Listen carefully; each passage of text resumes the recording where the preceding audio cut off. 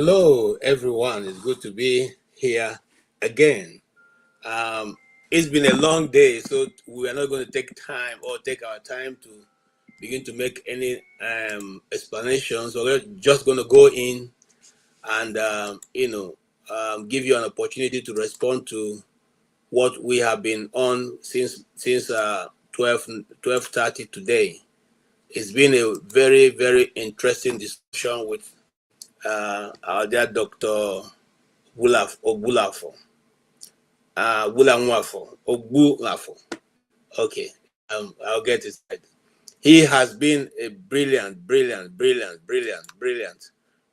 individual. And like me, Jim, say there's certain part of him I didn't quite, agree with his stand, but that is purely academic. And I didn't want to have a long drawn out um, because I will not.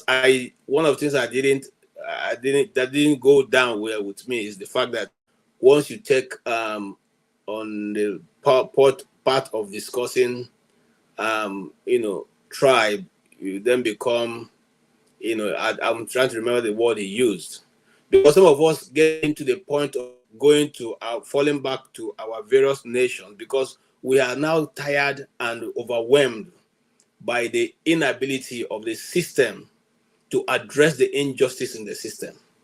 It's not necessarily because we want to be tribal. It's because we have seen that there is no concerted effort to address the injustice in the system, which is being perpetuated over and over and over again without any decorum, to even the fact that you are yelling, you are shouting, you are saying this is not right, but it's constantly and it's continual being perpetuated on you and your people. I don't think that at that point anybody who says, look, I've had enough of this, is being tribalistic.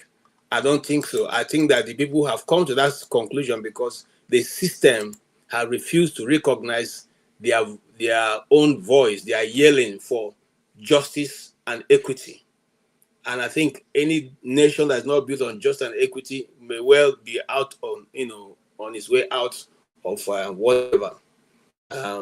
So yeah, the countries of the world are moving on in a more perfect circle or close to perfect circle because the people in government recognize when they see an injustice in the system, they address it.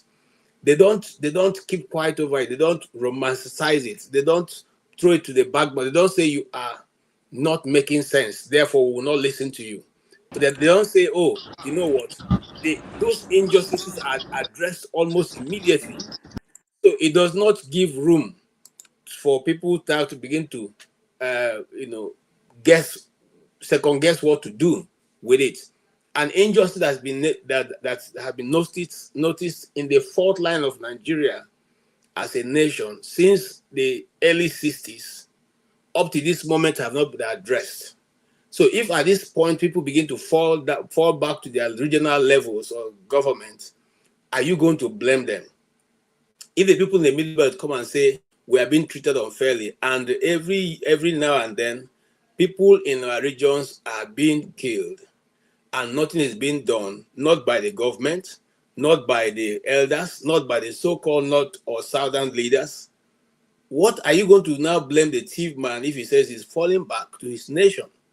Are you going to blame him for taking that position? No, you can't blame him because he has yelled, he has shouted, he has complained, he has brought to your notice so many evidences to show that he's being treated unjustly, that his people are being killed unjustly, his villages are being ransacked. This afternoon, I was just reading from a friend of mine who is in Benue that the governor has decided to give land for the resettling of the repentant Boko Haram in Benue. In Benue.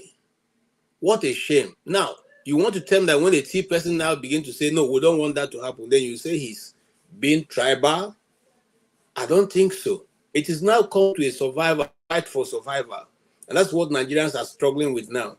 As of today, I counted 10 Obas from Yoruba land that have been killed by this ravaging Fulani person. Well, no matter, I don't care what you call them. No matter what you call them, it can be masterminded by whoever. But my concern is that people are losing their life. So the whoever is masterminding, and now it's not my business. It's how to deal with it. If it's coming from outside sources, which I think it may be, we should come together as a people and say, let's deal with this thing once and for all. We cannot begin to say, okay, it's coming from outside, so we throw our hands to the air, okay? And then, if before you even swallow that, look at what went on in FCT. And some people are telling me that 2027 is going to be possible. These are things we must interrogate. We can't push it over, okay? Atiku is there, Obi is there, David Mark, who is the general, is there. What's the other one? Kwankwaso is there. El-Rufai is there. And they just give people out. Amechi is there. They just read you people out. So, I'm not saying, look, the system is so bad that any person who thinks that you're going to get in a platter of gold or on the pages of the newspaper or shouting, you are wasting your time. Okay, you're wasting your time. So for me, I would always love to listen to, the doc, But again, that also does not mean that I don't hold my own opinion when it comes to those things. And on that basis, I will let you guys bring your comment or comment your bring to this platform so that we all can hear it. And I'm surprised that Oti didn't show up. Anyway, you are here now, so you tell us exactly. Maybe we should give Oti a chance because he didn't speak all this while. Please, Chim, if you don't mind, let Chim comment. Let Oti comment. Yes, comment. I normally last Sundays of every month I attend Anambra meeting. So so that's the reason why I was not here from the beginning. But I joined I think around maybe sometime after 8. So yeah, I think it's typical Ogbunwezeh, his brilliance. I think we are already well accustomed to it, and yes, I think. Well, of course, I mean, I would say there are two areas I would disagree with him. Of course, is a matter of personal opinion or a kind of experience. Now, for example, this I do understand this issue about Nigeria, our faith. The effort we're making to be united, to build a country. Well, I think now it must be a commonplace that Nigeria was never designed to succeed. Because those that put it together, they have their own reasons, their own agenda. But then the question becomes, the peoples of Nigeria, what do we have to do? Well, if you ask me, I don't think it is very. I mean, if it is something that is built on something that is erected on the wrong foundation, why must we carry on? And then hoping that somehow we're gonna succeed. Just to what point are we trying to prove? If we have tried and we see it's not working and it was not designed to work anyway, and what we can do is have a rethink. See, because I don't even, yes, this whole idea of if like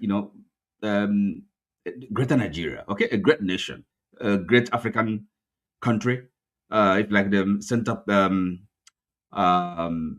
Center of African Renaissance civilization or emergence, that's well and good. I'm all for that.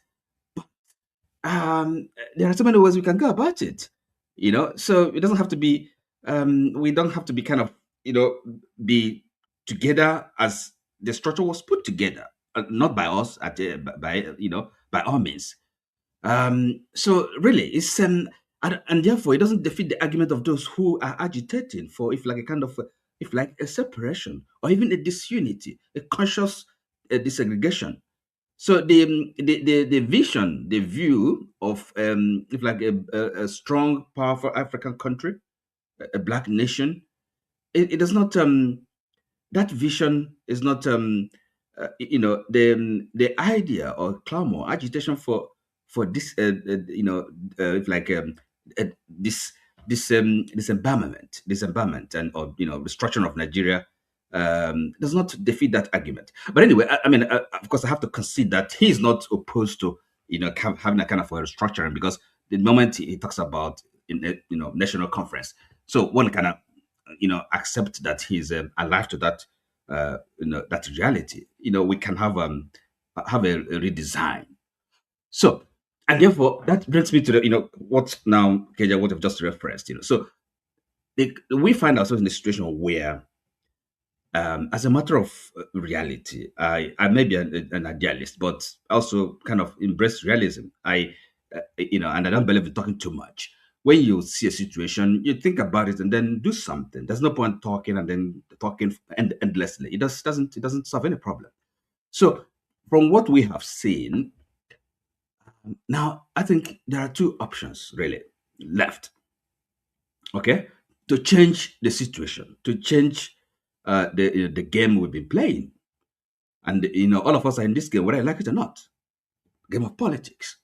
So it's either because the what we've been practicing or trying to do to have a peaceful, democratic change of government, at least under the current dispensation, is not going to work. Okay, with this crop of politicians in power. So it's either that some election is, if it is possible, if it is practical, is supervised by a foreign agent, or that new dispensation has to come by some other means other than the ballot box, because they cannot allow themselves to be defeated, okay, by the ballot box. So that is the conclusion I've come to, and I think it's quite easy for everybody to see, really. So now the other thing, he talked about he used to be a Christian. So again, where it comes to that, well, that's his opinion, his experience. But when it comes to this religion thing and all that, so I wouldn't my being a Christian, my conviction. And remember, we're talking about faith here. There's no certainty about all of this. Faith, a reasonable faith. I don't think maybe whatever we think about the white man or white person or European imperialists, whatever they do or do not do, wouldn't so much affect my if like my kind of my openness, my receptivity to the Christian faith, because it's not a Christian, it's not an European, it's not invention, or it's not an importation from Europe, or white man. It's not a white man's religion. So you can again, theology. So you can study theology and see. So yes, it's a kind of it's a discipline. It's something you can study, and you can separate that from geopolitics or imperialism or capitalism. So because what is going on, if you ask me, at the bottom is economic. The whole thing, they really is economical. It's a capitalism. Is this drive for material. That is what is driving the whole thing: imperialism, colonialism, and slavery. So it's never anything to do with religion or the knowledge or love of God. Disagree. Oh well, okay. Well, of course you can argue.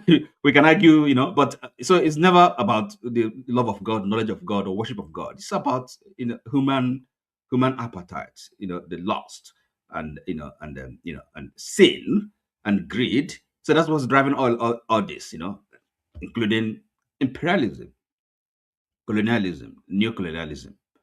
Okay, so our religion, we can be Christians. So because it's not something that okay, yes, they again, it's a fact of history that they brought the missionaries. They were white Europeans, but it doesn't mean that it is not their if like their inheritance as such, or something for them, a legacy that they're giving to us. It's not their gift. So that's the way I look at it. Okay, thank you so much. I also believe that because the last guy who made comment before that program rounded up touched something that I have read. I have seen the map of 1705, which was alluding to what he was saying. But I don't have enough of that fact in my fingertips to discuss that information as I would do a technical paper. But I have read that, and some of my uncles who have passed to the world beyond, who were over 120 years old before they passed, the one of them particularly always tells me something, that the particular set of the Igbos are I want to remember the word he used. Ndibo. That's what he used to tell me. Igbos are Ndibo. And let nobody ever deceive me. That he's telling me. And he sometimes tries to trace these things back. Okay? This guy didn't go to school, but he quotes the scriptures without having to even look at it. He will quote it until you go and read. So, but however, that's a discussion for another day. I'll come to you, Chim. Or you want to make a comment, one or two comments before we go on? Sorry, excuse me, Chief. Can I get you just kind of with like what you just said about? As a matter of fact, I have books here written by, I don't know, I've not read the books, but I have them. One is in 2 volumes. A guy called Professor Ume. He's a Dibia. I don't know if you've heard about him. He's from Nobi. He's the first professor of estate management in Nigeria. What's a Dibia? I mean, he's a proper Dibia, right? He was at the University of Nigeria, New Campus. So he's the books is written about Igbo civilization and all that. So in other words, this thing about the origin of civilization, and it is, people have written about that. Okay, so I can't discuss it because, as I said, it's not something I have. But there's there are literature. There's books about that. So for example, to After God is Dibia. Okay, volume 1 and volume 2, and also about a match of Igbo civilization. So you will see, but this is a guy, as I said, he studied in England. He's a professor of estate management, so he done his research. So it's not some. I wouldn't, I don't know. I wouldn't wave it. Say it's nonsense. So this kind of, but I don't have in other words, I don't have the evidence. It's not something I can contribute to or dispute. I have an open mind. So that is to add to what you're saying. Okay, thank you so much. Chim, yes. Okay. So first of all, I'm going to beg us, please, can we, when we come, let's put our mics if you're not speaking, because sometimes it disturbs the show, the sounds from your background, Dr. Ogbunwezeh is somebody I love to listen to. He's very intellectual. There's never a dull moment. You will always go gleaning something. But the good thing about him is he's open to judge, or he's open to having a conversation. He's not holding his side sacrosanct. He only tells you this is what he has read, or he has researched into, or he has accurate facts. These are not conspiracies. People come here and pandy. He's not pandying conspiracies. He's telling you what he knows. But of course, I also disagree with him in a few areas, in a gentleman way. But because we were on a show and there are a lot of other people, and I'd love to push him a little bit, but I had to respect the fact that it's not a one-on-one I'm having with him. So it's a show, and being in a show, I like decorum. There's no need to come here and start just being a disruptor. It's not necessary. But a couple of things I disagreed with him is, first of all, I agree with him with China. China has made remarkable progress. Chinese vehicles, I say it all the time, if you let them easy access into your economy, they will shut everything, because everybody will move over to them. Everybody will buy their cars. Their cars are more functional, more fuel efficient, and everything you want to talk about, especially these new cars on electric cars. They will outdo Tesla. However, the good thing about them is they localized everything to their culture. That's why they're making progress. They went out, learned, came back with what they learned, dissected it, and began to apply it to their systems. And one thing that has helped them is the monoculturalism, am I correct? One language thing. They have multiple languages, but they have one central language that is unique to them, Mandarin. Everybody speaks it. And that is where most of we colonized societies that are a product of colonialism, perhaps excluding Canada, US, Australia, New Zealand. Every other product, and and anybody who is intelligent, I don't even need to tell you, mentioning those countries, you can know where those countries have succeeded. And the other ones that are colonial manufactured nations have not made any success. We can tell why. Many of these other societies are Caucasian-dominated societies. Australia, New Zealand, Canada. So they have this homogeneity of ancestry to them.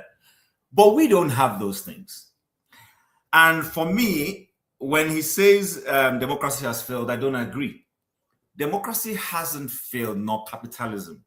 It is the people who apply these systems in each of these countries that are the problem. Because tell me, using an example of, you can argue that there are imperial influences on things we do, and I'm not disputing that. But tell me, to what extent do we have imperial influence on something as basic and simple as an electoral act being enacted in the benefit of the people? Are you going to tell me that Brussels is the one responsible for telling city or national assembly you cannot put laws together? Exactly, very basic things. You understand? You're arguing. You see people in National Assembly arguing that why they are putting an inimical clause is because we don't have excellent telephony system. Internet is low. But we have the bandits, or whatever you want to call them, in the bushes using very sophisticated communication systems. So that's where I disagreed largely with him. And that's why, fortunately, when he was saying this, I remembered this Why Nations Fail. Good thing he's read it, I've read it, and we had a commonality in it. And while I when I was reading the book, I also had this thing when they were saying, okay, they haven't sufficiently mentioned the implications and impact of slavery. But nonetheless, some of the things they were saying are accurate. Nigeria is where it is because it doesn't have an inclusive system. It's an extractive system we're operating, where if you're not close to power, if you're not close to Tinubu or close to Buhari or close to Obasanjo or close to Jonathan, and all of them exhibited that. It's not a Tinubu thing. Everybody is trying to create his own set of businessmen. Obasanjo did that. Jonathan did that. Buhari tried to do that. Tinubu is doing the same thing today. City boy movement, all those things. These are extractive things. And once you apply an extractive method in any society, that society cannot develop. It's very simple. It's tested. So I wouldn't necessarily agree with him when it comes to where he says the book is wishy-washy. No. There are things to agree in that book with, and there are things to disagree with. That's on one point. On the point of our democracy, Katie, like you rightly said, so we have an opposition that does not want to really wrestle power from the guy in office. They don't want to. If they did, because they want the average Nigerian, they want the Peter Aka and they want the Mama P, they want the Aisha Yusuf to go and do their dirty jobs for them. And then when those things work out, then they will not come back and benefit from it and climb to power. None of these people wants to come out, and that's why when Prince Adebayo was here the last time, I typically said the opposition is a lazy opposition. They are very lazy. They don't want to do their job. They want you and I, all of us here, to come and do the job for them, and then they climb up and go and contest the election because they will have the money to buy the expression of interest forms, which KJ, you don't have the money to pay for. OT doesn't have the money to pay for. I don't have. Maybe CM has money to be able to buy form. I don't know. But none of us here can buy those forms for any of those political parties. But we go and do the dirty job for them. Then they climb on it and go. That's not the way it works. Not even in that China he mentioned. There were people who had to wrestle things out of the hands of the previous structures and build what they wanted. So that's what I want to say to that effect. And then the other thing I wanted to bring up to our attention is this. The black man is the only disunited race. Let me repeat it again. The black man is the only disunited race. You go everywhere, you see the Chinese banded together. They band it together. Sometimes they even include their other Oriental neighbors. There is a place here in Calgary where I live. It's called, I'm trying to remember the name. It's like a Walmart or a Costco, but it's Asian owned. Asian owned. If you go in there, the groceries are Asian, the shrimps are Asian, the banana is Asian, the bread is Asian, everything is Asian. All the tills are manned by Asians. All the tills are manned by including those walking behind the shop. They are all Asians. I say everything is Asian. Asian. No apologies to it for you. Just the way you go into a Walmart, and some Walmart will be all Caucasian. Then if you depend on the neighborhood, there's some neighborhood you go to be a mix, some neighborhood you go to be all Indians. The African black man is the only one who is trying to please every other race to the detriment of his own people. I will repeat it here. The black man is the one.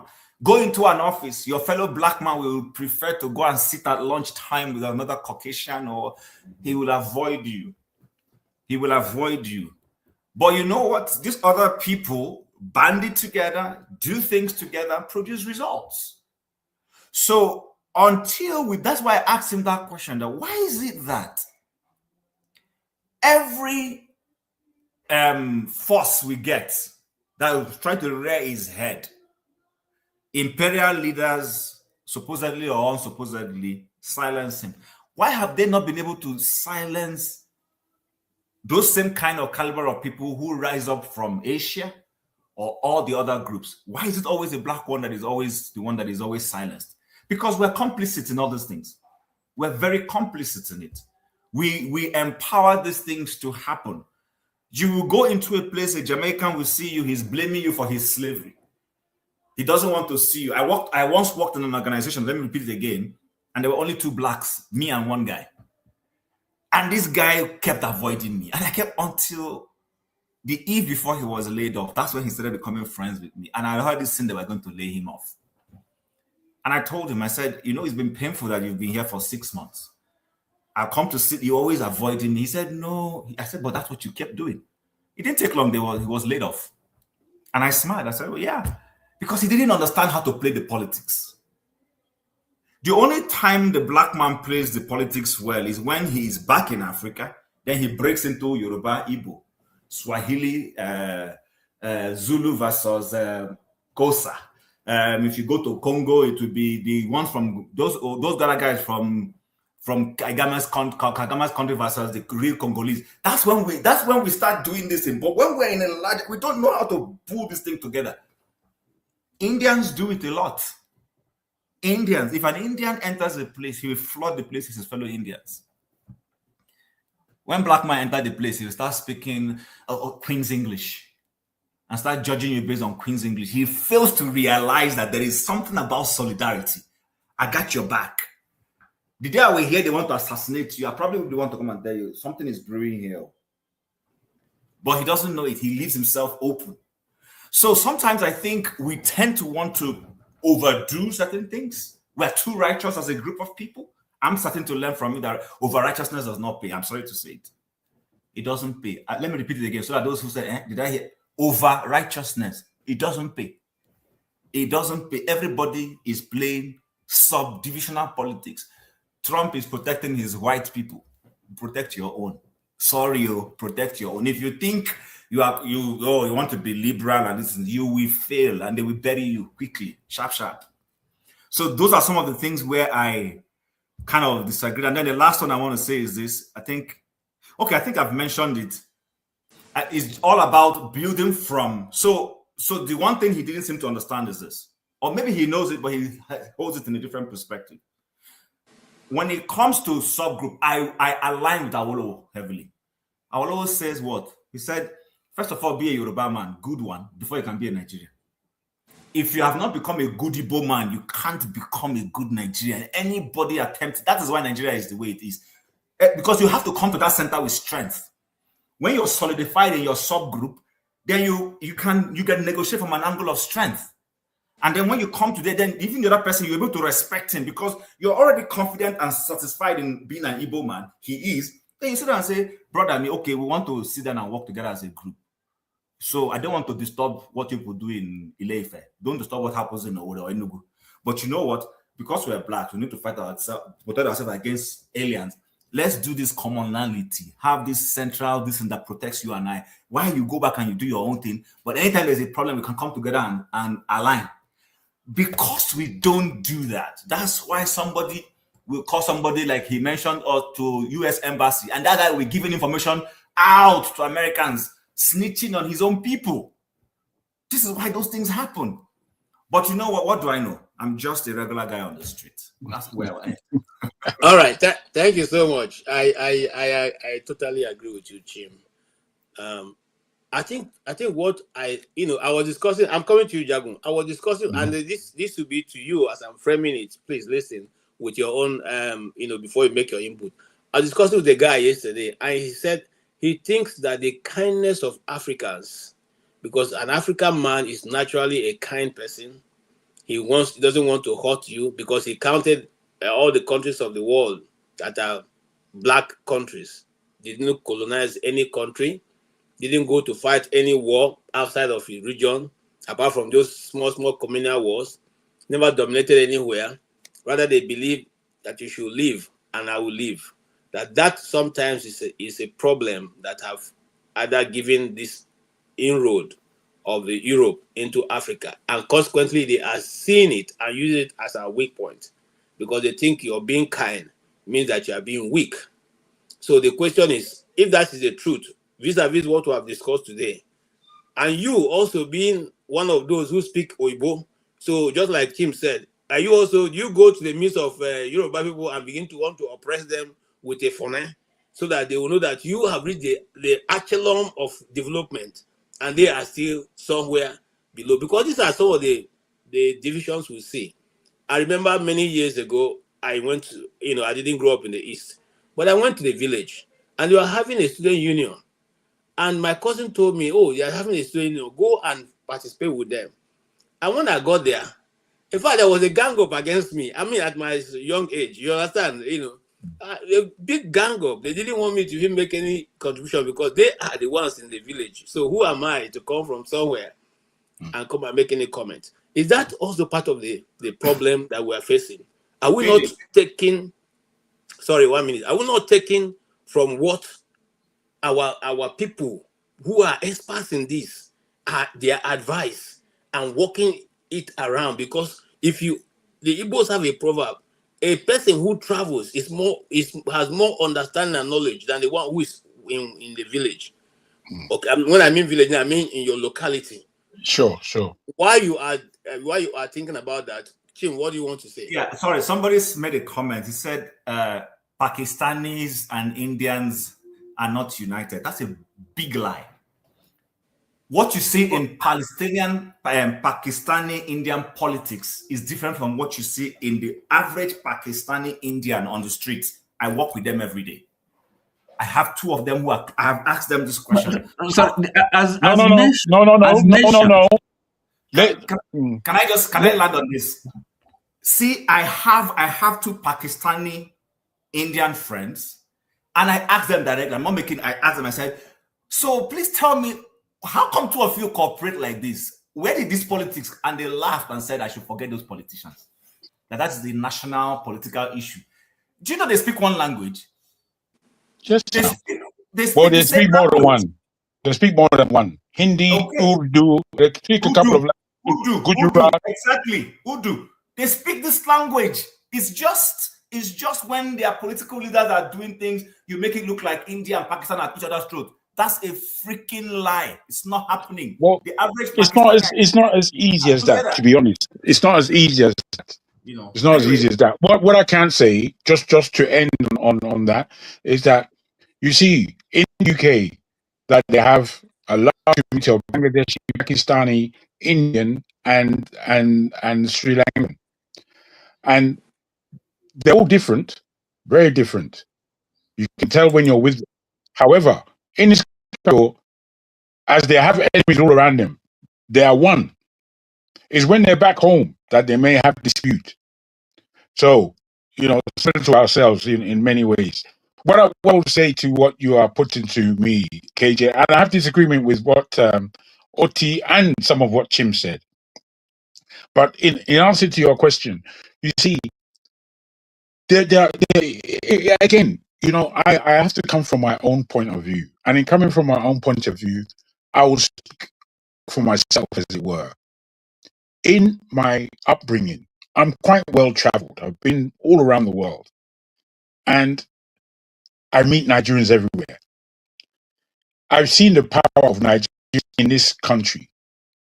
From the 60s to the 70s, there were very few Nigerians here. They used to come and go. In the 80s, when Nigeria began breaking down, there were floods of Nigerians coming in, all types, all different classes. So the class of Nigerians that used to come into England in the 60s and 70s were the educated class, the elite, if you like. And then in the 80s, we were getting all kinds of people in this country doing hard stuff, making money, getting sent back home, getting returned home for bad behavior, filling up the prisons because of levels of skillful 419ers and all these things that were going on at the time. By the 90s and into the 2000s, things had settled down. But more and more Nigerians went in and doing what they needed to do just to escape Nigeria. What I will say to what you are putting to me, KJ, is that there is oppression within our society. There's oppression. And the oppression comes in all kinds of different ways. It comes from snobbery. I used to think when I was growing up that Yorubas were very snobbish.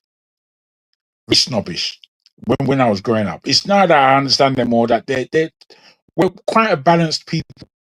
Then I used to find the Igbos extremely boastful. Extremely. I think, what are you boasting about? But then again, by the time I'm making friends with my Igbo brothers, they're not boastful. They just have a different way of operating. All these things have to be understood. And you don't understand it unless you are engaging. You have to be able to engage. That's why many times I come across rough. Because I'm not taking all the nonsense that we believe in. We believe in too much nonsense in Nigeria. Too much. In Nigeria, there are two things that influence us greatly. And they are Eastern and Western. The Eastern Islam and the education that Islam gives, and what we may think is wrong or right, ignorant or mindful, is similar in the West. That we who are more Western educated in the South, we have a belief, as you say, that if we're speaking English, now we get brain pass or more. So we who are sensible, we know the difference. We know what's going on, but we don't always act on it because we are traumatized. These are words that I've used many times. Trauma. We are traumatized and we don't know it. Sometimes I just listen to people and I can tell their trauma. I can tell what their trauma is. Chin was just talking about his Jamaican friend. I understand exactly what he's saying. But what Tim has understood is the trauma that those people run through. 400 years of hardcore trauma. When they express themselves, you can't always hear the trauma. You can't always hear or understand the trauma, or the deep trauma there. I understand that these people have lived it. And as our professor said earlier, that we don't know how we're handing down trauma. We're handing it down all the time to our children. And our children. Okay, Jagun, your audio, I don't know. We have been trying to manage really? It was, yes. Sorry, man. Yeah, I don't know. Are you wearing an earpiece? No, you can see I never wear earpiece because of that very reason. But I do know that my phone, whilst I'm still charging it, it may be giving me problems. Yes. So once I can take it out of the charge. It's actually I think it would cutting be what smoother. you're saying, so we're not being able to It's a hear you. great shame. I do Yeah. apologize. But if I can continue, because I'm a bit passionate, I'll try to slow it down if I may. Are you good? Thank you. You know, there was a link that was on. There's something I wanted to say.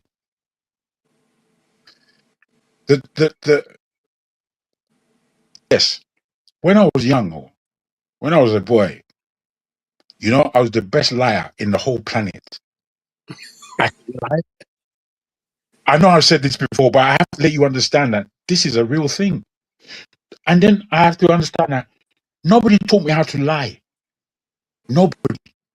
I can give you the whole parameters so that you believe it as the truth. Do you know where I learned to lie? I learned to lie via beatings. The way that they used to beat me, man, I used to have to fabricate real shit so that I can avoid more beatings. And the thing used to work, oh, by the time I lied, finished, or I was set free. The other thing is that this thing continued. It continued until I was about 6 different people. And I didn't like myself. I didn't like myself. So I got myself out of that nonsense, or I'm speaks to myself a lot. You know this language that we speak. Do you know that we don't understand half of what we're saying? In the 1940s, they took out. They took out. Oh dear. The word is a word that means the beginning of a certain word. Oh dear. Can somebody help me? I beg your pardon. Oh dear. Sorry. I sometimes things just leave my memory. Do you mean There's a prefix? Is that what you mean, prefix? Is that not prefix. It's a bit of prefix. Okay, Oh, if you don't well, mind, no, we'll go. don't push me over yet. Everybody will get their chance. I'm only going to step in Yeah, so we I'm can go concerned around. about the audio itself, not Oh, necessarily what really? you say. Really? Yeah, the audio Okay. I mean, is if you can give me a chance to come back in when I'll try and mess around with my yes. thing. Try and mess around with it, and then we'll bring you back in. Thank you. Thank you. All right, Jefferson. Yeah, Jefferson, we're waiting for you. Can you all hear me? Can you hear me very well? It's like I can't hear you guys. Hold on. Can you hear me? It's like We can hear you, Jefferson. okay, you guys are not responding. Okay, no problem. Yeah, good morning, good afternoon, good evening, everyone. It's nice to be here. Yes, I was not in the Franklyne Ogbunwezeh's discussion. But anyways, at least I'm here for the other one. What are my takes? So I'm going to put it this way. You see, the last FCT election only shows that we're not serious about good governance. Unfortunately, we have been beating ourselves on the bush. What do I mean? We want to do something different, but we don't want to face the reality. Even down to when they were passing those electoral laws and giving a clause, I mean, that was a red flag. Make it look like we're regressing instead of progressing. And most times, when you go even before and after this election happened, you see the campaign. It just tells you there's no, I don't know how to put it. It's either they insult the candidates or insult the people. But at the end of so it's two things. We're insulting. The electorate are insulting the candidates. And of course, not just the candidates, and insulting fellow electorates, while the national issue still remains unresolved. And that's where we are right now. As it is now, there's no sense of direction. And any depending on the system of government, I mean, we are privileged to even have what do you call it? We are privileged to have democracy. in some sort of form. But at the end of the day, we are not really, there's no proper governance. Let me put it that way. You know, we have been going through historical tales, talking about what the black man did. You know, I mean, as far as we are human beings, we can do things differently. We have the ability to think and reason. You see, I want to agree with some other people who spoke about how the Indians cooperate, the Asians cooperate. That is very, very true. You know, most of our people have been in Africa for years. Sorry, have been in developed society for years. And I must say this, within a span of 50 years, I can't even boast of any strong African presence, like in terms of business, apart from intellectual achievements, like strong business, like billion-dollar conglomerate companies. Apart from in their home country or in other parts of the world, you can't see that. You might see maybe one or few, but it's not as much as when you compare it to the Indians or the Chinese. And that's because they got it right. They think for themselves. They know that, yes, the British came to colonize them. But they have a rethink. You know, they still held to their culture. Of course, and again, I want to make this clear: religion is a thing of is individual. It depends on you, what you want to stand.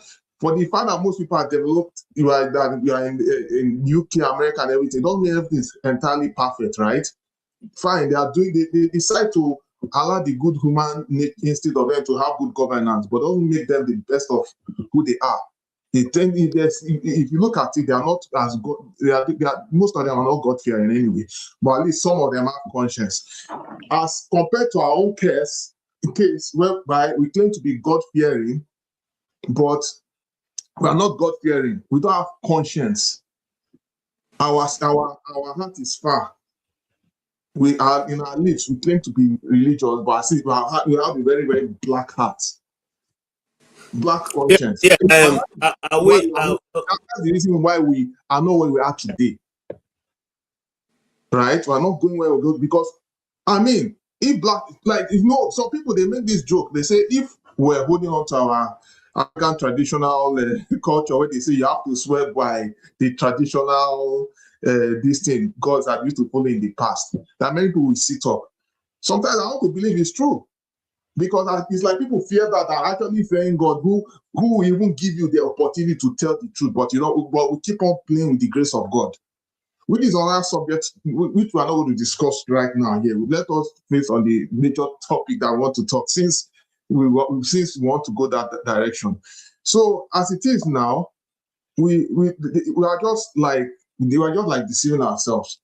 And when someone, they also made mention of, we have trauma. How would we have trauma? First of all, we have not gone off the civil war situation.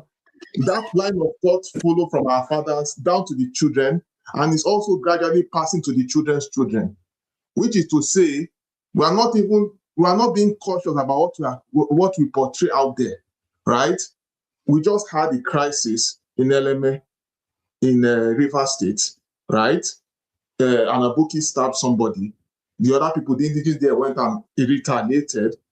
Asari is saying the Igbos caused it, and then some northerners in what they call it, in another part of Nigeria is saying, oh, the Igbos, if they don't do the needful, we're going to kill all the Igbos in the north.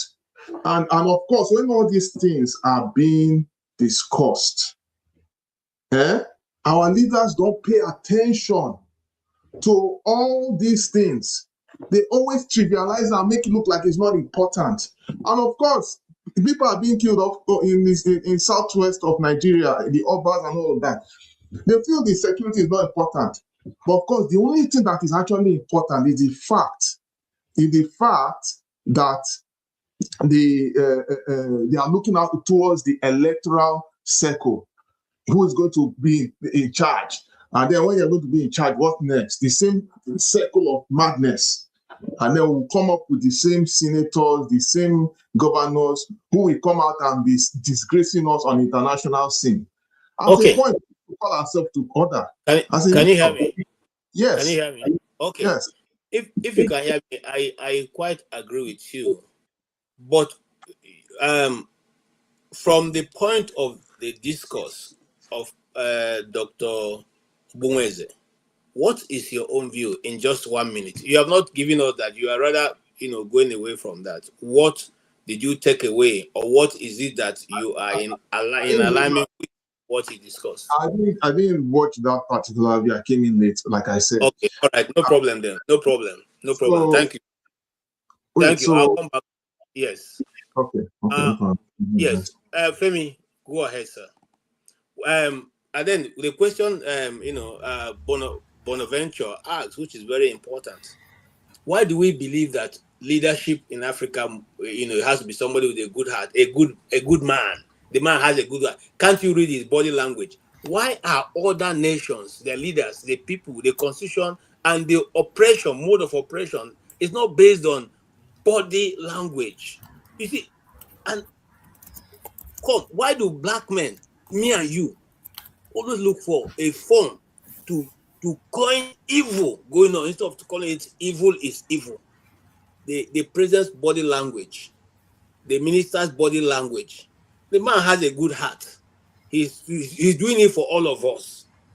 Do you hear that kind of language when they are having debates in the Capitol building in America or any other place or part of the world where you are, or where you may have an information about? Yeah, so you took me in a different direction than I wanted to, but oh no, go ahead. You can answer that. You can keep it aside and then come back to it. Go ahead. Yeah, I'll start with that. I mean, Okay. it's still a good pivot of sorts. So, All in a way, I would have. I don't mean this to be rude in any way. I'm just trying to answer the question. I think you're asking the wrong person. The reason being that even as much as I try to stray away from ethnicity as possible as I can, I can't disavow the fact that I'm potentially someone that some people might necessarily want to come for, being that currently we have someone that's from my ethnic stock. I mean, that this is the way we think. So let's not even pretend like that's not the way it comes across sometimes. So, but that said, for those who know me, I don't care that Tinubu is the president. Again, I often come across as looking at things from the point of view of, look, these people are all equal opportunity offenders, period.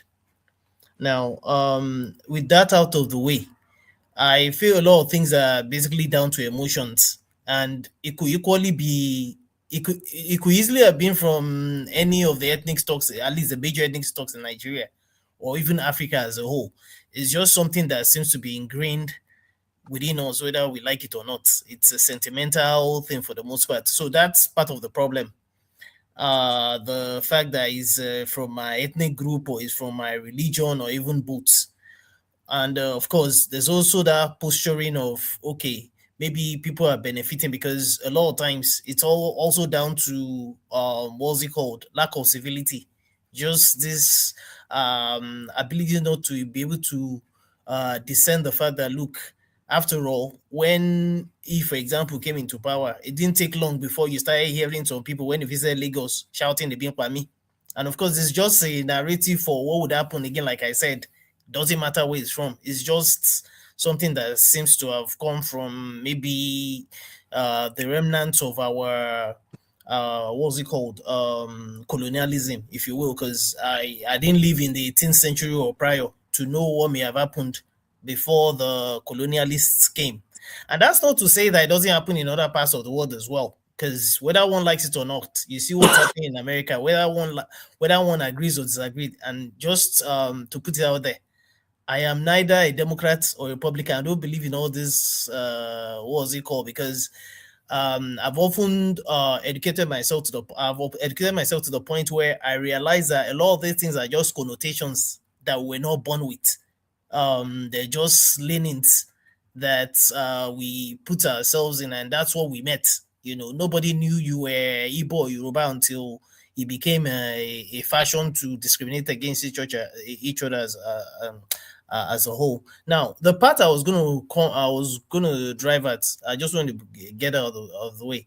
The part I was gonna drive at really was taken from something that Chaim mentioned, because it's something I've also alluded to in the past, when some people will come and be like, hey, you're a conspiracy theorist and all that. See, there are things that are out there in the open that if we want, whether you want to believe it or not, a lot of these things are out there in the open when it comes to China. And I'm glad Dr. Ogbunwezeh mentioned that. Again, me, I like the man die. I don't care where he's from or whatever. I don't play those kind of games. Now, I in the past I'd mentioned the fact that the Chinese had done a very good job, at least from my own readings and my own research and from listening to people and re-educating myself, because there's nothing as good as re-educating yourself and getting rid of whatever leanings or potential leanings you might have had in the past. I have my own sentiments. There were things I used to believe that I heard from CNN, VOA, even Fox or whatever. I don't even listen to all these people anymore. So, and that's why I said I don't play all this liberal, conservative. I do not, because again, going back to the reason why I mentioned China, I looked at them from the standpoint of how they got to where they got to. A lot of which I don't want to rehash. It's things that he has mentioned, and again, I've found out from my own fact finding that even this democracy, which democracy itself are we talking about?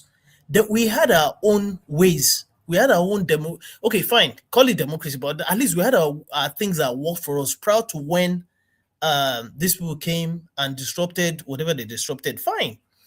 Granted that the world has since moved on, and we do agree that, or we most wholly agree that the rest of the world, most of the world doesn't seem to be having this issue.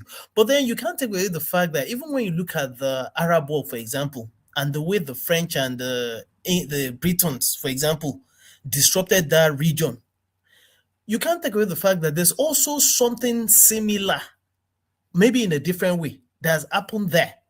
Just because we're concentrating on our own lived reality, which is understandable, doesn't mean that we don't have other parts of the world that we cannot look at, that as much as they may have moved or seemingly moved ahead, it doesn't mean that we cannot borrow examples from there as well.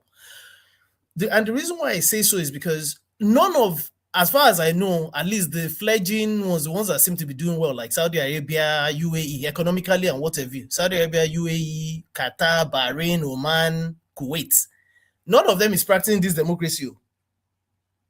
We might not agree with, or first of all, KJ, would you rather, if you are being honest, take away the religious part, whether you agree or not, would you rather live in Saudi Arabia if you were, as it is, with all the economic benefits and what have you, would you rather live in Saudi Arabia than in Nigeria if you happen to be a Saudi Arabian? I don't know how else to put this thing, but I guess you see where I'm coming from.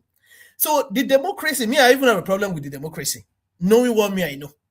And I'm just saying, because the same democracy as we speak today, and how I wish I remember to ask Dr. Ogbunwezeh, I wonder, you're a journalist, I wonder if you're following what is happening in Europe and how even the democracy is becoming a problem, even in Europe, and even here in America that me and you will live in. And the underpinnings, the underlinings, the several, what's it called? Bombs are wishing to blow that even we just met. We met them, and some of us that have gone ahead to study how America, for example, got to where it got to. Again, it's not has something to do with being a Republican or Democrat, for example, in our own lived reality. It has something to do with that. There are deeper issues that even America is still dealing with when it comes to democracy. That lets me know that even the democracy is not working for them. If we're being honest, KJ, is even working for America? So that's where me I have a problem. That even the democracy, see, that's why, see, whether we like, let there be Igbo president. In fact, let us even divide into multitudes. There's still going to be a problem if we don't localize it the way the Chinese are be able to make, for example, are be able to make things work for them. And then when it comes to the technology part, I remember someone telling me that, asking me when I was telling them the other time, because me, I'm heavily invested, and this is what I'm going to summarize. I'm very heavily invested when it comes to anything science, technology, and what have you. Because again, we live in a knowledge economy today.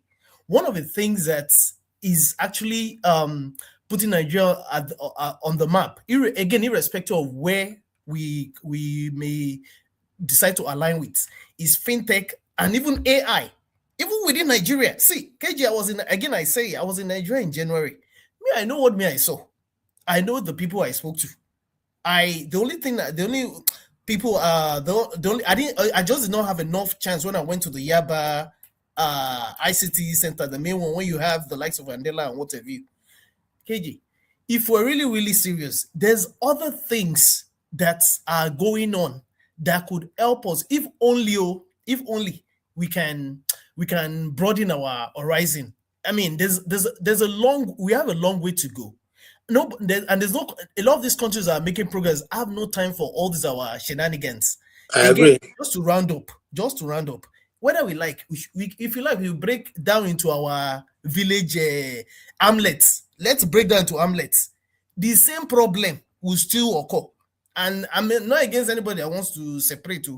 I have my own feelings about how Nigeria could work, but it is not in my capacity to say nobody should break up. I wish we could stay together, but there's a whole lot going on that goes beyond our own capacity that we need to sit down and talk about and iron out by, I don't know. There's a lot to put together. Okay, I don't think I'm even, I totally agree with your you know. submission, and I say that to say,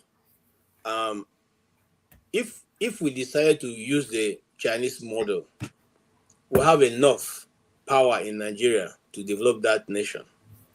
The only time that things seem to have worked for us was when we relied on the development of our individual zones. And those individual zones were run according to the culture of those people. The North had their system where the Southerner was controlling everybody, and it was okay for them. Awolowo was in the South, in the West, and he was running the thing. We can see the handwriting today, even many years after.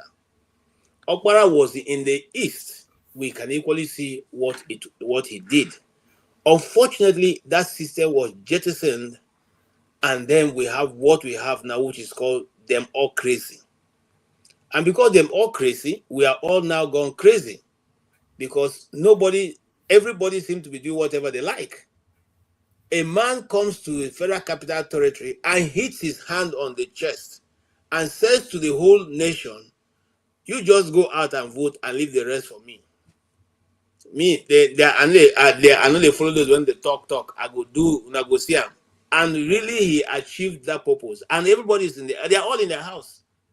And when you talk, they will say, those of you in diaspora, now we will come deliver them.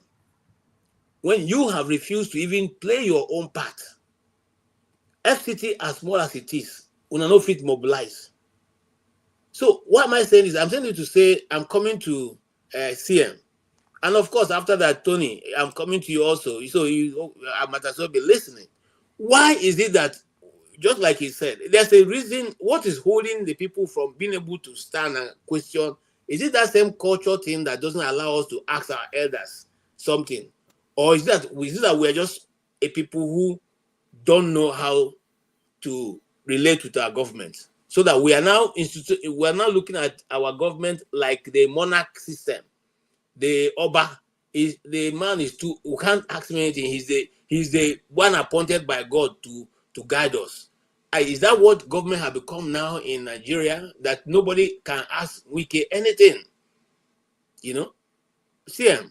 Anyway, I haven't asked you that, and also say why you're answering, looking at all that. Look at also the contribution of Dr. Ogbunwezeh today. Did he address some of the, what you have been having in mind for some time now?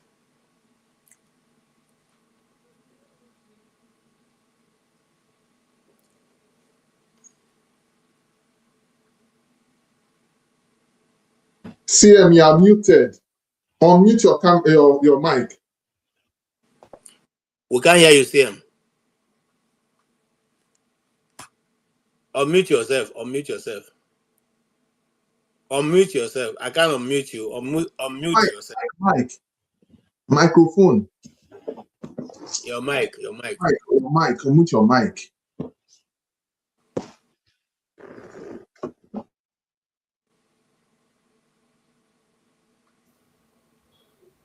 Is it okay. Okay. Yeah.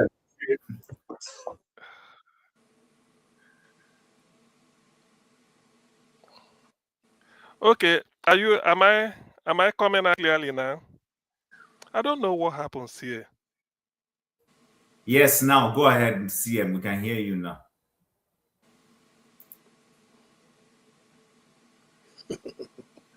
Okay. Since you can hear me, thank you very much, everybody. Good evening so far. Actually, I couldn't join Dr.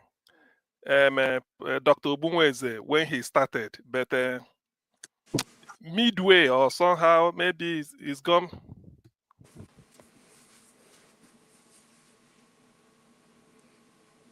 Okay, CM, if you can hear me, if you can go out and come back in, yeah, that will help. Okay, so Tony, please go ahead.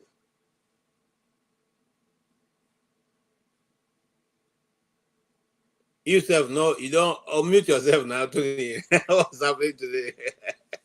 Sorry about that. Yeah, good evening, everyone.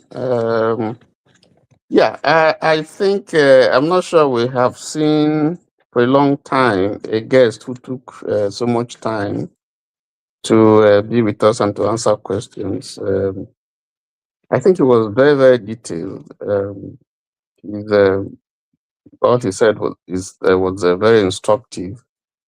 Like Jim said, yes, there are areas of agreement. There are places, quite a lot of places that I agree with him, particularly when he talked about how knowledge can be used as a resource to develop a country or to fast track the development of a country.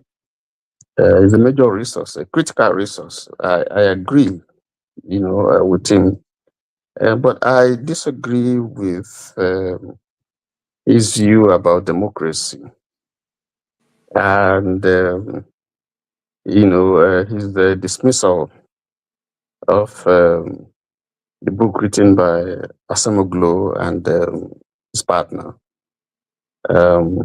and even Professor Ayite, who is dead. Now, the reason why I said that, he recommended the Chinese model, even though he didn't go into details, telling us what the Chinese model is. He just gave snippets of, but what is the Chinese model? What do we know as the Chinese model? And which China is he talking about? China, communist country, or China that has that now has allowed some measure of capitalism? But I want to take I want to look at the fact that democracy has failed. Does not mean or seem to have failed in Nigeria. Does not it's for me not a reason to actually condemn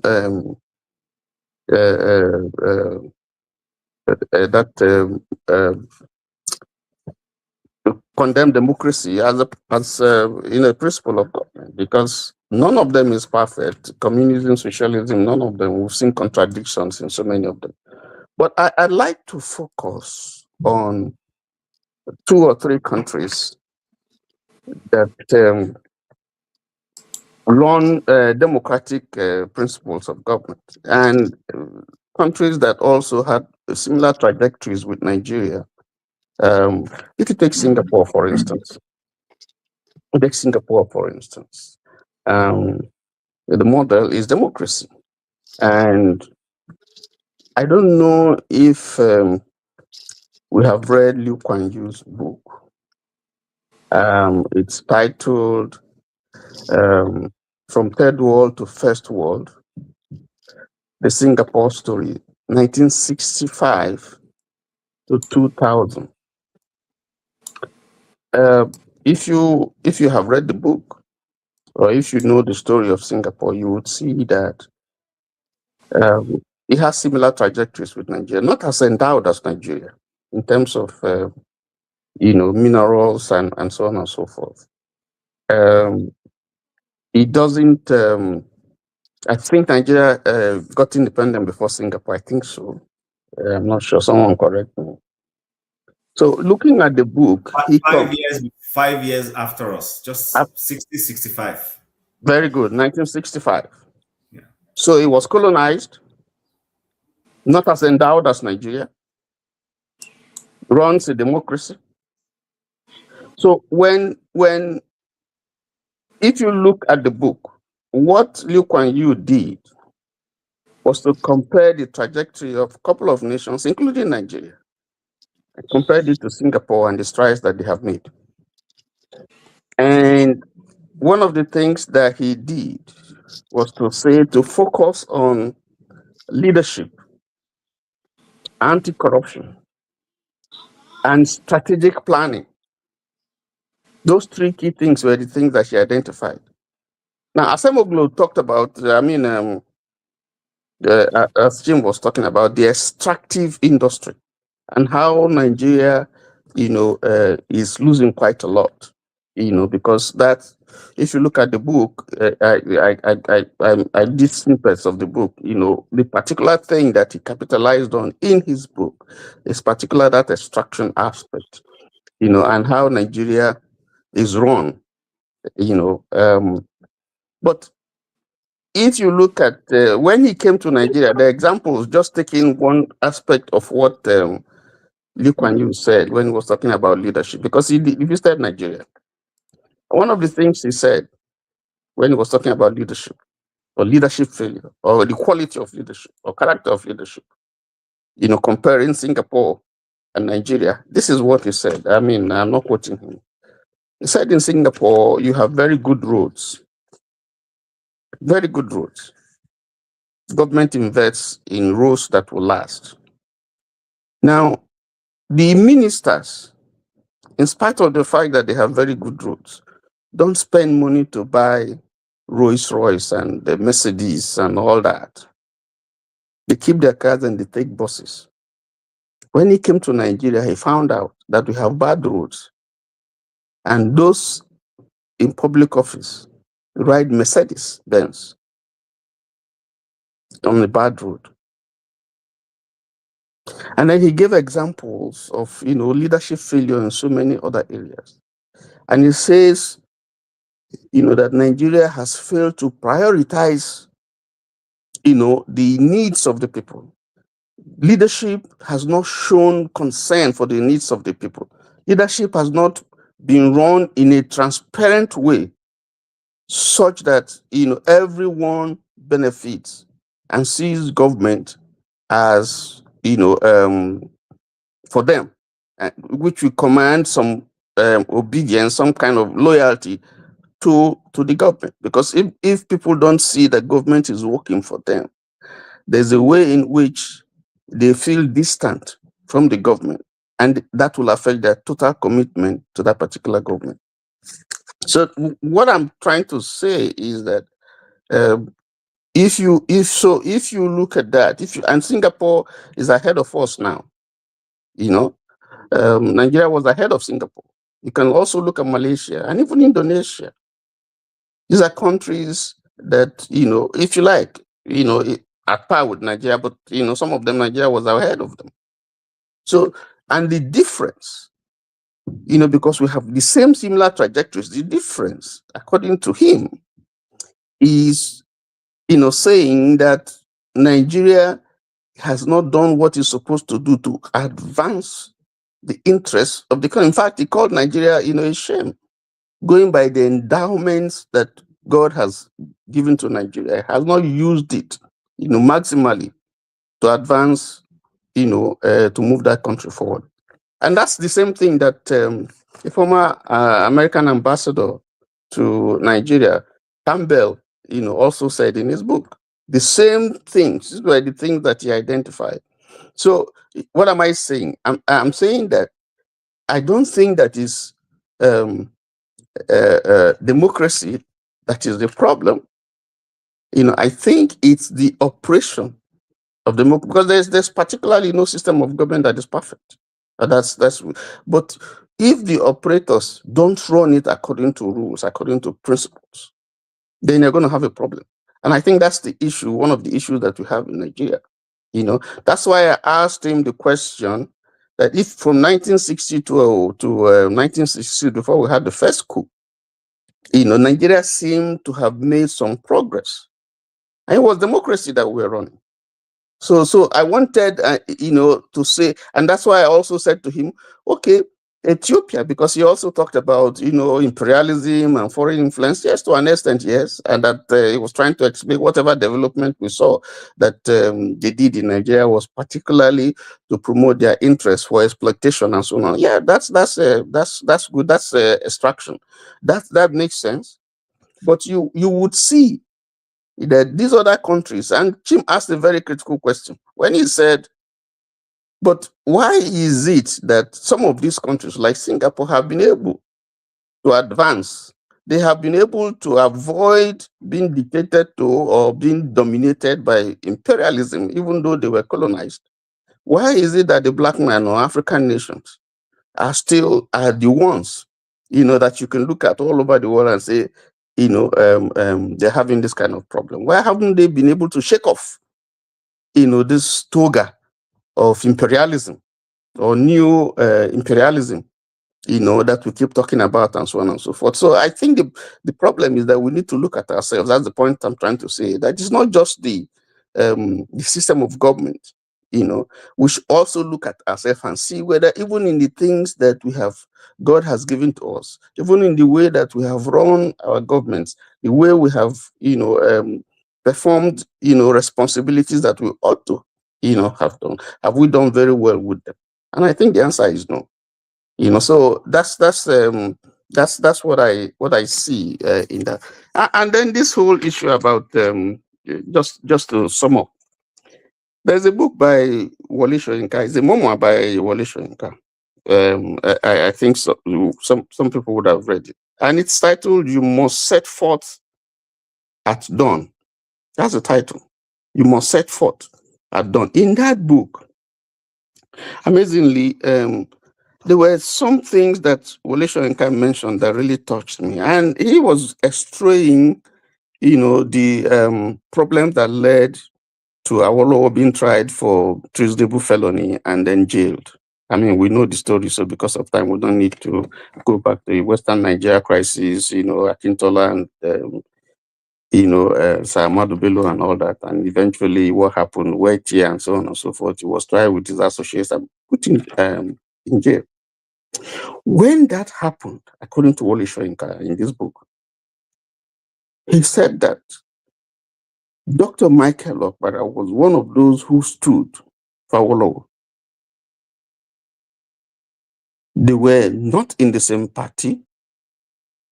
Okpara was in NCNC and Premier of Eastern Region. Awolowo, a different party. And, so what did Okpara do? First of all, according to him, this is Wole Soyinka. He said Dr. Michael Okpara provided financial and Recently myself, I just read it. Yes, provided financial, moral, and political support to the Awo camp and Awo loyalists. And one of them was Professor Sam Aluko, who, because of is a loyalist to Awo, was dismissed from Ife, now OAU. Himself and some other Awo loyalists were dismissed. What did Michael Okpara do? He took them and employed them in UNN. He gave them employment. And then to Awolowo's wife, she employed her, gave her a position of, gave her a ministerial position in Eastern Nigeria, bought a car for her. Appointed Mrs. Awolowo, an honorary minister in Eastern Nigeria, provided her with a car, and was, gave her all the privileges that was due to that position. Okay? Now, and then personally sent, Mazi Ukonu to Ibadan to declare the actual result. So those are some of the things. What did Zik do?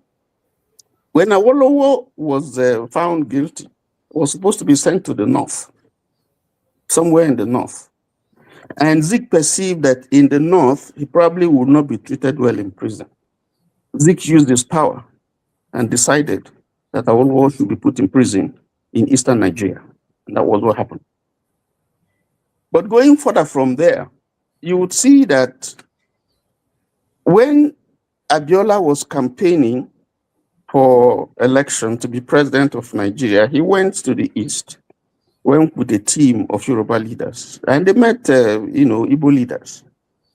And when they introduced him and what he wanted, what they wanted the Igbo Eastern Nigeria to do, the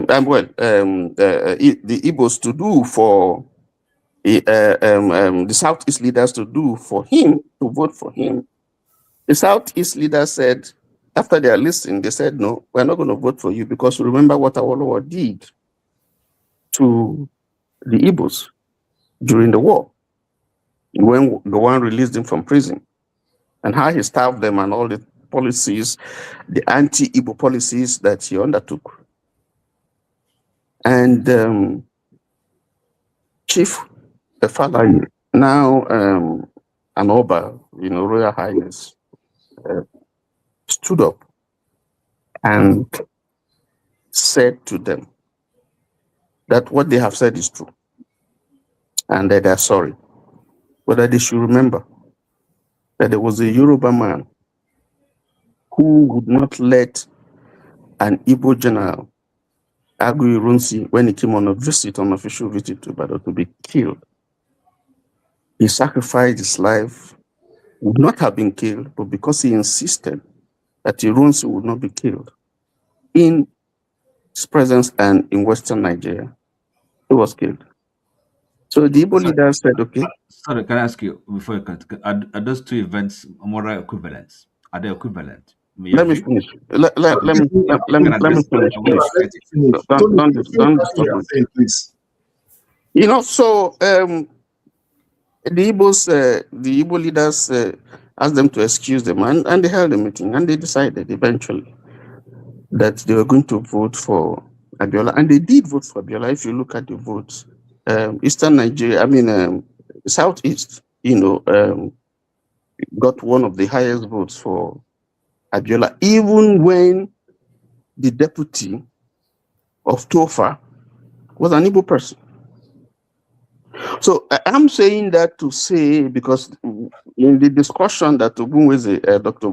came up, there was this thing about ethnicity and all that, and how it has affected the country and so on and so forth. But I'm trying to say to demystify some of the things that people have said concerning the relationship between the Yoruba and the Igbo politically. That's so maybe that's what you want. That's the connection, so that ethnic card that we have been playing, if you look at it, and if you look at the fact that Nzogu was actually angling, from what we hear, to release Awolowo from prison and make him, the head of state. So when we fly some of these ethnic cards and so on and so forth, I think it's important for us to go back to history to see that some of these things that we're saying is not true.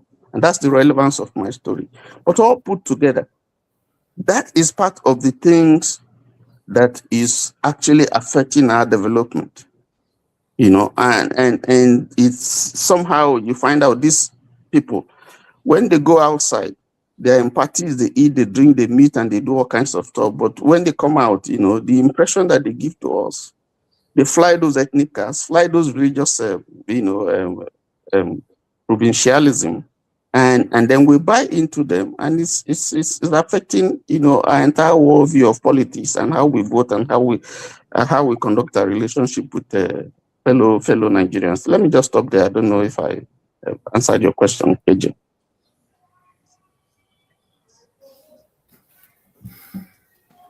Yeah, you did. Thank you so much. Yeah, Oti, I'm not coming Agent, to can you ask him you. to answer my question as well? My simple Uh, question, no, let's. just for Yeah, clarity. I have plenty people behind this behind the backstage, so I want to give everybody a fair opportunity, if you don't mind, sir. Let's go to John Abba, who was originally supposed to speak before. I don't know who is controlling from behind, but it's okay. Yeah, John Abba, please go ahead. Sorry, John Abba. Sorry, I just want to know if my voice is any better. Yes. Very good. Thank you. Okay, sir. KJ, it's nice to be here with brothers and a sister. Good evening from here. I watch doctors um, interview by you guys or his chat with everybody. Uh, I have much love for his deep insight, the kind of person he is. I don't have so much disagreement with whatever he has said so far. I believe religion play part in where we Sorry, are. John Abba, is there any reason why your picture will not stay at the middle? I want to know. Because it keep moving itself out. I'm not the one moving it. Is anybody behind helping me to operate? Leave John Abba at the center, please. Thank you. All right, go ahead, sir. Uh, Maybe my, Nigerian issue is like CM internet. Is you can hear him, you cannot hear him. So, so going back to the issue, it's deep. Uh, I don't blame people who say religion have part or doesn't have part, but for sure it does have part in our belief. Um, Recently, I'll give you an example. In my family, there was a young man and a young couples in the family. They have their disputes and they're trying to reconcile. And after we have talked and said they should come back together, she was asked to go and see the most elderly man before, just part of the traditions. Everything was settled. And when she went there, she changed her mind because the issue is that for her, she denied that she had never had any relationship with anybody since they separated because they're still married legally. And he knows the consequences. That's what I'm trying to tell you. And she later said no, she will not continue with the marriage again. Why am I saying that? It's also play part in our politics. The politics that they have during Sagari and the rest, vote was counted correctly. Then, when you become a president, before you become a stooge to the West, because people choose you. That time, Nigerians still fear, uh, they still fear the consequences of their actions. If it's today, Awolowo will not go to any prison like it was in those days. So it was that effect that democracy in Africa now, once you are voted, before you get voted in, they decide, the West decided now. Before then, even if your people vote you, then they start manipulating you. So it still have part in what our uh, it does not mean we shouldn't take responsibility as a people. Many people have gone through that way and come out of it to become a better nation. But then those things play part in what you are afraid of. There's no democracy in Africa. It's a dictatorship picked by by the Western world. That's the reality. I was in Princeton in one of the uh, billionaires' house yesterday. Is very knowledgeable around the world. And he was showing me around, and we get to African. He have all those share where he display uh, um, literature, uh, American Revolution, Indian history. African history. And when we got there, of course, I'm a black guy, I'm interested. And he brought a book. The book is titled, it's written by Martin Luther King. And the title of the book is, let me be sure so that my story can add up on why, because this guy is 77 years old and he know it's a world class. And I asked him that why this? I think this is the What's the name of book. the book? I'm coming. Okay. Strength, Strength to Love by Martin Okay. Luther King. But it's not that one. He said the most expensive collection is African history. He said they are the most expensive because some of those things they are signed by the owner, and he said he bought some of them in millions, some, and they are African history. And he says that I say why African one is very expensive. He said because not many Africans are interested in knowledge of all of those things, so they do not give it out. Another book was written by a slave owner. I don't have time to go through all of that with you, but the point I'm trying to make is that if we accept, we never open up, and we never understand the influence of the manipulation we are going through as an Africa, thinking we go into election, we choose our election. And by the way, I don't know what you guys know about what you guys are saying, transmitting of result. There's no transmitting of any result they're asking for in a real life term. What meant in a simple term of English that I can put it is that when you come after the voting from every polling unit, whatever the number that you guys have agreed, then you write it down and then they send it to the collation center. So I don't understand when we say live transmission, which John, means is John, sorry, can I ask you a question, please? How do they send it to that collision center? yeah, it can be a test, it can be anything, can be sent. That is it. There's no live. Listen to me. Listen to No, me. no, no, no, Jefferson, no, Jefferson, no. Let him finish. Let me There finish. is no live transmission like you are voting and your vote is counting right there. There's nothing like that. Well That said. is nothing. And you can go and ask. Well, So sorry, in that case, the point I'm trying to make is that it does not mean if people are, what I'm trying to say is that as citizens, we, the Nigerian people, we have work to work on ourselves and how we believe in the system that we build for ourselves in honesty. And you think about your children, that if I'm doing this out of a good conscience, that I will not sell myself out. The point I'm making is that, which means if you go to the collision center and APC come, APC observers, the INEC, you can say the medium people, and all of them come and they sign that this is the result that we have here. That's what you are saying. Anybody that's telling you anything, he doesn't understand it. You are sorry. just being carried away by electronic thing, and they say, "Oh, I'm No, happy. There's going to be a live transmission."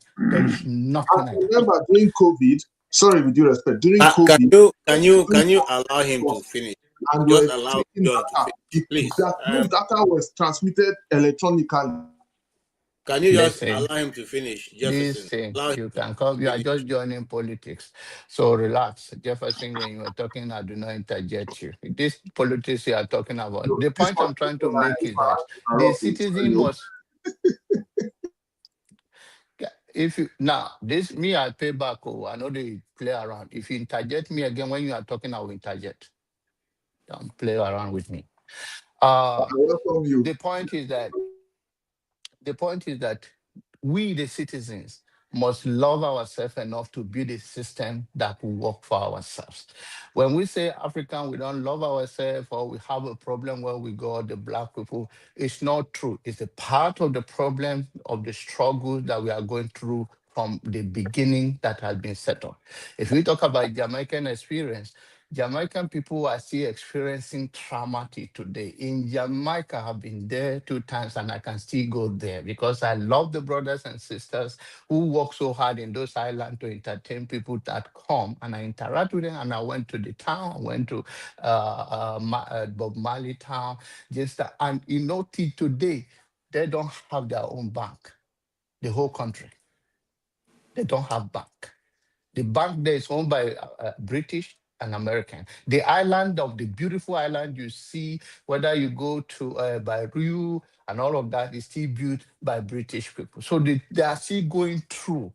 In fact, to have a decent house there, you must be connected. So they are still using them the way they use us. In fact, I was asking my friend, I say, because they have a good road, their car is like a London car is on the driver's side is on the right side. So I asked myself several times, I say, okay, are they better off? They have a better road than all of those. Are they better off than us? The African, they say we have independence and we are still struggling. Or the way of their life now that they have light 24/7 and all of that. And they push them. The Jamestown where Bob Marley is the downtown, they even warn you don't to go there. That it's a high risk area. Also, the point I'm making is people are still, Black people, we are still struggling. We are still struggling. And the reality is that we need to come together to chart our path. I don't believe in democracy that we have matured for it. I think the 4 years of this decay system that somebody will get it built in 4 years. You can't even lay a foundation of Nigeria decay system to make anything meaningful out of it in 4 years. I believe that this selling of democracy to Nigeria and many African countries should be stopped. Let African chart their path to success. When it comes to example of Nigeria, if we say we should go and let the power be in the system, in the center. By the way, the democracy that are practicing Nigeria say the federation, that the system of federation all from they come to the center. If we want to build Nigeria, that's not what is stopping Nigeria from developing. Lagos is developing its own space. If you look at the beautiful side of Lagos, the Banana Island and the rest of them, they are developing in their own space. I know people find excuse, oh, Lagos is a capital city of the whole Africa. It's developing its own space. But then nothing stopped the others from developing, except you cannot take away that there's some political game playing in terms of the seaport and all of that. But then we are the same people. We need to work on ourselves and chart our path to be competitive in 21st century.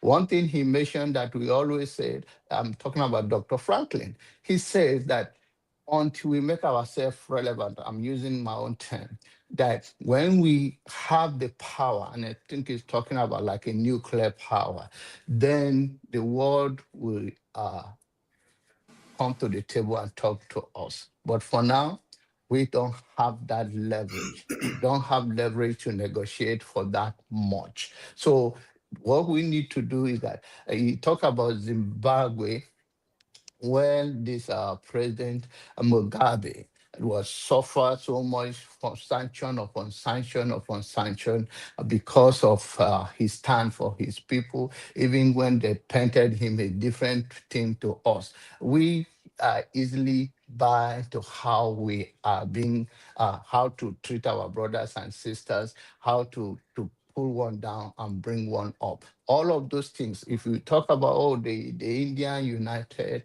among themselves, partially. If you deal with India that I deal with, they are the same thing. They're only going to gossip behind it. They don't, not that much, that the way we present them. But if that's what we believe, I think it's fine. We, the people, the Black people, must come together and chart our path. The world loves us, but we don't love ourselves enough. So, and it's not about the conspiracy of whether religion or no religion. What religion is individual thing. You can choose. There are many people now practicing paganism in other part of the world than the African people that are running away from it. So if you also like To be a Christian is fine, but to say Christianity and Islam are not imported religion because it's similar or what you have had so many years, I don't think we are just living in denial. The truth is that the religions that Africans are known with is pagan, and there's nothing wrong being a pagan. It's just the way we practice anything. You can lift up your Bible and still lie. You can become anything and still do whatever you want to do. But the issue is that which one your conscience will hold you more accountable is the one you are known with, is the one that you are connected and enshrined, which is your tradition and your value enshrined around it. But having said that, everybody have the right. But Dr. Franklin is my man any day, any time. He's very deep. I love him just like I loved KJ sometimes. When KJ is scratching his back, you have this belief you, but it's fine, I'm blunt. So, but you are a good guy, especially on Sunday. Okay. Thank you, Johaba. I have nothing to say. I will just try and be a good guy. Yes, one question for you from Chim. I'm coming to you. I can see you, Jagun. Yes, Chim, go ahead. Okay, mine is not a question. Chim, you are disturbing people, though. Brother Jago, what did I do, please? Come true, brother. All right. So my comment is not a question, is to correct something that Jonaba said, which is false, clear false. And I don't want us to run around with falsehood. So I want to premise my response on what he just said, which I agree with. Jonaba said, even though I may not have written it exactly the way he said it, he says, when the people says we must love ourselves and design the system that improves our life. And that's correct. He said so. I agree with him. So when he says there is nothing like real-time transmission of results, that's false. Exactly. Actually, I have deleted the video. I would have given it to you now to play. You would see that every society that wants to be transparent with elections, they have what they call a collation center. And you will see a board, electronic scoreboard. Yes. Now, what does that do? When you transmit from Oshobo with that device, it goes to a central. I worked in a telecom company, so please, I can't be bullshitted about this. Exactly. These are things that I've been involved in. When you send a result, it is received in a server, and those collecting it will take it. You can't manipulate it and add it. So if Jonaba is candidate A, and KJ is candidate B, and Jago is candidate C, as the result is coming, it gets sieved into all of them. It keeps telling you, it keeps tallying. As it's updating, you'll be seeing it. The results are coming in. I have worked as a collation officer here in Canada, so I know what we're talking about. As people are punching and putting it, there are people who are counting it, and they're sending it electronically, and it's going off. That way, that's why I asked him the question. Send it how? What these criminal men want to do is they want to be allowed to use paper. Collecting paper. This is Africa. How did they take good votes? Can you stop, Jefferson? Stop doing this. Stop doing this. When they collect it in that paper. Listen, hold on. Now let him ask the question. I don't understand this guy. What is he talking about? How did they do it? Big brother Africa. How do you want Jonaba now to hear what people are saying? Sometimes you have a good point and then you spoil it with the way you're going. They collect this paper. What they want, KJ and everybody listening, is they want to collect this paper. As KJ and Jagu are going, they'll go and relay you somewhere, stop you there, collect Tipex, and start changing those papers. But what we're trying to do is to remove that process so that nobody can cajole KJ. As KJ is collecting it, KJ is putting it into the document, into that electronic device. So you can't, if you relay KJ, the thing has gone electronically. You can't change it. So like Jefferson asked, how do they do Big Brother Africa that all of them are celebrating? People are voting and the results are showing and we know who is winning. And our president, people are telling us that we can't do that. Ghana is doing it. Congo is doing it. South Africa did it marvelously well. We were all following South African election. The electronic scoreboard was showing the result that it was coming. And at the end of the day, they'll tell you ANC has won. So please, John Abba, what those young people in Abuja were asking for is, we do not want John Abba carrying paper from here to say he's going to drop, and then somebody will snatch it from John Abba's hand somewhere. We want, as John Abba is collecting it there, he is punching the result accurately into that device, and it's electronically going. I intentionally chose to break it down like this because these men, these wicked men in this assembly, think we are goats and we don't know what we're doing. And that's okay. Why they're lying to people. We want to remove. Do you know why, John Abba, nobody takes bribe from you when you go to do your driver's license in this America? Do you know why? Because you can sit in your house and do the application. Human interference is removed. You do it without having to meet anybody telling you, this thing will take 10 years before you get. You know why you're able to get your money when you do your tax and nobody's telling you, come back tomorrow and collect your check? Because when you do it electronically, it goes. When they process it, they send you an email. It removes human interaction, which is culpable for corruption. It has nothing to do with your race. Every society knows that once you keep human interaction consistently, it will mutilate things. So they remove it. Don't come and meet anybody. Just sit in your house and do your passport and get it. That's what we're asking for. And it's not too much. Nigeria is old enough to do it. So when those people sit there and tell you there is nothing like electronic, it's a big lie from Satan's living room, directly from Satan's living room. That's where they manufacture that lie. And that's what I wanted to address, please.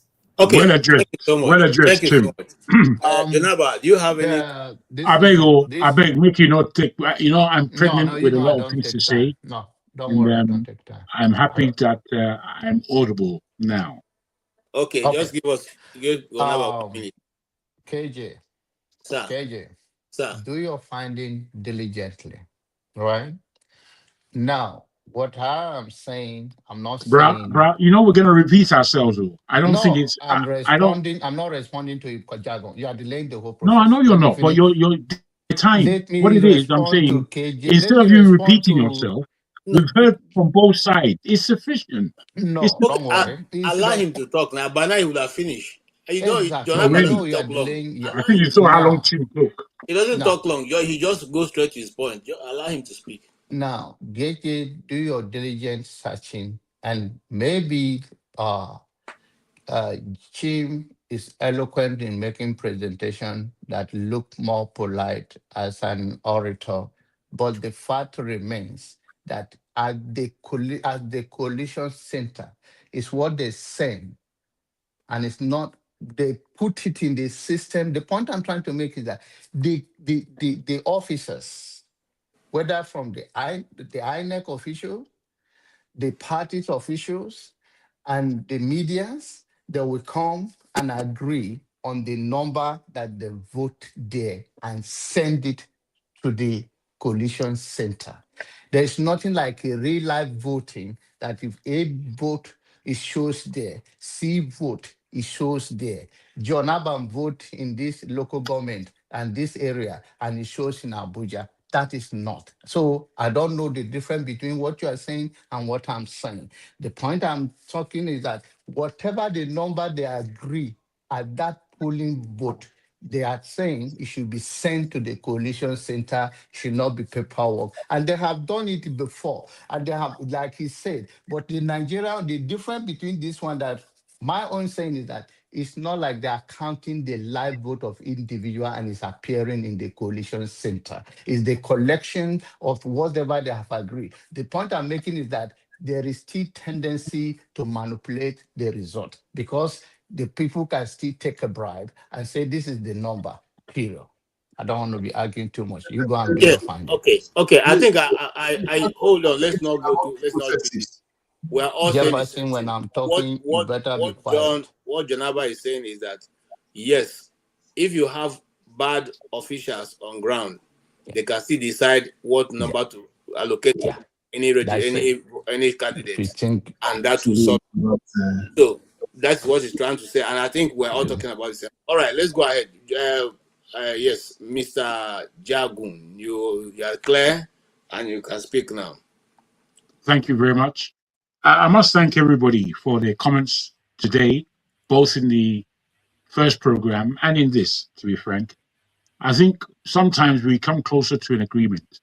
Between Oti and Chim earlier, when they were disagreeing, I think they had interesting disagreements, but I found it more purposeful to see where we agree. Because you see, without agreement, we're not going forward anywhere. And again, there is always a point to intellectualize, to exercise our minds, to make our point, to argue. These things are important. But the critical issues that we have in Nigeria, unless we find where we agree, we're not going anywhere. Even on this platform, it's very difficult to know where we agree. Are we having these conversations that have lasted 3 years in terms of my involvement? I sometimes understand where people are coming from, and sometimes, I'll be frank, I don't understand where someone is coming from at all. That's why sometimes the things that we agree upon, it's very interesting for us to reiterate them. And I want to reiterate one or two things that has been said by my brother, very junior brother, I must say, but I'm trying to be young myself these days. I beg your pardon. Let me just see. Femio. You know, Femi was talking about the word conspiracy. Also, Chim used the word conspiracy. They used it in very different ways. Femi used it positively, as far as I'm concerned, and Chim looked at it as rather a negative, even though Chim is very aware of where the term conspiracy theory comes from. The people that are doing you see, what's happening in this world is that it's turned on its head. I don't know if everybody's recognized. Good is bad and bad is good.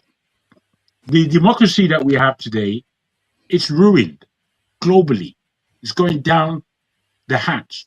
And it's going down the hatch, and it's been broken down, especially by Trump.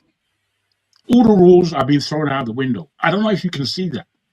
All the rules, more than Europe. America is in serious problems, more so than Europe. Europe still has a degree of decorum about how they do things.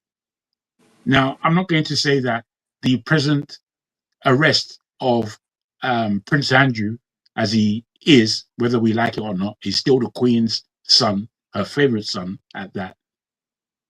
They've arrested him. Now, I don't think anything's going to happen to him. I don't think he's going to prison. However, they've still done it. I'm waiting to see who they arrest in that America. They supposedly have one Ghislaine, a woman, in prison in America. I can tell you, Ghislaine's not in that prison.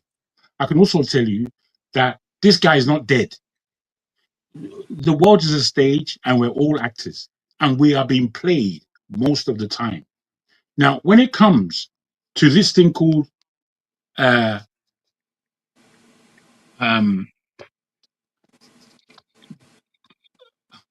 me try and fix my mind as far as the things I want to say. Oti, I disagree with you in your understanding of Christianity. I myself, I don't call myself a Christian. I have a strong belief in Christ.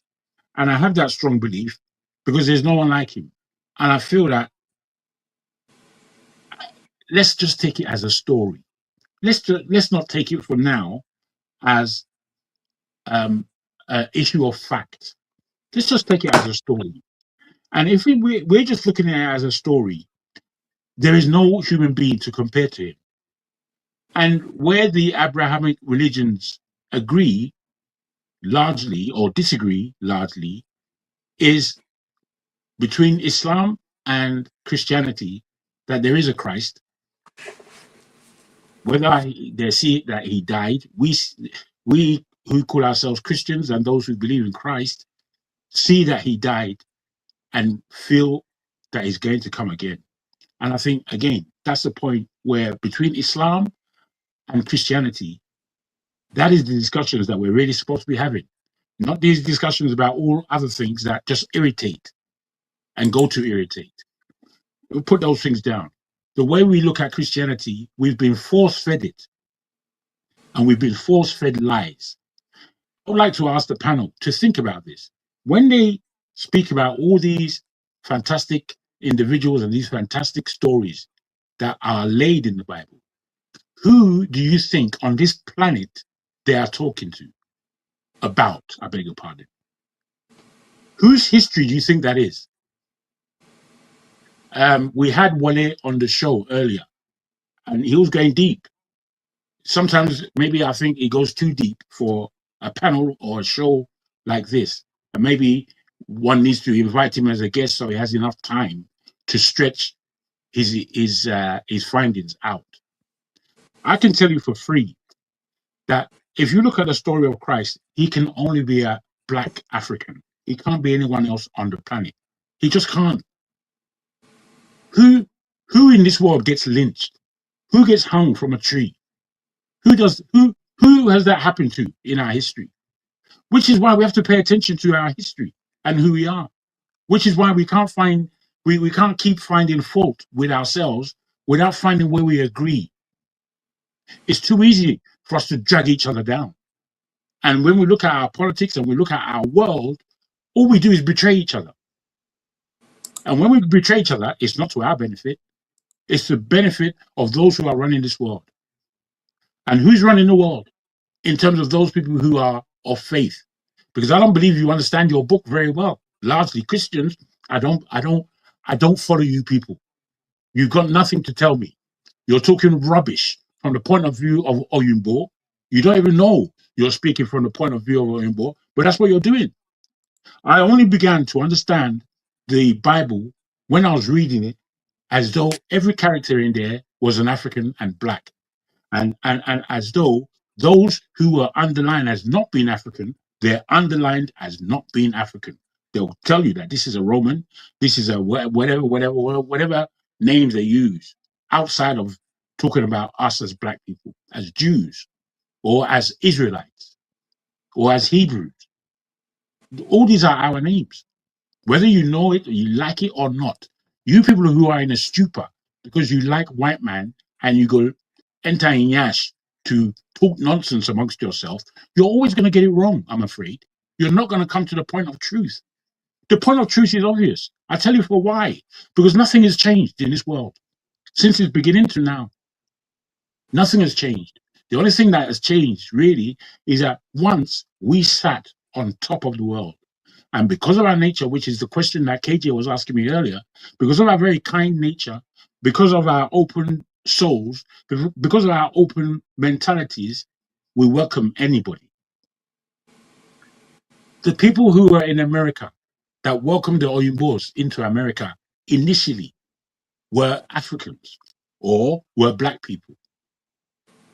Whether you understand it or not, half of the history, we don't know it. We pretend we know. I've heard many people come in here and speak in their own level of history. If we want to sit down and speak history, I don't mean to boast, but I'll trounce all of you. You can talk about the First World War, Second World War. That's not history. That's the other day. That's around the corner. When we're speaking about history, we're speaking about the missing history, the history that's untold. John Abba just underlined that he's read a couple of books whereby they speak about us. They know us better than we know ourselves, I'm afraid. That's where we are. Now, the thing I was going to say in terms of the English language that we speak, there was something called etymology. That was the word I was looking for and I couldn't find it. It's just come back to me as I'm speaking now. Etymology is a study of words and where they came from. It was prevalent up to the year 1942.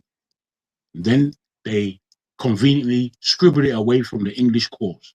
So we don't study it anymore in English. It's only for those of us who know what it is we're supposed to be reading that can search these books out and understand the etymology of words. Because I speak Spanish, which is a Latin language, I don't speak Latin. We didn't do Latin in us. Well, we did for a while, and it was taken out again. But I speak Spanish, and within the Spanish language, there's a lot of Latin. And from the Spanish and English language, which when you speak about European languages, you're speaking about Germanic languages, and you're speaking about Latin. These are really the two main languages you need to understand to understand what it is that you're actually saying. The other day, I think Ovier was telling us that language is a weapon. Yes, it's a weapon, okay, but that weapon is being used against us. We're not using it as a weapon in any means or whatever. We're just using it as a second language that we think we understand and speaking as though we know what we're talking about. But largely we don't. The word mortgage, for example, the word mortgage, because again I speak Spanish, morte is death, which is where you get the mort from. Mort, M-O-R-T. Morte, M-U-E-R-T-E. That means death, to die. And engage means to hold. Your a death gauge, a death trap. That's the meaning of the word mortgage, which is why it takes your whole life. If you have a mortgage, you can't leave the country or your job unless you're going directly into another job. You can't leave. You're there until death do you part. But again, because we think, oh, I'm going to get a mortgage, which means I could get £250,000 in order to help me pay for my house. No, mate, that's not the game. The game is to trap you where you are, make you stay there, and work as a slave for the rest of your life. That's what it actually means. We think we know what we're speaking about. You think that you know what you're speaking about when you're speaking English. You haven't got a clue. You haven't got a clue. You haven't. Yeah, Jagun. So, in the view of what Dr. Ogbunwezeh discussed, what then will be your take on what he has been able to expand this afternoon? The man. I too, like John Abbott said, I love the man. I love that man. He's the only one who has come on this show for all of the guests that we've had that really, he touches all my parts, my intellect, my spirit, my physiology. He touches it because he's just speaking the truth based on his knowledge, which is all we have to offer each other. Otherwise, we're liars. When we get into hold on. That's why I asked the question to him. If we have people of our own color from the same nation who are but everywhere with this impact of understanding of the geopolitics, understanding of the geoeconomics, understanding of human relation, and all the backgrounds in history, why are we still performing badly? Well, you see, we have to be honest with ourselves. Again, we have to be honest with ourselves. A great chunk of it, you know me, I stopped blaming Oyimbos when I was about 25. It took me a long time to stop blaming them for everything because I used to do that a lot. And all what I have to say, all what anybody would have to say that will put the blame squarely in your Oyinbo's lap, I would agree with them. However, doing that all day long is getting us nowhere. We have to understand the game we have played and how we have played it badly. We haven't played it correctly. And we are still to this day not playing it correctly. We're not playing it correctly. What is it that doesn't allow somebody like Tinubu, be left or right, good or bad, not to recognize what's going on in this West Africa, that he can dare invite foreign nationals with boots on the ground in our country? Both the French and the Americans are in our country. Is that how to play this game? Is that how to play the game? All you have to do is look at China, look at Russia, and it gives you a clear understanding of how to play the game. A clear understanding. Which is to say, we are supposed to be playing from an African point of view. We're supposed to be not looking to the east, not looking to the west, but developing our Afrocentralism. That's what we're supposed to be doing. We're supposed to be bringing out what is in our nature, what it is that we have. Look at what we offer the world, for goodness sake. Just look at the influence Black people have played in this world. Now, you can allow the entertainment side for a minute. Music, film, comedy, let's put that down for 1 minute. If you look at the sciences and what we have developed, the other day I was reading and they were speaking about the first industrial revolution. Where did it take place? They asked AI. I don't use AI for my own reasons, but they asked AI, AI first came with the British, and it spoke about the 1800s and what the British were able to develop through mass production, mills, factories, and such like. They spoke about all these things, but then they said that there's a problem here because there are empires older than Britain that had metals. Do you know where they said the first slag metallurgy was in the planet? When they asked AI again, it was in eastern Nigeria. It was in eastern Nigeria. That's the first in the world as far as AI is. That's correct. That's the AI telling us. To be precise, later. It depends on how you ask questions. That the answer you get would now be prefixed. So what did AI say? So that we get it clear. What did AI say? AI basically said that it came from us, and then it spoke about the empires. It spoke about the Nok and how they were using. It spoke about the Igbos and how they were using. It spoke about the Yorubas. It spoke about Benin and how that was using. Which is why when so since I'm asking you now, that means that what this last speaker was alluding to is correct. I mean, I have read that. Like I said, I don't have enough facts to talk on that. But I have read it many times. And then one of my late uncles told me about the same thing which this guy was talking about. But he never went to school, so I didn't take him serious. Well, this is what we do, I'm afraid. You see, I tell you this. You see, my schooling, my O levels. The first time I took them, I failed them, and I failed them purposely. I was just writing rubbish, and then I was speaking to the Judy. What do they call them? The examiner in my writings. What kind of stupid question is this? Things like that. I was arguing with the people. I failed all of them. Didn't give a damn. There was something about the way I looked at education that I knew that they were feeding me falsely. I knew it. I had to take them again. I passed. I did my A-levels. I went to uni. All the rest of it.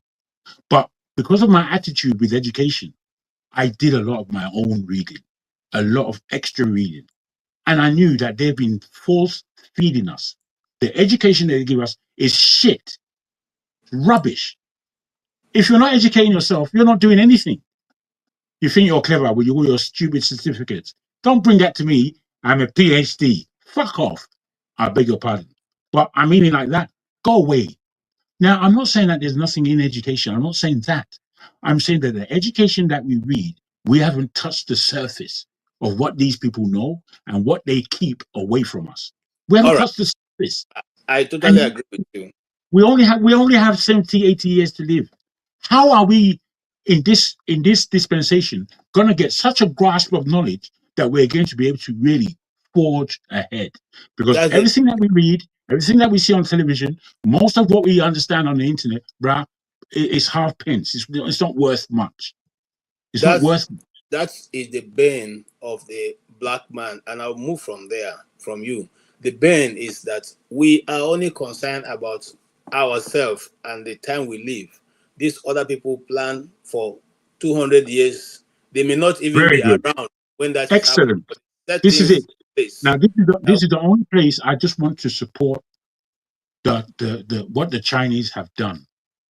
Some people somehow, because they believe in Western world so much, that they like to entertain the yash. When you look at the Epstein files, do you not recognize that the devil is running the world? Obviously, the devil himself is running this planet. People don't like to speak spiritually, and I understand that, but there's no way that you can have the level of industry of killing children, having unlawful, disgraceful sex with them, doing all this hide and seek level that we see all about the place, and not conceive that this is the work of the devil. Okay, I will not agree to go there, Jagun. All right, thank you so much. Powers and principalities. That's what the Bible calls it. They've always been around, but that's a discussion for another day. let's I'm move saying, on. I'm not trying to make us go into that level of speech. I'm just letting us know that this planet that we're on is not playtime. A lot of us like to play with words and, All right. Thank you. what is I it agree. that my brother over here says? I'm here. I'm only discuss with my equals. Otherwise, I'm here to teach. Okay. I Wonderful. don't know who he wants to teach, I because love it. when you're on this platform, you don't know what anybody holds. So whether they are speaking No, you see, all I believe is that the politically or people. otherwise, I'll say I this no, no, last no. and I'll I'm not shut up. I'll say referring to this you, but I'm last. even referring Ejo, to I'll say Obie. this one word last and I'll be quiet. You see, communication is the most important thing that we have because we don't have osmosis to read a man's mind. So if Okay. we can't make ourselves clear, it's the failing of the person who is offering understanding. I'll Okay. leave it there. Thank you so much. I wanted to talk to Yakubu because I saw what he has.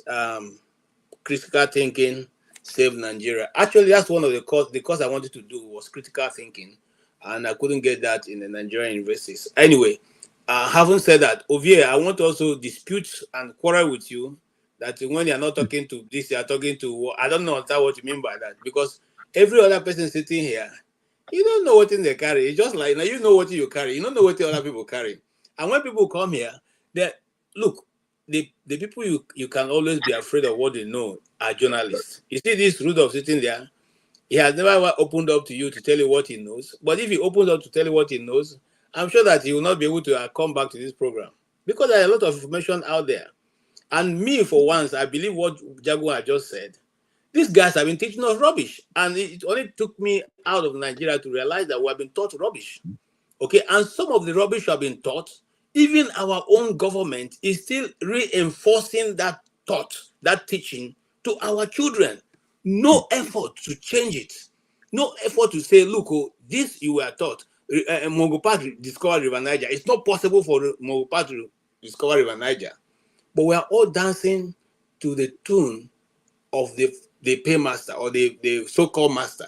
The question I'm putting to you, Pablo, is this: even though you are saying thinking old nines, which is 1966 to 1976, these leaders we have at that time didn't go to Chatham House to make policies, did they? Abacha didn't go to Chatham House to make policies.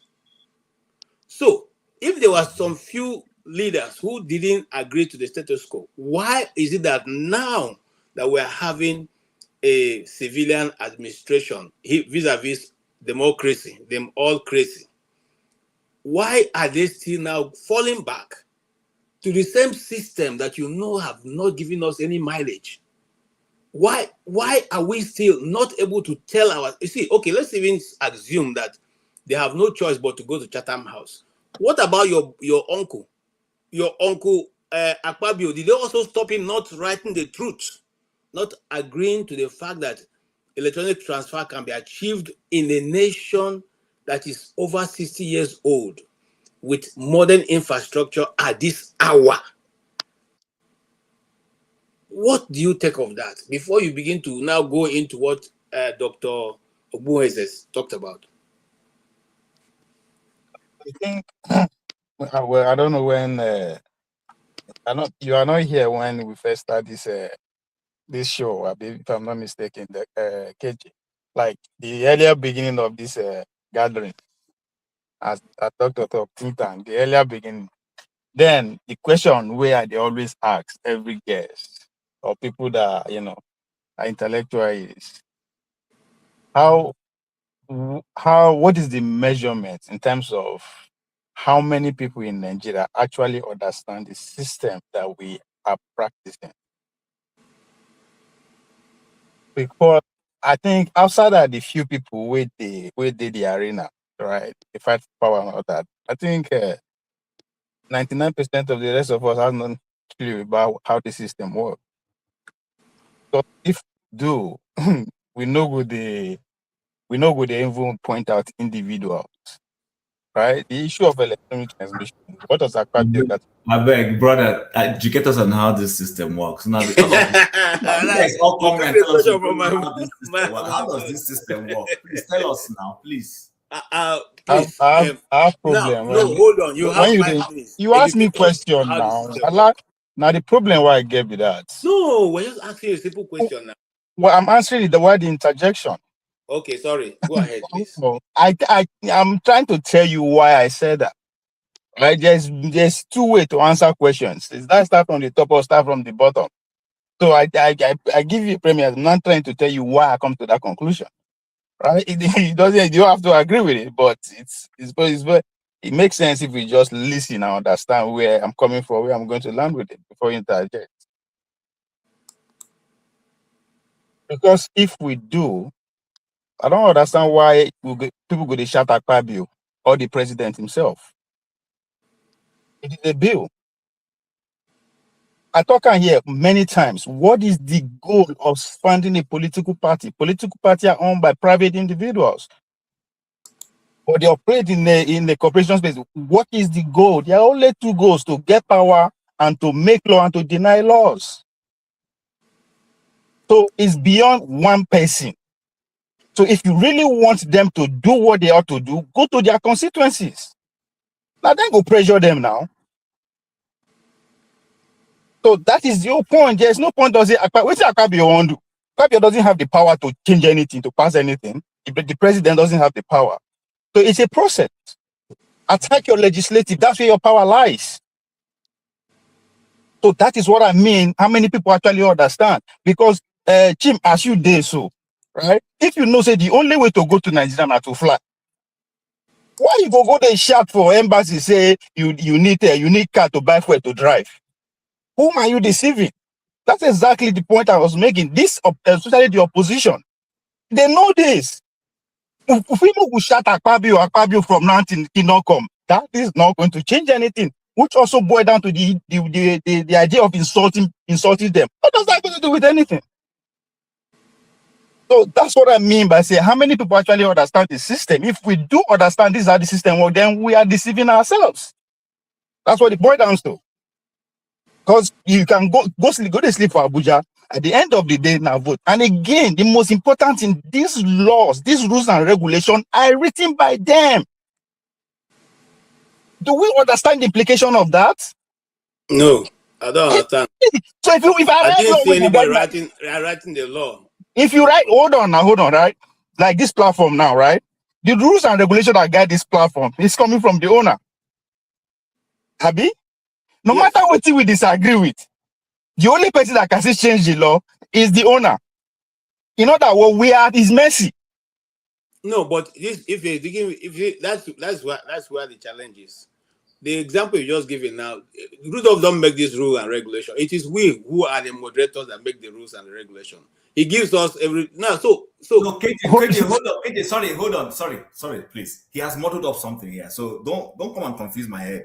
He said the platform is owned by, and I know when he says platform, he means StreamYard. He's not talking about the local post. So there is a community rule on how things are done.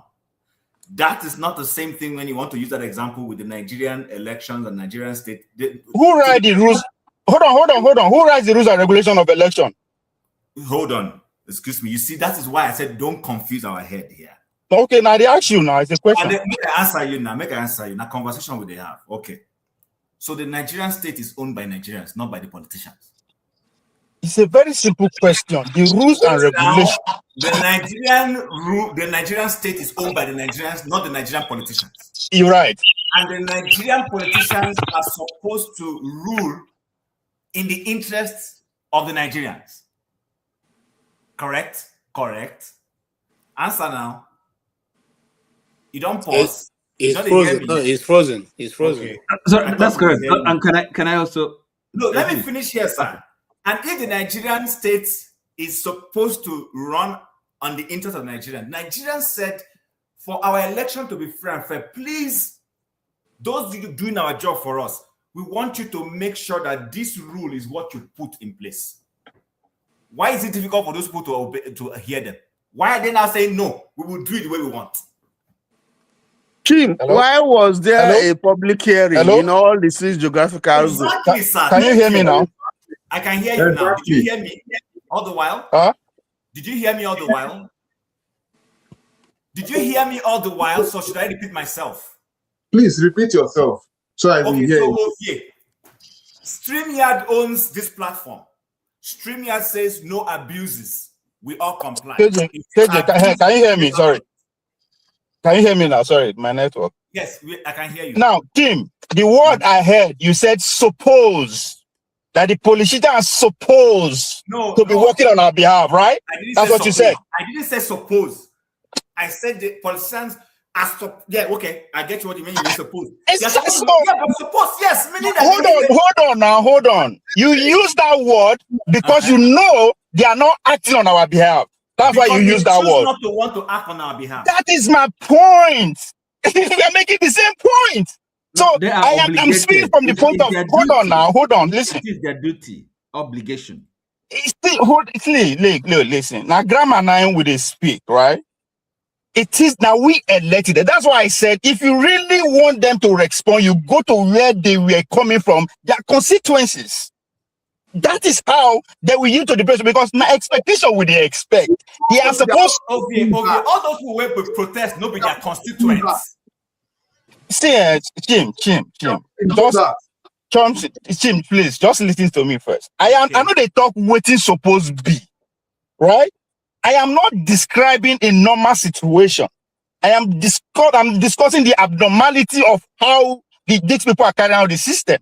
Of course, it's a representative system that we are practicing. That's why I say where you get power now, out of rep, right? You go Abuja, go they shout. How are the people in Gomborungala, in Ososo, who will vote for Oshomole? We know what you are saying in Abuja. That's the point I'm trying to make. Again, you said they are supposed to be working for us. So the fact that we and you agree that they are not working for us, what are we supposed to do? Go and beat them individually. So my question, hold on. My question to you over here is that you live in the US. When the people go to protest in the Capitol House building, do they go to protest in their state or in this area? Good. Exactly. Now let's calm down. Give an example. Make I tell you how the protest spread. The last protest they just had, okay, was it in DC? Did they go to protest in their localities? Hold on. Which the protest against who or against what? There are many protests. There are many protests. Okay, let me see. Hold on. When they went to protest that they must release the Epstein files, did they go to that constituency? It's not in DC they went to. That is, they're talking to the DOG, right? But hold on. When protests they happen for America, when me and you they happen for multiple places at the same time. I don't document so many of them. Exactly. Hold on. Let me tell you of the one I took part in. Hold on. Let me just allow. If you allow me break them, I will tell you why I stay waiting at the top. That's why I say it depends on the issue. If they are protesting against the issue that has to do with the DOJ or the Supreme Court, there's no need of going to the constituencies. That's my point. Sorry, but this issue I don't agree with their I don't agree with you. position. You know why you don't agree with me? You know why you don't agree with me? Hold on, you know why you don't agree with me? Because anything where they mainstream for Nigeria, we talk about them on internet, they do everything. You believe that is the wish of that. That means everybody they hear them. That's why you know agree with me. No. Listen, let me hold on. Let's hear from Oti. Let me explain something now. Go ahead now, Oti. Okay, so Ovie, you misunderstand this. You see, because now the protests at Abuja, and then you said they should go to their constituents, okay? See, the mistake you're making is this. Hold on, listen. The mistake you're making is this. Because see, the protest is about the system, right? Which it was about hold on now. It was about the specific issue. Excuse me, about election. In other words, how they get to occupy the office, right? As a president, as a representatives, okay? So, and if that system is flawed, if it's defective, and that is because of the very defect of that system that they are not accountable to their constituents, right? Because if they are properly elected, in other words, they can be removed by their constituents. So we wouldn't be where we are. So the protest to fix the system comes first. Are you with me? Before even that accountability to people that elect them. But if they can override them, if they can ride roughshod over them, and then really, I mean, the constituents have no power. So where should the the protesters go to their constituents to protest? It doesn't make sense. Oti, you are right. Oti, you are Hold on right. first. Okay, That's what I'm saying. no, So hold on. Ovie, you hold on. because the system Wait, is now let me claim my time now. Not my time. No, I'll give you back your time. Okay. And every person who have question for you will speak. Then we'll give you your time. Because you're trying to put us under the box. People are not. Okay. All right. Oti, go ahead. So what I'm saying is, All right. look, Who else have question for him? the answer to your question for him. No. The answer to the question you asked of VS is okay. My answer to it is simple. See, it's just that the people that are occupying these offices, Akpabio and they're not fit. They're not the kind of characters that should occupy that post. Okay, because in the first place, they don't have any regard for the people. They're not there to serve the people. Okay, so I mean, we have to. That is the simple fact. Somebody like Fabio shouldn't be. He's not fit for that office, and expecting anything of him is a mistake. It's just the same thing as maybe Tinubu, the way he came to power, and then you expecting him to do anything other than what he's doing. I mean, it's a pipe dream. He shouldn't be there. Pure and simple. I mean, it doesn't take any high logic or whatever. I'm sorry to add to this. What Ovie is telling us is pure academical. Simple. This All right. is not practicality. Listen, Ovie. If, for instance, there is a bill to be passed that will be inimical to the interest of the people of Akwa Ibom South, just hypothetically speaking, and then you tell Akpabio to first of all go back to see whether his people want that bill, that's a different thing. We are talking about a national issue that does not necessarily need you. In the first instance, like Tony has said, what was the essence of all these going around the different zones?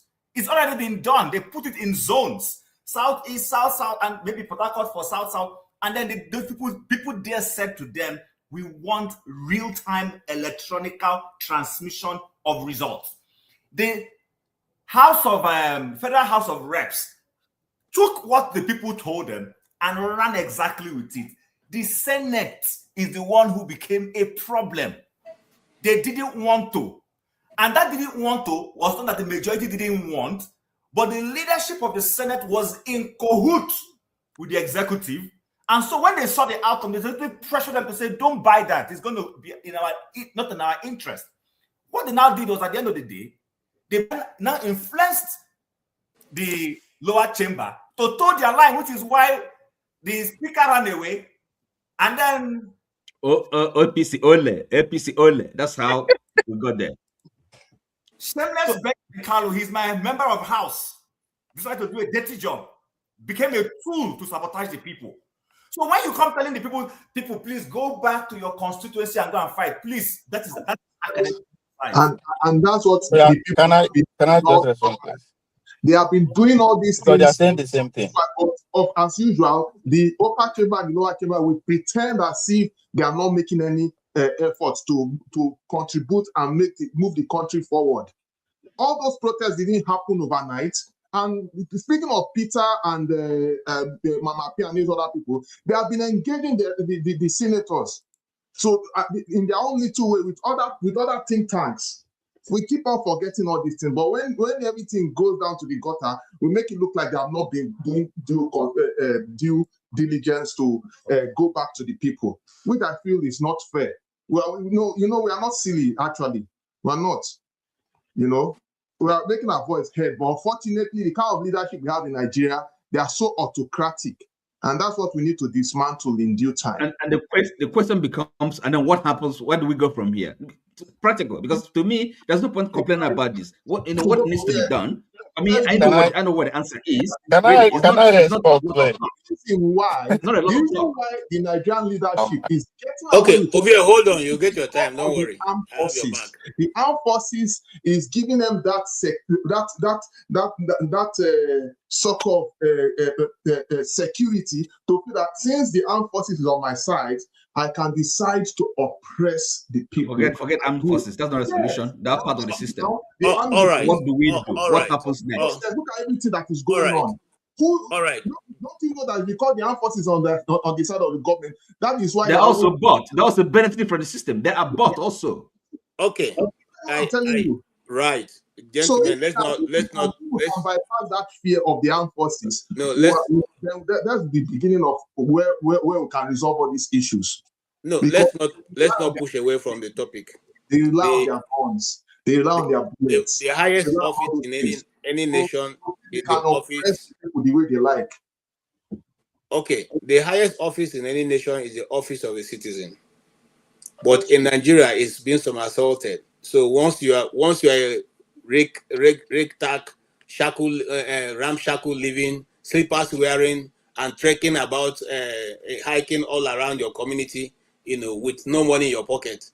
Once you become a local government chairman, now you become a four-wheel driving, police guarding, and Madame carrying, and all the nonsense, chauffeur driving car and security, and that is what governance is about in Nigeria. And that's what I'm telling you. It's the same. So Ovie, the question we are saying to you now is this: we do not have to wait to go to lodge complaints at the local government levels. We are saying that it's also proper for the people to go to the people's house, which is the National Assembly, where their representatives have offices, and lodge their complaint that this is what we who voted you in want for you to say. That is how it's done in the United States. In fact, as of yesterday, somebody was telling me that we have to meet this coming weekend to speak to a guy who wants to come into office and say, look, we are demanding this, B, C, D, E. And if we will have to get a commitment from him, and if you will not do it, we will not vote him. This is somebody coming in. The last governor went church by church to go and speak to the Christian community. And they told him, if you bring your nonsense, of course, you know the nonsense we're talking about, we will leave you where you are.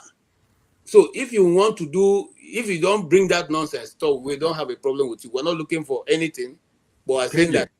Hold on. So what I'm simply saying is that the people have the right to tell you what they want. It's not for you to say, choose what you want for yourself, which is what Akpabio has done.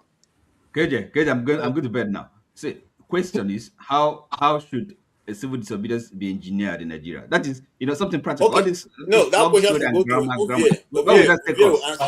my network no stable. That's why I said. At the same please wait for. I don't know how long we're gonna go about. Hold on, you have asked your question. Let him talk before his network goes off. Go ahead. Yeah. Okay. Please. It's good for just listen to understand. You don't have to agree. I'm not here to convince anybody. I'm not here to convince. No, that's not my goal. You understand? If you understand me, you agree to disagree with my opinion. No, that's not the point. But at least it's very good for you to understand, so that when you frame the question, it will make sense. Because as far as I'm concerned, at one question, everybody they ask. And when I talk in English, now go destroy all of us. It not be saying na ability to speak cannot be the speaker. Because at times, when we the speaker, we know they listen to ourselves. Everybody does say they suppose they are selfish. So we already know individually that these people are not up to par, right? This is the known fact. Now, the issue at hand is electronic voting. It's a law about INEC. Go back to the question I asked. How many of you understand how the system they work? It is not a new bill. This administration no start this bill. Matter of fact, Buhari administration did not introduce the bill. In other words, they know what they are doing. Now, what my point of saying to go into Abuja to scream is not the solution. It's not to force them to do this, and I know it's to force them to do something. I am saying you have to be able to establish threat. Which will be the only threat where these people fear? Ability for them not to be able to come back. That is the only thing they fear. But they I don't don't depend have on the that people power. to come back. They don't depend on the people to come back. Can I just finish? Now They the don't depend on the people to come back. My God. It's like in a circle. They don't depend on the people by to the come armed back. forces. Now those police, army, navy, all those people. Now they enable these politicians to oppress us, not to have a voice. You see my problem? Yeah, that's the problem I'm talking about here, right? You don't have to agree with what I'm saying, but please have respect. Let me finish what I'm here to say. It doesn't make sense that every word you go interject. The people who have the power, KJ, you finished by using your constituency as an example. That you guys go into a deal, telling the person where they come, that if you not do so and so, una no go vote for them. Now una be that, not get the power. Imagine the person where they live for New York, go they shout for Abuja on your behalf. You just say the man go fear. What I'm trying to say, this bill, they get easy why then they postpone now, why did they do it, why did they implement and small. Because all of us they gather for Abuja. Politics is local. The only way to make sure Akpabio don't come back, because that's the only thing you can do right now. You don't go for impeach him. There's nothing you can do. He will finish his tenure. If you feel that he is the problem, if you start for Abuja from now till tomorrow, it's not going to affect him. Go and actually stage that protest in this constitution. Not to say it's not feasible, it's not feasible. Do you it's not feasible? If Akpabio won't look for vote, where in they go? Not be in village. Did he vote for him in the first place? Was he voted in the It's first okay, place? that is the point. Hold on now, hold on. Listen to yourself. What are you talking about? He was not voted in the Please, first can you? place. Please, I don't want to be disrespectful. This is not common sense. Person when you no vote for, you want to change something. Does that even make sense? If you didn't vote for him, You should be asking yourself. can I finish, please? Stop interjecting. Can you stop interjecting, please? You will have your time. Mr. KJ, please put one rule here. This Because if you believe, if you believe, we should curtail it, we will stop it. We should be civil sometimes. You must interrupt all the time, please. Common sense is that if not be you vote carry and put for there, if not be your vote put up for there, what make you believe that you can actually make and do anything where you want?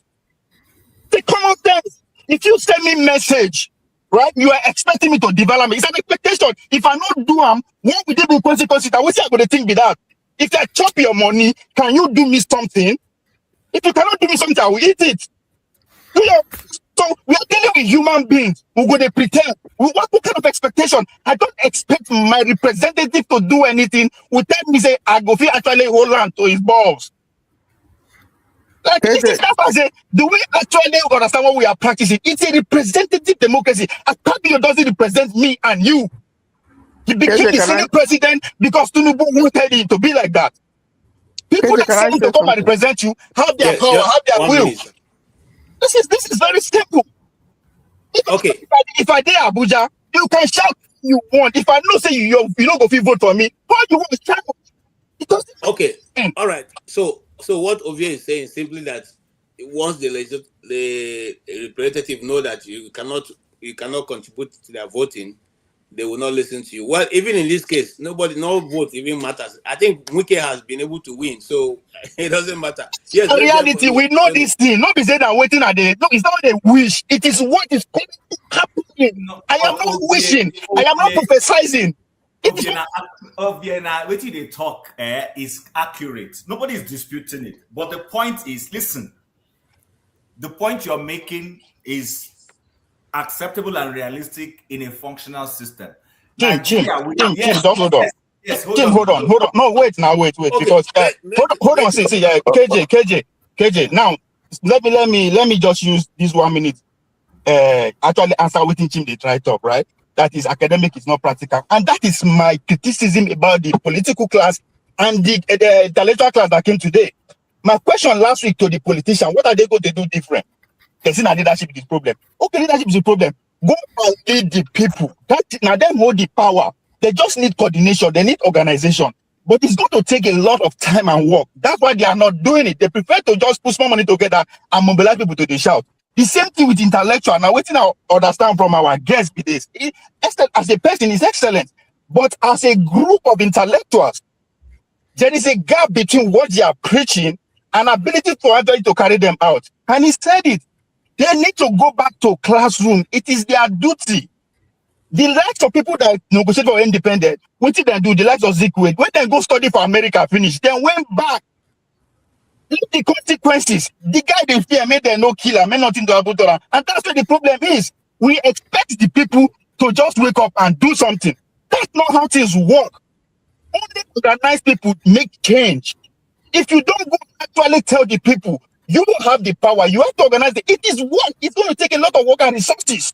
These elites know it. That's why they come with the agreement of turn by turn. Don't just die. They are ready to work. So that's why I asked the question. How many of us, because us here, because we actually understand ourselves, we believe that is the average every Nigerian. No, there are about 130 million people that don't understand a clue of how the Nigerian system works. Those are the people that the Nigerian changes depend on. But they have to be awakened by people who want power. I don't want power. If I want power, I will be in my village because now then go vote for me. That's why you don't see them. This is the sermon now. It is my time. I'll use it as I want. I can preach, I can dance. If I can dance with my time, I can preach with my time. When you use your time, make your point. Don't tell me how to use my time. I can preach, I can dance. It is my time. I can sing too. For 30 minutes, not only you there now. He won't stop me. It is a system that has leadership. Let the leader. Okay, Uncle Vio, I beg now. Okay, here is diaspora's vote, and let's hear from Tony. Tony, want to say something quickly before we come to diaspora voting? Yeah, I was just trying to say that Oti made a good point. He's saying, if I didn't vote you in, if you go to my constituency and not be you vote me, of what is the use of going there to go and demonstrate when I didn't vote you in? Very good. It doesn't make sense now. All right. Thank you. I agree with you totally. Support that. This whole thing is about the presidency. Go and sponsor the people that vote. Sponsor them. Bribe them. That's what politicians do. They bribe people to vote. That's what you will do. Go and bribe them. Now you want power now. Nobody else want power. Now you want power. I'm not saying me and you should do it. Those that want power, that's their job. Remember, the last election, the house, there was no problem with that. It's with the presidency, right? That's where we had a glitch. KJ, please. I want to beg, pardon me on something. Whenever support diaspora voting is done speaking, I just want to plead with you. I have an intervention that's totally different from this, because all this democracy and me, I don't even understand it. But I just want to pick on something that had to do with real time transmission of voting from the technology aspect, please. Okay. Meanwhile, there is confusion in Mexico right now. I hope people will know. Yep. Okay. Cuba also is in big problems. Yeah, that's American doing. It was that's American doing. That was the plan. Yeah. That was all right. Gentlemen, let's move forward. Yes, that's why voting. You saw that you've not been able to use your voting power to influence anything that happened in FCT. So why are you here? Tell us. Since you couldn't even influence what happened in the FCT, you allowed your uncle to mess up the whole place. Oh man, I patient. I tried. I didn't say anything when everyone was talking. I tried. Anyway, I hope you're all doing okay. Anyway, while we are here just arguing here, front and back, I hope you realize that look, Nigeria is doomed though. Like not doomed because of our leaders here. Look, go down to the people, like just the ordinary everyday people, like those people who go out of their house, like if they don't go out to hustle that day, they can't feed that day. Yeah, go and listen to them. Man, those guys are in another planet. As when it comes to politics, leadership, how a country is supposed to be run, those people are in another planet. So even if you are talking about election must be this, election must be that. Look, we can have the best electoral form in the world today, yeah, but because there are people right now who are naturally willing to sell for the highest bidder right now, like, okay, even if you want to, these people are willing to, like, no, let me APC, give me small thing, go and do whatever you want to do, and INEC will still announce the best result, and still the bad person will still be in there. So even though that written politics or whatever, look, there's a problem. And the funniest is, like, this, the people that they are breeding, this next new people that are coming into politics, that are somehow awakening, not awakening, that are trying to maybe grow old and know what election is. They don't know how a country is supposed to be run. Those are not the main virus now. Not even pressure. Those are the main virus now. That is dangerous virus. That look at what happened in Abuja now. Old woman is coming out, beat her chest to say, no, look, I can't vote. If nobody give me money, I go ask. Now it's not a thing. Now imagine how many people in our generation and how many young people now have that same belief, that same ideology. Because when something becomes an ideology to people, it's like, the most dangerous weapon in this world is the weaponization of the mind. Once they've locked in like that, it's finished. So this was what we're talking about. Look, we have a bigger problem coming in, because Tinubu will still go there. If somebody that's worse than Tinubu comes to power today, we will still have the same set of people doing what they are doing. So how do we go from there? Now you are fighting one fight, think you are fighting a leader. Now there are sort of bunch of people who are ready to even vote that ballot in. They don't want to know how their life turns out the next year. They don't see what you see. That is a big problem, like a virus, my brother. So when I tell people sometimes, look, anyhow, even we in diaspora, we can't just be talking. Look, stand up. My brother, I think this is stand up. We get to help these people, not money. Because if it's money, they will beat us that has our money. We get to just look for a force anyhow, anyway. To like, okay, we want to so something like this will be done. Because right now, nobody's in diaspora is talking. The people in Nigeria are doing TikTok, doing challenges or whatever, doing Facebook, Instagram. The poor people are even connected more to those people than you and I that is talking here. They go to these are useless influencers that have nothing to contribute in life other than to think to put nonsense out there on social media and make money. That's what they know. These people out there that are coming up, they are young youths right now, maybe in their 18, 19, 20s. They look up to these idiot people, these nonsense influencers that are not even meaningful to their life other than to how to make money. They don't even know how to. Look, can I ask you a question? If nobody in diaspora is talking, why are they spending 9 million and then $120,000 monthly for 6 months to launder image here? Who? I don't understand. If nobody in diaspora is talking, my brother, look.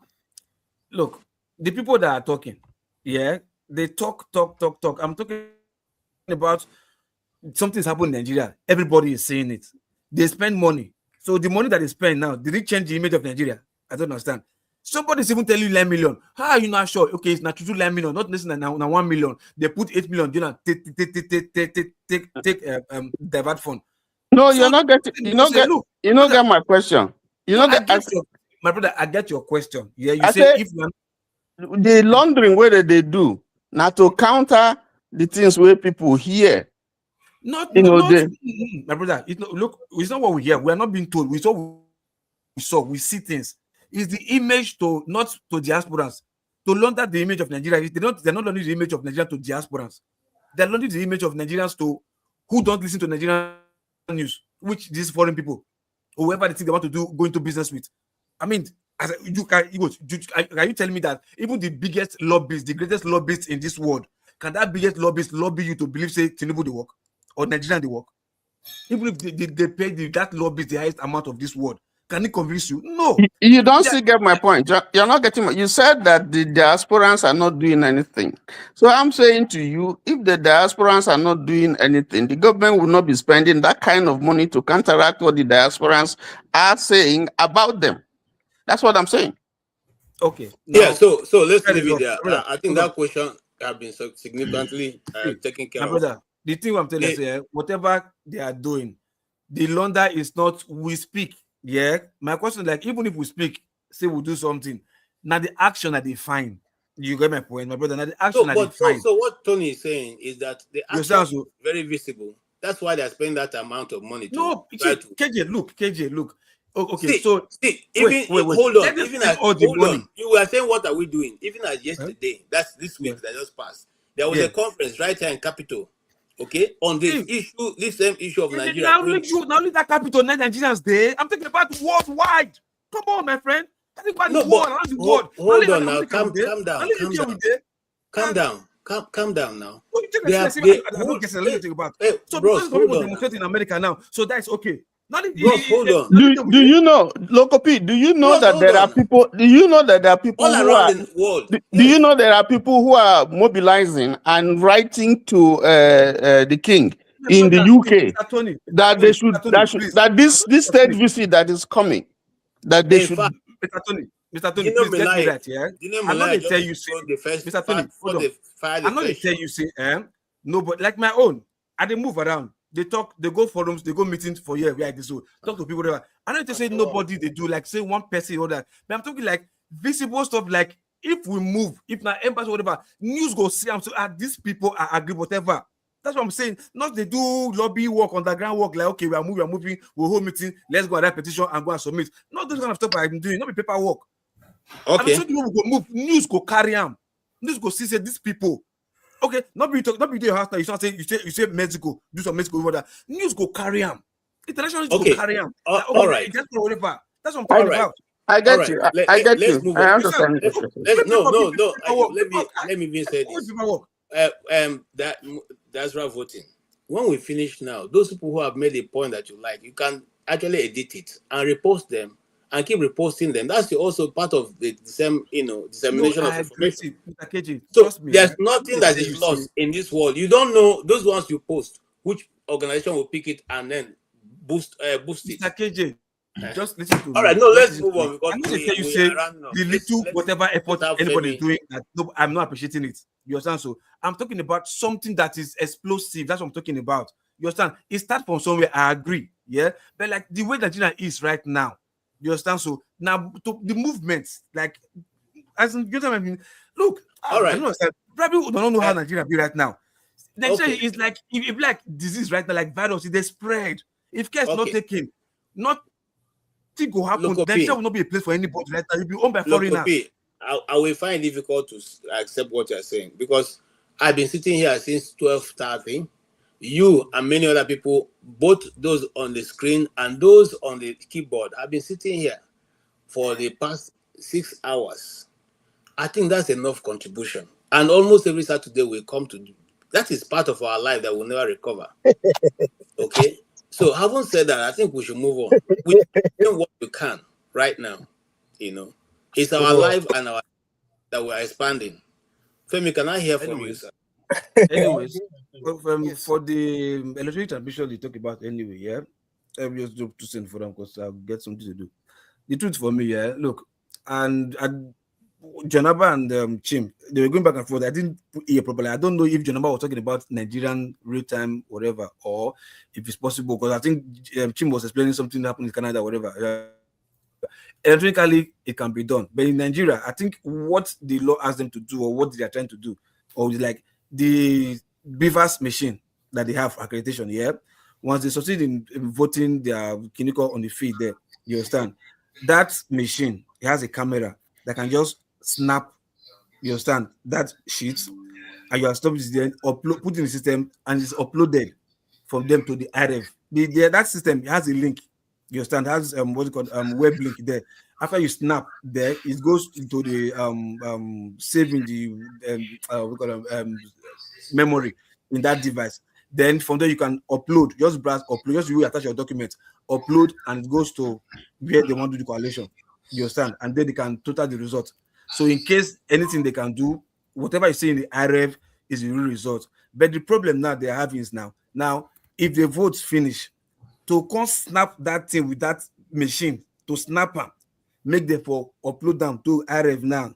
Because they say if you reach that RF, they go maybe alter the server. Maybe somebody at the back end of that server can go and upload something else. You understand? That might cause them maybe glitch or system glitch or whatever. So if they had them now to one snap that thing for feed, snap and upload them to that array.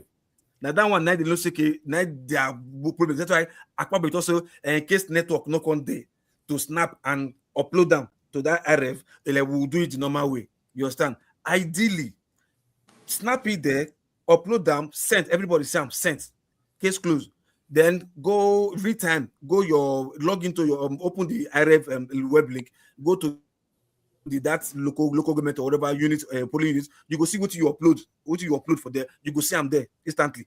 You understand? So but the problem now is that snapping and upload. Now there they refuse say the Wayo go there. So whatever they're doing, coalition, you can do coalition, print from the RF, print from there and collate and upload back. So if anybody is talking about the manipulated results, everybody can go back to that RF. All the local government polling, all the PUs, they can go there and take all the results, and everybody can even do their collation by themselves, even before INEC announce them. So by the Wayo day, now that's feed. That is also okay. We'll not go do and there. Let's take it like that and go and manipulate it. Then we can upload it from our coalition center to the RF so that we'll not say no Wayo day for there. You understand? So I think this is what this whole balloon you're talking about. Now they all the Wayo day, nothing else. Thank you. Okay, Femi. So, first of all, I just remember something as that's where Voting was talking about some things I saw. Again, when I visited Nigeria, it was just it's ironic how in driving at times or just passing through, I noticed a lot of canopies and people registering and just listening to interactions. Nigeria is an interesting country, and Nigerians are interesting people. I heard a lot of things along the lines of Nilogba in Yoruba. They were speaking Yoruba, and then some people were speaking their own languages as well. So I'm not going to say it was just Yorubas per se. But again, it just speaks to the fact that I think it was Jagun or Ifi or both of them that said it in different ways. That if I had my way, we should forget about elections for now, because all this. We were joking.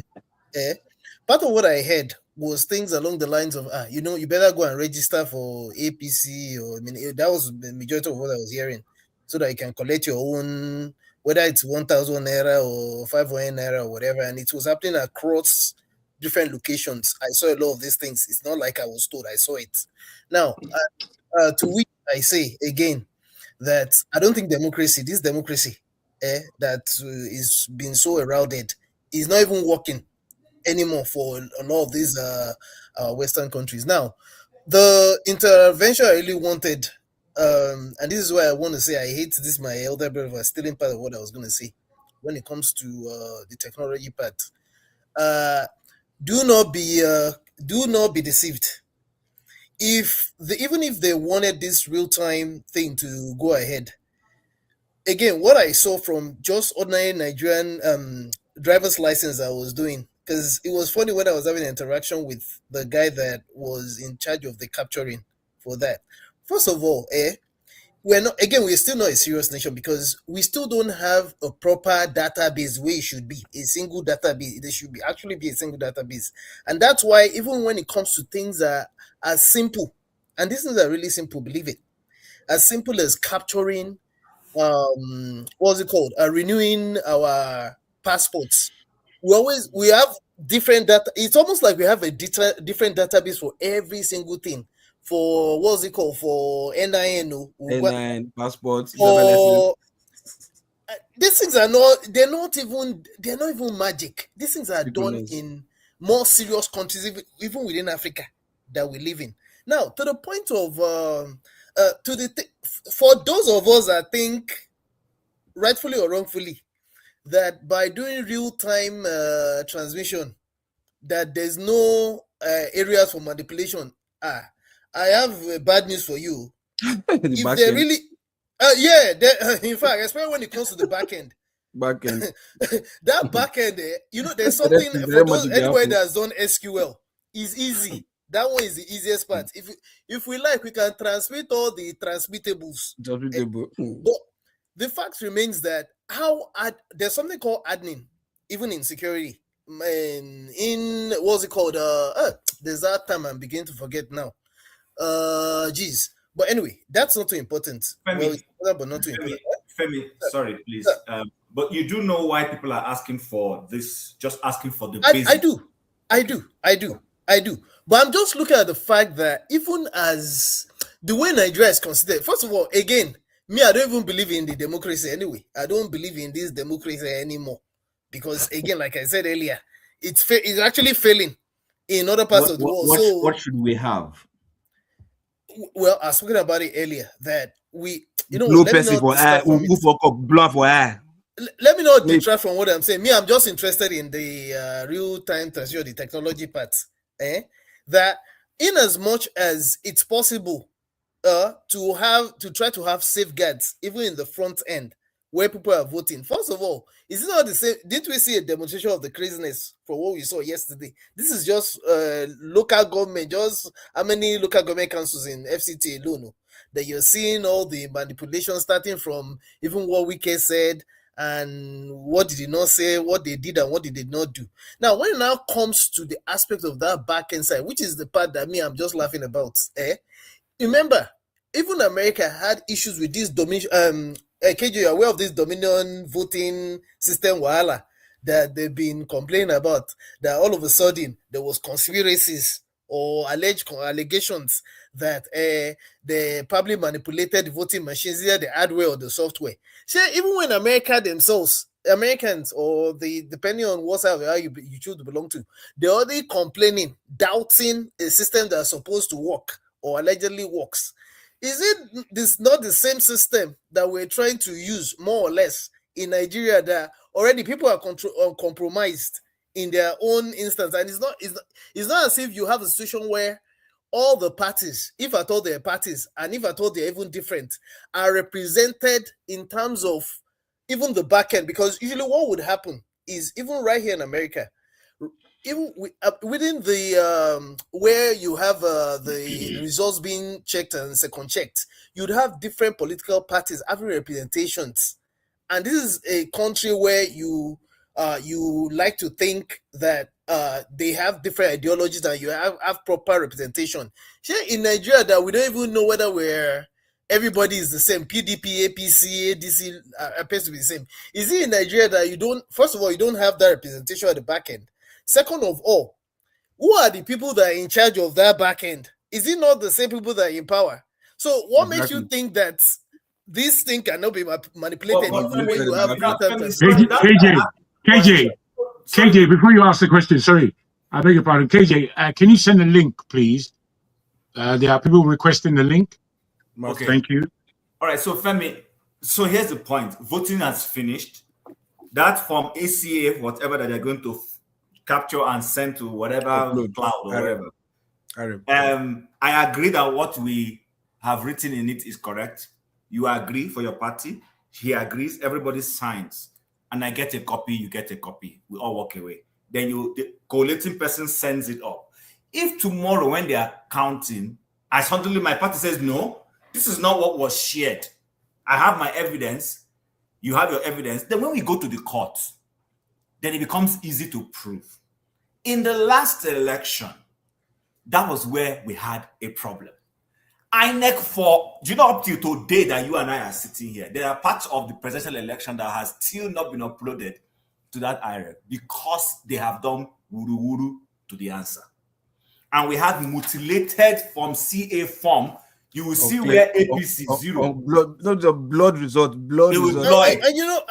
Chief, sorry, you have a valid point. My problem is, I don't even think we should have election. Let's move. No, that's a different conversation. That's a different conversation. No.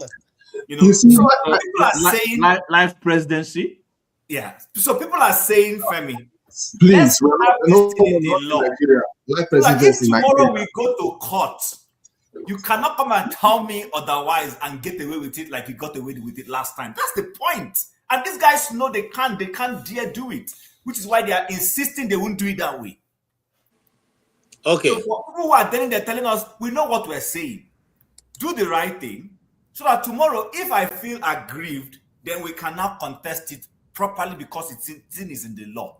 but they don't want to commit themselves because they know it is a life. It's like somebody cutting his face to spite. How do you say it? They're afraid. They don't want to do that. They don't want to commit. Your nose to spike your Cutting face. your think nose to people spite should your just face. stand up and revolt. All right. They should If just you, revolt when if they're you guys ready. don't, When we're if you serious. guys don't mind, I No, want to I'm press. sorry, MKJ. Sorry, MKJ. Please, just 2 minutes. Let me 20 seconds. Sorry, No. please. In the journey, what Femi was saying, there was like Nigeria not serious. Look, now what is even this fucking opposition they call yourself ADC? What are they doing? Have they done the primaries? You understand? Because like they've not done primaries, but they're all about campaign as if they're campaigning for different party. You also the whatever they're like. Come on, why not just go and do your in-house primaries first? You understand? By the time you have a consensus candidate, then you can go ask and do your stuff. Because I don't know if they're going to do their primaries, if they're going to do direct primaries or indirect primaries. Okay, Because what the party thank is you, doing right now, Loco. it's even Please. shit. Man, The Nigerians election are not rules serious. in Nigeria says that a particular time that all that is done when the election season is up. But it wasn't up, since Tinubu won right from the very first year. He won. He started campaigning for 2027. So he has actually messed up the whole system. You cannot blame any party who have not done any primaries. But let's hear. Moving quickly to Masca, who has been on ground. He was on ground when they were saying that go and vote, leave the rest for me. I don't know whether that was for him or for other people. He was on ground when he went to vote. I don't know if he found his name or is among those whose names were updated, or they asked him for his NIM before he could vote, or he was even able to vote. So let's hear from him. Master, you have a lot to tell us. Please start from running down how the election went, what you saw, what is the takeaways, and eventually what is the real result that is out there now. And is it true that there was total blackout as NEPA promised in Abuja for that day? Okay, all right, go ahead, sir. All right, thank you, Mr. KJ1, for sending the link, and I can see you are giving me accelerated hearing. Yes. Thank you for that. The truth is that I've really tried to join when Dr. Franklyne, and he should please forgive me. I know he would prefer I call him by his traditional Igbo name, but I don't want to murder it like the Germans are murdering it. So I will call him Dr. Franklyne. I'd wanted to join. You're a Nigerian, no? You're a Nigerian. Ogbunwezeh. Some people cannot pronounce some names. Very funny. It's also Almajiri. I see how some people would misspell it even when it's written clearly, but it's okay. So let me first start with your question, KJ. I voted. That's one. I think it was peaceful. That's two. There wasn't blackout. But the reality is that even though I voted, I was very clear that my voting will not really count like that, in the sense that we are not yet at that space where things are done according to the way it's supposed to be done. But the truth also is that some of us believe that there are certain things, even if it's just going through the motions, you should go through the motion. Because one of my belief is that things happen not simply because everything is lined up. Sometimes they simply happen, or you okay, let me put it this way. One of my problems with we Black people is that we always want to start from the answer. You tell yourself, oh, my vote will not count, therefore I'm not going to vote. So technically, you're already presenting the people a fait accompli. And I also believe in what is called spanner in the work. So if the people are assuming that people will not go and vote, it's important that people go and vote, so that you just simply put spanner in the work. Even if in your mind you believe that there is something that would happen, but at least everything is step by step. I am a very logical person. I believe in step by step. You should at least vote. Then you can have the basis to say, okay, it was not fair. If you don't come out of your house, then you've lost that local standing to even say that the election was not fair when you haven't even voted. So that's that for the voting. I have no problem with the result. The reason is simply because I am convinced that at this present stage in Nigeria, even, I keep saying it, if you vote me as the president, I know I'm not going to perform. I'm going to do certain things, but the system fundamentally is not a functional system. Okay, so if you vote UKJ now, we vote you into power, you suddenly wake up and realize that people are just going to hinder you from performance. You know, that is not to suggest that if people say I should contest, I would not contest simply because I think I would not be able to work. But I'm saying that I won't kill myself because of this candidate or that candidate, because in the end, most likely, as far as AMAC is concerned, the minister would prevail. People would do all sorts of shenanigans. So that I don't know if I've answered your question, KJ. Yes, please go ahead. I know you won't like my answer because I won't come with some dramatic responses, unfortunately. No, I'm not expecting. I follow the election. You know, I have friends who covered it who are journalists, so I have first-hand information. So I'm not expecting. I'm asking from your own view what you witness and all that, and you have been clear on that. Yes, I think it was a fair election. I would say a very, but it's fair. I mean, I saw the campaigns. I was curious, but I was also very clear who I think will win. You know, because I do understand the dynamics of politics in this country. It's beyond. Did their candidate win? Did their candidate win? I won't tell you, Mr. Oti. Is the outcome fair? Yeah, acceptable? I think it's not the best of outcomes, to be honest with you. So you can read meanings into my answer, but it's a fair outcome given the dynamics of politics in this country. I don't understand. Okay, what are those dynamics? What are those dynamics that played out that you saw? Okay, so number one, it's a money politics. As it is the opposition APC that will give these people a good fight, they don't have that kind of money. And they are even, the truth about it is that the people who would have the money to bring out are not going to bring out for this election. You know, because our politicians are selfish politicians. It's not like, oh, I see a good candidate, I put money and push him. And they are not the kind of people that would have the foresight to say, oh no, let's push our candidate, let him win at this. So it's an indication that we are doing seriously. Everybody is selfish. People are just looking for their hand. So for instance, the APC candidate already has a lot of financial wherewithal. It's clearly he's an establishment person. So these are the dynamics. KJ, please, I have a question for Maska, if you will. Go ahead. Okay, so Maska, when you look at how democracy, what's your impression of democracy, and second of all, when you look at the role that money and big business plays in politics, and you do in Nigeria, and we just oppose this with where part of with American politics, just the role of money and how it seems as if it's not even the people that you put there that control the dynamics. What does that say about democracy to you? And what do you think we can do in lieu of democracy?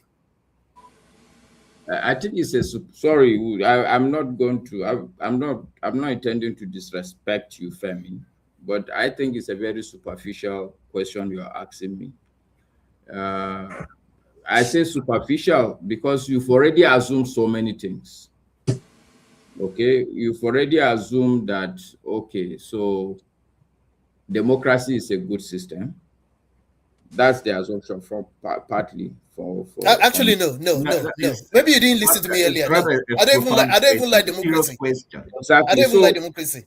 Okay, so my response, therefore, if that is your position, I would have, if I were you, I would phrase the question that do I think democracy is good for us? I will stop there. Because when you start relating to America, then that's why for me it's because if you start relating what the only reason, Maska, the only reason why he related to America is because he's saying not just democracy in Nigeria, He's saying democracy all over the world seems to be questionable. What are your thoughts? No, it's okay. I understand where he's coming from his additional information. So my position really is that democracy as a system, or let's even rewind back and go back. You see, there's statehood, which is separate from democracy. If you go to, say, Dubai, for instance, there is a state, functional state in Dubai, and they are not a democratic state. Okay? So democracy is not that fundamental, if you ask me. What we should be dealing with is, even my conviction is that, I'm not 100% convinced, but I'm beginning to incline in a direction where perhaps maybe a country needs to first develop to a certain level before it starts thinking of democracy. I'm asking whether democracy it's even very sophisticated for us. Very friendly with developmental states. Okay, and I will tell you one of the reasons why I'm thinking like that. If you look at China today, I can put it to anybody without fear of being contradicted that China could not have grown at the pace it's growing today if it's a democratic state. Of course not. It could not have grown with this speed. And all you have to do is look at China, look at India. You can see the difference. The elements are all there. Yes, but if you look at China, the speed with which they go is fast. And I'm beginning to think that the only reason is because there is not too much argument. What of Singapore, sir? No, I don't like the Singapore argument because Singapore is not up to AMAC. I don't like. We're talking about the system now, not the numbers, but the system. But even Singapore, I don't know the story of Singapore, but I can tell you that it didn't start with like a democracy. I know when it did. Singapore. Can you say something? Okay. What they have today. But anyway, so I don't know. Femi was the person who asked the question. Gentlemen. Sorry, KJ. I joined for a reason. But yes, go ahead. Of course, out of respect. So, Femi, have I answered your question? My position, if you want it in black and white, my position is that certainly this democracy is not working. It's not working. The system in Nigeria is not working. Okay, and I'm convinced that it's not working because as a people, even as the institutions are not there, because for you to start talking democracy, you need to have the legal institutions. We don't even have the institutions upon which you drop this democratic system. I don't know if that is. I ask Masker a question because I like the conversation we're having. If you don't mind, please. So I want to because I want to challenge him a little bit, not out of. Okay. He also came for intellectual stimulation. KJ, I have something to say about it if you don't mind. When they finish. So, Masker, I hear you. When you say this democracy is not working, I was about asking. Then you quickly went there, but you didn't finish it. You said it's not working because I was waiting to hear the because, and the because is not, in my own view, is not the because. Okay. You're making it look like democracy is not working because democracy does not fit Nigeria. No. Democracy is not working because the people chose to sabotage democracy. Okay. It's like going to a classroom, sir. My pushback to you. Let me just land it, then you can go ahead. So it's like you went to study medicine. There is a code, there is a process, there's a class. I'm not a medical doctor. There's a class where you study cadaver and all those things that you go and write the exam. And then they've told you the process that this thing is supposed to take. But you now went into the medical practice and you want to go and do it your own way. And you now say, oh, medicine is not working because medicine is not good for Nigeria. No. You decided to sabotage the process. Simple. No. You are not understanding the issues. Okay, please help me, sir. Okay. And I heard you when you were talking about why nations fail. Yes. And you were very supportive of these people and their children. The books, the people that wrote, 2 people wrote the book. No, there were areas I knocked them and there were areas I agreed with them. No, I was saying that what I had was you were supporting them. Okay. Now, if it is true that nations fail because you even said it, because of extractive institutions. It simply means that nobody would want to, how do I put it now? If people are at the helm of an extractive institutional setup, don't use the word sabotage. It's not sabotage. When you are on top of that pyramid, you're not going to commit a class suicide. You're going to make sure that you are the people that remain there. Do you understand what I'm saying? And I think it's Dr. Franklin. He was responding to Mr. Rudolph. He brought in Maslow's hierarchy of needs. In my perspective, I think it was an excellent response to Rudolph's question. I would have even gone beyond the fact that, oh, it's because you're hungry. No, because you need somebody is, and that's why Whose Jim phone is that? puts their stuff on. It's you, Jago. Okay. All right. So he was talking about Maslow's hierarchy. It wasn't mine. Okay, no, Wala. What I'm simply saying, Jim, is that the way democracy is constructed, the way our own democracy, and even in America, the way it's constructed in a way that, for instance, the key characteristics of democracy, they will tell you that there's separation of powers. There's going to be the legislature, there's going to be the judiciary, there's going to be the executive. In our society today, we're very sycophantic, for instance. Look at what the National Assembly people are doing. On your mandate, we shall stand. Is that democracy? Is that democracy? Even judges. Are these the kind of people that even today, okay, maybe not today, but I can't remember when. But in Nigeria, the issue is that if you listen to television or you go to YouTube for 1 month, somehow you will hear that some judge was given a written judgment. That happens only in Nigeria. You are a judge, somebody will write the judgment, will give it to you. Have you had it in any other country? So how do you think democracy will thrive when in the judiciary, people will give somebody a written judgment? The National Assembly will go and say, on your mandate, we should stand. How will that system work? How do you expect it to work? It's like the same, if you like analogy, let me use analogy. Okay, a car is supposed to have engine, is supposed to have tire. Okay, you remove all the tires or you puncture all the tires. You go and remove the engine and you say, yes, you too, you have a car. Where is that car going to go? So, Masker, what is that called? Is that not sabotage? That's what I'm talking about. But that's sabotage now.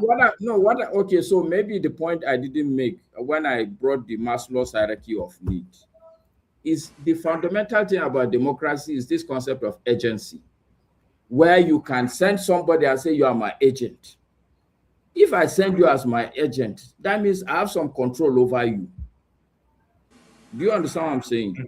We would vote people. Once they go in there, we don't have the agency. One of the major agency is the fact that we know what we are doing. We know we sent you. But in Nigeria, I can tell you half of the population, once you are voted into power, in fact, day before yesterday, me and my neighbor were talking. He was narrating an instance where him and his governor, he was a senior technocrat. The first meeting they had, somebody came in and told the governor that, you know, that after God now, it's you. This is the kind of people we have. This is our people. And they are telling you as a governor, after God is you. Okay, is that agency? If you are the governor, will you now be walking about like an agent when after God is you? So the point I'm making, the second point I'm making, Chim, is that even our people, the educational level, the economic enhancement, and what do they call it now? This economic, we are not empowered to that level. We are not educated to that level where we understand that, oh, if I vote this guy, he's my agent, and I can call him to order.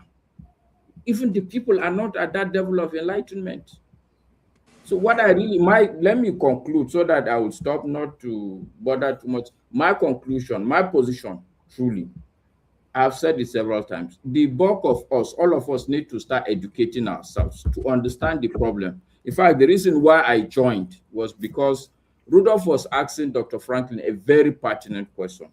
That gap, we have intellectuals, but still we've not been able to articulate, even on paper, a way that we think is the way out. Even on paper, we have not yet, there's no paper agreement or process we believe we should follow to emancipate ourselves. That gap is still there. So I think that that's where we should focus on. Forget about even the elections. We should go and do the elections. But the truth is that they are not going to count as much because we haven't even figured the problem, not to talk of the way out of the problem. And I think it's the intellectuals among us that need to really be honest with each other.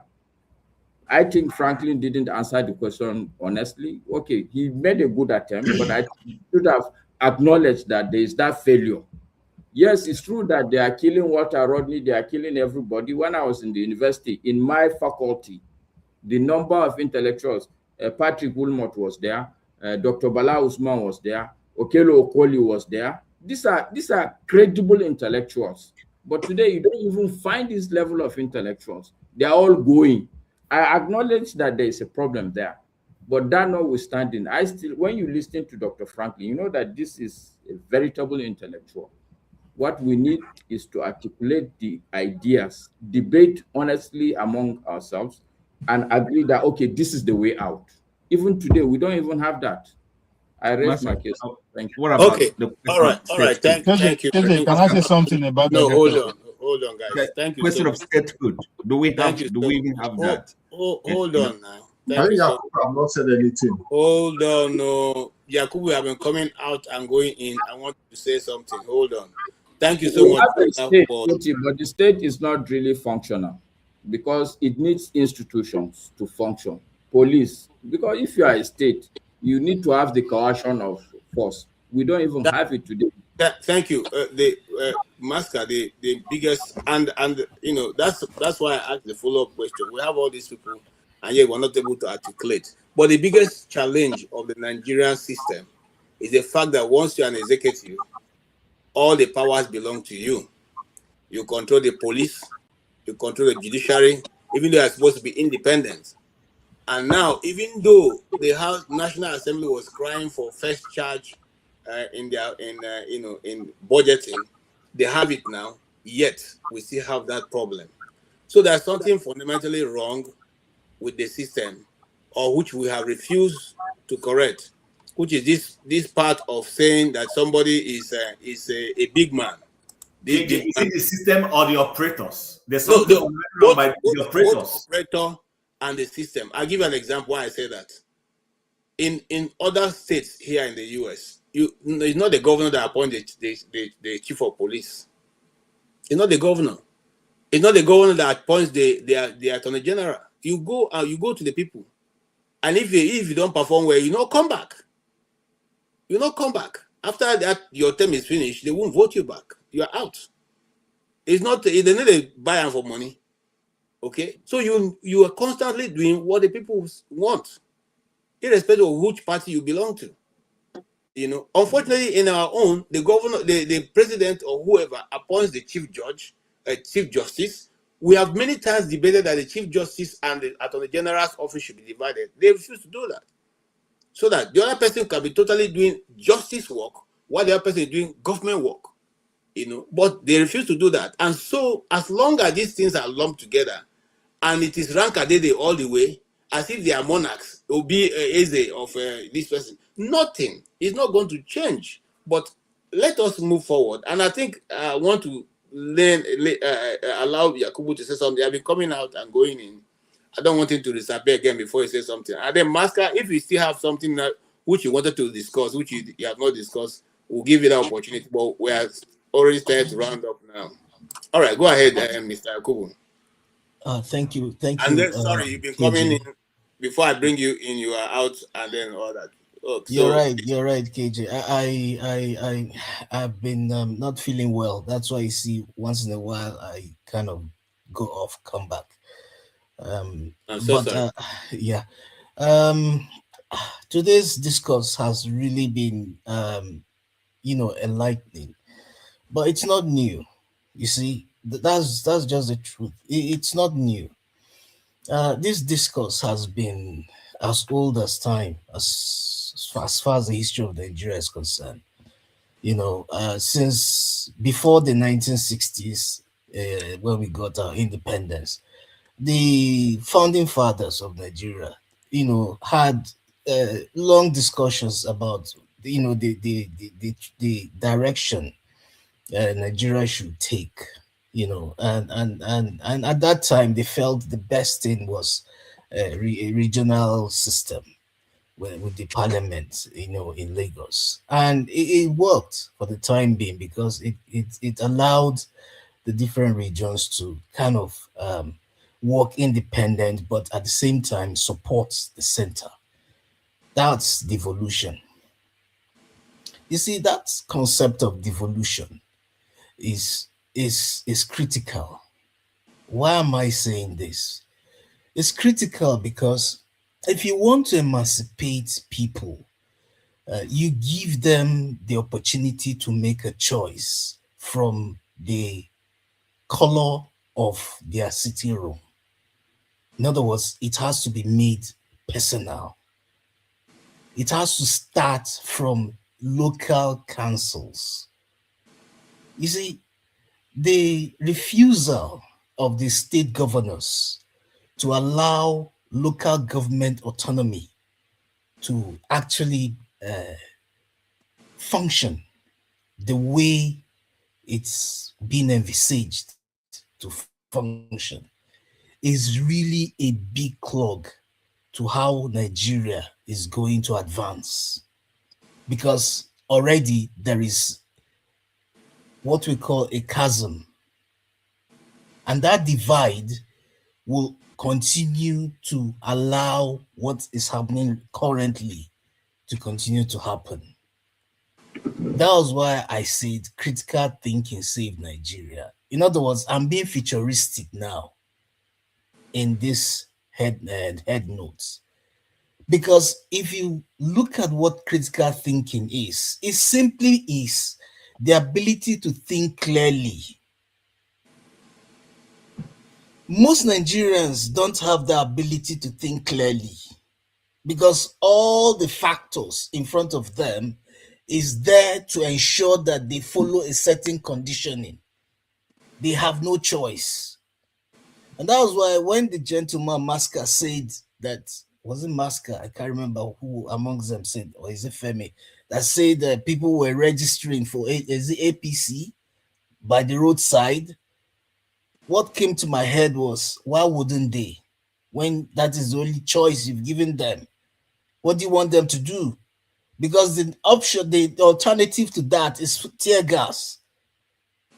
Nobody wants to be tear gassed. Nobody wants to be shot and left by the roadside to die and bleed. Nobody wants that. Nobody wakes up in the morning and decides that I want to go to National Assembly and start screaming. We are not mad people.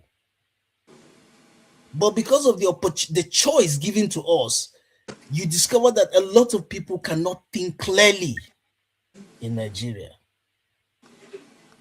Forget the issue of religion. I heard people banding the issue of Christianity and Islam. Christianity and Islam has nothing to do with whether you can think clearly or not think clearly. That, as far as I'm concerned, is something that you can do as an individual. It's a personal choice of how you want to, relate with your God if you decide to believe that there's a God or the concept of God, But we need to give the people need to be given a choice, clear, written out choice. And that means that devolution of power, that autonomy of local government has to come into existence. If it does not come into existence, all this thing we are talking about will not materialize. Give the people the opportunity to be able to understand that their own local government, where they come from, is where they can start building Nigeria from. Not until they come to the center. What are you going to do in the center? When after all, your farm is in your village, if you want to be a farmer. Your market is in your village, if you stay in your village there. And that was why I love that infrastructure of integration. You give this local government autonomy the ability to integrate people. As long as we begin, we continue to focus on the center, we continue to give the center the energy that it doesn't need, then we'll continue to have this issue. I was looking at the concurrent legislative lists of the 1999 Constitution, and I discovered that a lot of the powers that the local government and the state government are supposed to have, even the residual list, are not there. They are mostly in the exclusive legislative list. So in the first place, you have already disenfranchised the devolution of power that you're supposed to give to local government already in the Constitution. What powers are you giving them if the Constitution itself does not even acknowledge that this is part of the different arms? Well, that's not the different arms of government. Give this local government autonomy, just like you gave the regions autonomy. When the regions functioned as autonomous regions in the 60s, we saw the direction of Nigeria. Today, with nostalgia, we mention the kind of achievements without oil that happened in the different regions of Nigeria when the regions had autonomy. We still mention it till today. Then why are we not implementing it? Why just mention it? Why not implement it? Because you gave power to the people. That was what happened. So why are you not doing it now? Why are you not giving the local government the power? The local government should be the most powerful arm of government, not the federal government. The local government should have the chunk of the revenue that Nigeria is making, because that is where it starts from. That is where you give people a choice, because you involve them, you include them. People will not fancy coming to the center. So all this mismanagement can be questioned because they're next door to you. Your councillor is next door to you.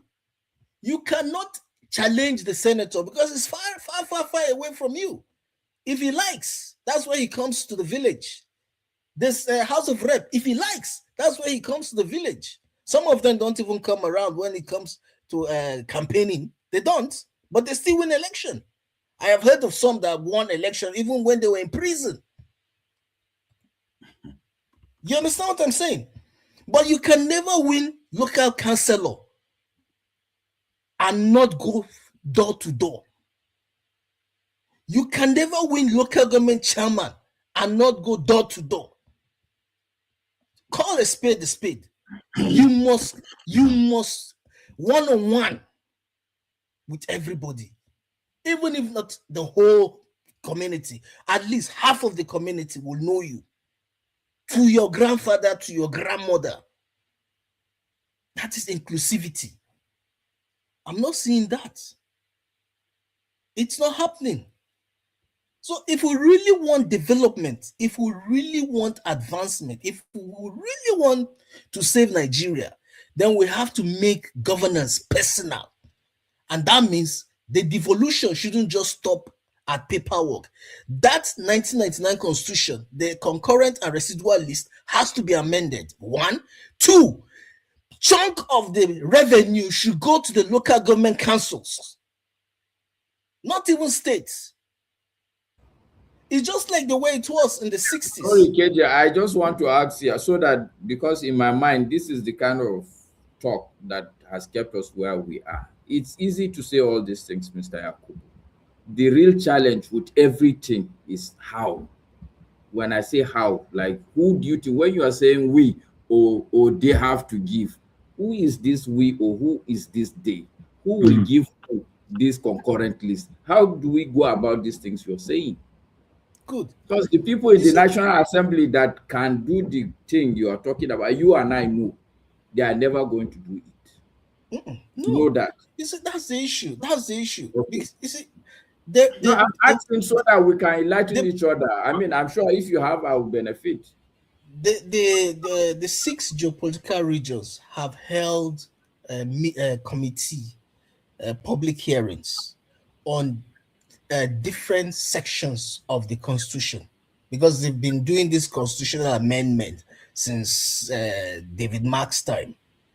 Yes. You understand? They've been going around different for public hearing. All the 6 geopolitical zones, they've been going around. But you discover that a lot of the time when they come for this public hearing, we the people are too busy to even have time to attend the public hearing. I'm telling you the truth. That's not correct. I'm telling you the truth. It's a fact. It cannot be the truth. I have done more than 10 papers. I have gone for public hearing more than 20 times. Oh, so you've attended public hearing? Yes. Now, but you see, I can tell you even what these people will tell you. For instance, one of the ones that I was very passionate about was Land Act reform.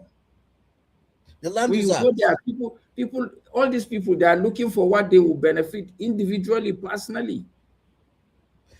So don't assume that the people in Nigeria are illiterate and they don't know all these things you're saying. The challenge is that we are the people in Nigeria are not illiterates. The people in Nigeria know what is happening. But the people in Nigeria, just like I said earlier on, a lot of the time are too busy to attend these public hearings. And the few ones that attend these public hearings do not have the capacity to push some of these amendments through. Because at the end of the day, it is still the same Senate committee on those aspects of the Constitution that will still sit down and decide eventually what to include in the final document. That is exactly what is happening. Yakubu, in conclusion, you're saying that these people in the National Assembly are open to possible and positive changes. If the pressure comes from the people, they are open to do it. So where will that pressure come from? How will that pressure come? All right, let's go back to the 1989 Constituent Assembly. How do we generate the pressure? Yeah, thank you, Oti. How do we generate that? This is for me. That's the let's go back to the 1989 Constituent Assembly. That's the job of the educated class, the job of all the adults to do. It is our responsibility as adults of the society to make that happen. It's our job. Let's stop shying away from our responsibility. That's why we know one or two things. Go back and actually teach the people. Stop pushing your responsibility for others to do. Okay, gentlemen, I think we have had a good debate. And KJ, sorry, I have a different thing from democracy if you don't mind. Just a minute. If you take 1 minute, I'll not have problem. If you go beyond 1 minute, I'll pay. Okay. Right. I think our problem with democracy is definition. I said that because let's go back to the British people, right? The British, what they are practicing democracy up to today. And many of us know that they also have a constitution that spans centuries. And many of us know that more than 1/4 of the members of their parliament are not elected. They are coming straight from the royal home and from heritage families. And many of us know that. When the American gets, you know that when the American, we are ignorant. Oh, hold on now. Let me. You say you give me 1 minute. Let me finish. It's a rhetorical question, not the. No, I'm just answering for everybody because see. That's what I said. Okay. When people come, don't assume that people don't know what you know. They know and just keeping quiet. Yeah, but what I'm saying is, I'm not in terms of general conversation here. Okay. Now, when the American gets their independence, in order for them to be totally free from that of the British people, they have to define. They have to treat their own democracy, define it. And what do they do different? they take the power away from the royal institutions and from church. That's why they tell us it's presidential democracy. They say the law has to go for the people. Why the Senate is still the state? Before 1912, the Senate were direct donation from the state, not just like the college voter. So the state will donate Senate to Washington D.C.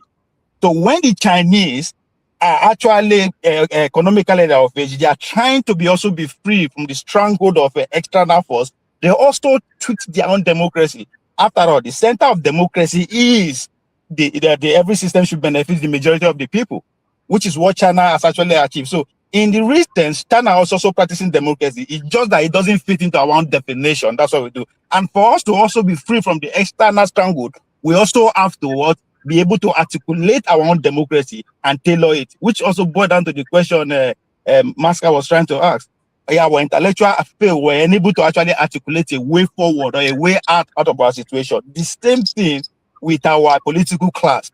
They are not able to define the kind of democracy that we should be practicing that will tailor to our own way of life. That's the only way we can wiggle our way. But if we keep practicing directly the way they give it to us, they will continue to remote us from outside and invisible way. After all, it's really time. All right. Thank you so much. I agree with you. And then Boom Boom Ray, made a correction, gave me a correction. Some states in the US are not, they are chief of police appointed by the mayor, and the minister the secretary of justice or thereabout is also not elected, appointed by the governor. So even at that, they still have a lot of checks and balances within the system that regulates. Unfortunately, ours is such a way that once you are appointed, you are automatically assumed that you are the wisest man in the city. Even if you are a non-entity, somebody who couldn't add up, you become the wisest, and your idea become the perfect one. Everybody who sees you just tells you, Oga, that is Eze, Odogu, you are the one who know everything. So that is what we must see as an artist. Many years ago, one of the reasons why I stopped performing, before dignitaries was because I've started to perform, and I noticed that people sitting before me are people who I've known, and they are not, non-entities in my university level. So, but now they've become highly respected, members of the house, and so they will see me, you this boy, I see here, that is the person that you are in.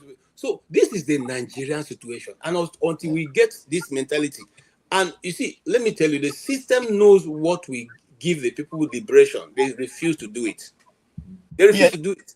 If you remember, back in the days, there used to be an organization called MAMSA, where we get that. If you are a governor, govern well. If you are a president well. They know that if that MAMSA continued, by now there'll be system education, and everybody will know. Now, in these places where they develop all that, don't they teach their people how their government run? They teach them everything. My son knows everything. He will tell you, do all this, how this, how this. They teach them so that by tomorrow they're not learning afresh, and you cannot deceive them. But these people do not want to do this, so that they can KG, you know Professor Jerry Gana, who was DG MAMSA then. Yes. He later on headed a political party in Nigeria.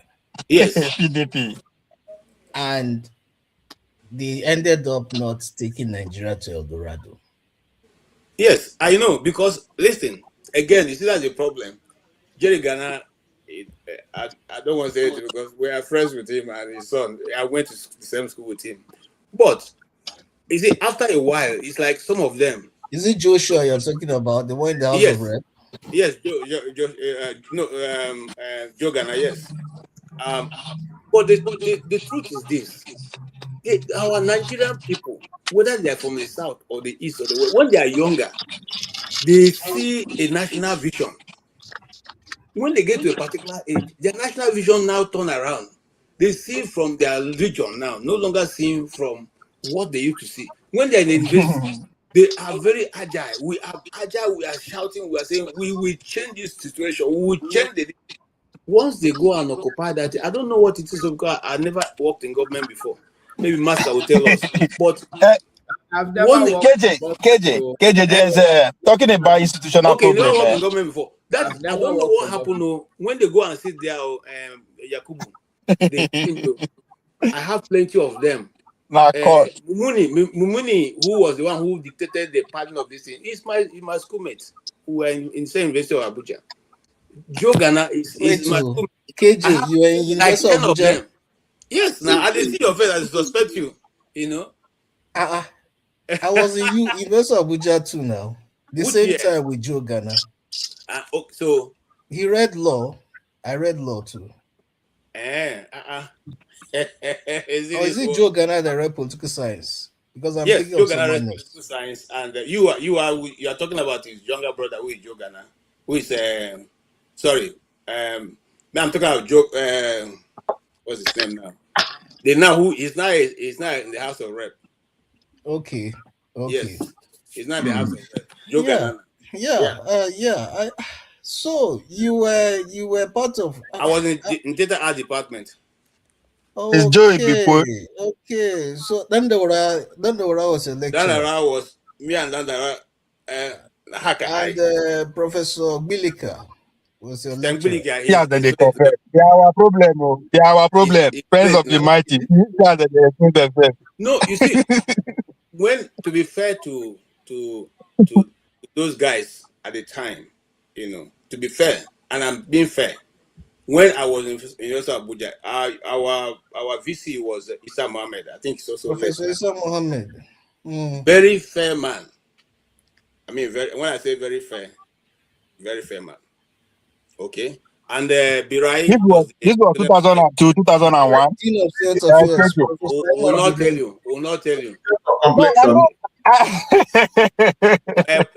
Birai is also late now, you know that. Very fair man. It was Birai who told me, you are doing elective in political science because you want to be a politician. What about those who are reading political science? What are they going to be? They'll be master. Okay. Now, KJ, make I ask you this question. Currently, the British institution is going through problem, right? They threaten the prime minister say make he resign, and the guy they threaten say make them call call a snap election, and all is boiled down to the fact that they want to replace those people where the royal institution they donate to the common House of Common, and those one where they come from heritage, they want abolish that one, made them the stand election. Right? Instead of made them just donate when they come, made the people they elect them. So do you think that way? Because this is pretty much first time for like 200 years when the institution, the two of them, the royal institution and the parliament, they go into a fight that will tear them apart. You see, both the royal institution in England right now and the political House of Commons, not yes, House of Commons. House of Lords. So they want the House of Lords. The House of Lords. They want to turn on to elective. All the systems in the world all have problem right now as me and you are sitting. That is what have been. Yeah, I'm serious. That is what have been argument here since for saying if this is the situation now all around the world. What is our own? Are we going to sit like sitting dogs so that they can come and capture us again? You see, this is where our problem. Yes, that's what we are doing. This is where our issue is. Our issue as Africans, as Nigerians particularly, is that there's a big chasm opening regarding power and the restructuring of the world. Yes. And the whole idea about resetting in terms of Nigeria, the quicker Nigeria resets, the quicker we can get to the real power of things and hop, skip, and jump over the Western Europe and join the position where China is to become a power in the world. You know, Nigeria, with all its flim-flam, is the 6th country in the world that is most adding to the GDP of the globe. So even with the rubbish economics that we're practicing there, we are still outdoing so many countries that are supposedly better than us. Now, imagine if somebody with an ounce of sense, for goodness sake, understand what the geopolitics is actually saying and where Nigeria's position is. All we need is the politics that will bring us there. But the way Nigerians behave, I scratch my head. I think, can't we see what's going on? You see all the politics that we're speaking about right now, it's pointless. To me, it's pointless. The only thing that we need to talk about is how we restructure that country. Because as Masker clearly said, even if me, you, people that think they are sensible, because you don't have to be the cleverest man in the world to care for your people and to run a country correctly. You do not. What you have to do is to know how to protect and defend your nation. Once you understand that, everyone in Nigeria will follow. But because nobody knows where they're going, everybody's going round and round, intellectualizing bullshit. We're not thinking. Jago, you know what we are in this position. Those that we seems as if we are not going to take advantage of this opening that you just put in mention. The people who are supposed to negotiate or fight for us are all compromised. So they don't even look at the Chinese way at all. They are compromised. Most sort of compromise, just as we've all said already, they shouldn't even be there, but they are. So it is up to us. You see, this is our last chance. So I don't think we understand. Wait, I don't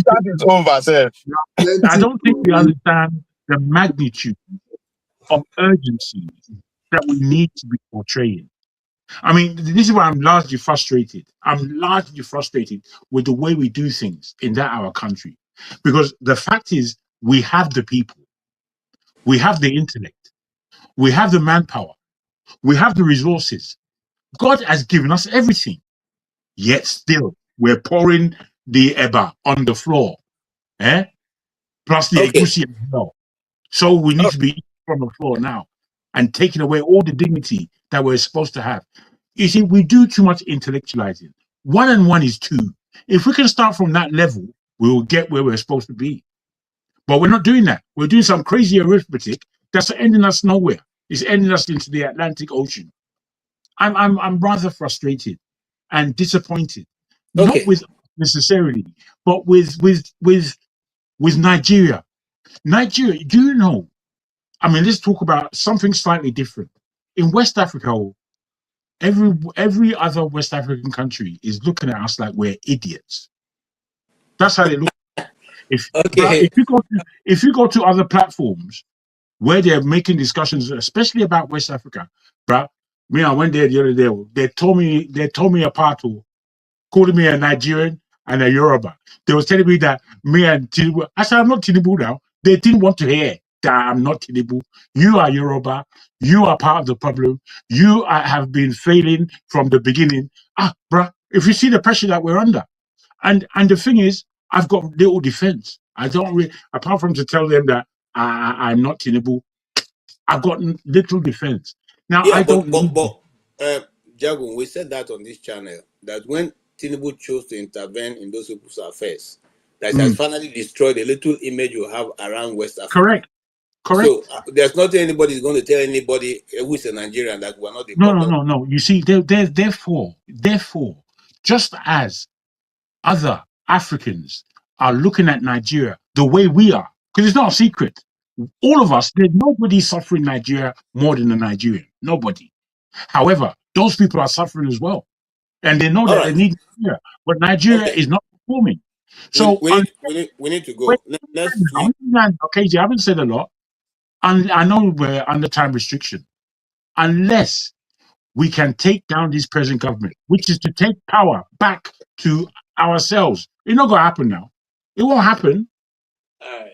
That's why I'm saying that there's no point in going to the polls next year. There's no point. What's the point? So that we can do another wasted 4 years. We've already done 8 wasted years with Buhari, 4 years with Tinubu now, and then he'll be in for another 4 years. By then, we're dead. We're all dead by then. Let's be serious. Okay, no, we'll still be here. We'll outlive the evil. Okay. All right. So having said that, next week I will try and get, many things happen to us as Nigerians outside of Nigeria. My friend's son was murdered in South Africa. Up to now, my God, Nigeria have not shown much interest, but I'll get an update next week concerning Isaac Satellites, a young 22 years old boy who was supposed to be living in Resi next month in Southern Africa, and was murdered in his own Uber by 2 people, a man and a woman. You see, you know that guy. I don't know. I didn't know him. I worked with his father for more than 7 years. Brilliant. Nice Yeah, guys. that was terrible, man. Yeah, so the question be, you see, that's why most of us are losing, hope and interest in the country. Any nation would have asked questions, would have taken actions. A young man, he wasn't doing anything illegal. All his friends who are Southern African people describe him as very brilliant. He was supposed to be leaving Southern Africa next month to Canada, relocating. And, up until now, apart from the initial statement that they say Abike Dabiri made, nothing. So much so that the plateau people are gathering money to bring his body back. So I will find out from his family how far that arrangement have gone, and if I get the videos of whatever they're doing, I will try and play it here next week. Man, I know if you watch that video, sir, but I don't No, feel I finish already that. have that one. I don't want to play that one. It's too Oh, painful. It's too painful. I mean, they are trying to fly the body back to Plateau. So I want to see if we can have that, Anyway, having said that, I just want to say something. You see, it's not as if we do not know what is needed to develop Nigeria, but the people will not do it. That's the truth. These guys are So our friends. Just like this, my friend here, Yakubu. if the people won't do it, what are we gonna do? When in the places where we were growing up, we didn't have much division. I mean, younger people, didn't have much division. We didn't even understand, this north-south dichotomy. It's only when politics is introduced, and then the same thing begin to. I was friends with, the Dasukis, who was then the emir, the Sultan Sultan. of Sokoto. and you say you Okay, are not part of our problem, eh? no, Yeah. If I'm protest start telling you now, that. we Why go am I include mentioning? you. Hold on now, hold on. Why I'm mentioning it because I'm a Christian. They are not Christians; they are Muslims. And apart from being Muslims, they are from the Sultanate. They didn't ever look at me when I say, one and River. No, there was nothing like that. Okay. The system introduced this thing to make sure that no growth. And they keep harvesting from it because all their children are graduating from foreign universities. Wike's son will soon be chairman. David Omayi's son will soon be chairman. And who is the other one? One other one. His son also will soon go to the National Assembly. Amechi, What is left there for the ordinary person? Nothing. And we keep singing for them and praising for them, and you go and line up and they give you 5,000 naira and you are satisfied with that. It doesn't make any sense. We must wake up as Nigerian people. But And I'll when take. we're behaving like desperate dogs, what's going to happen now? We're desperate. Well, let me have your final take, Ovie. 1 minute.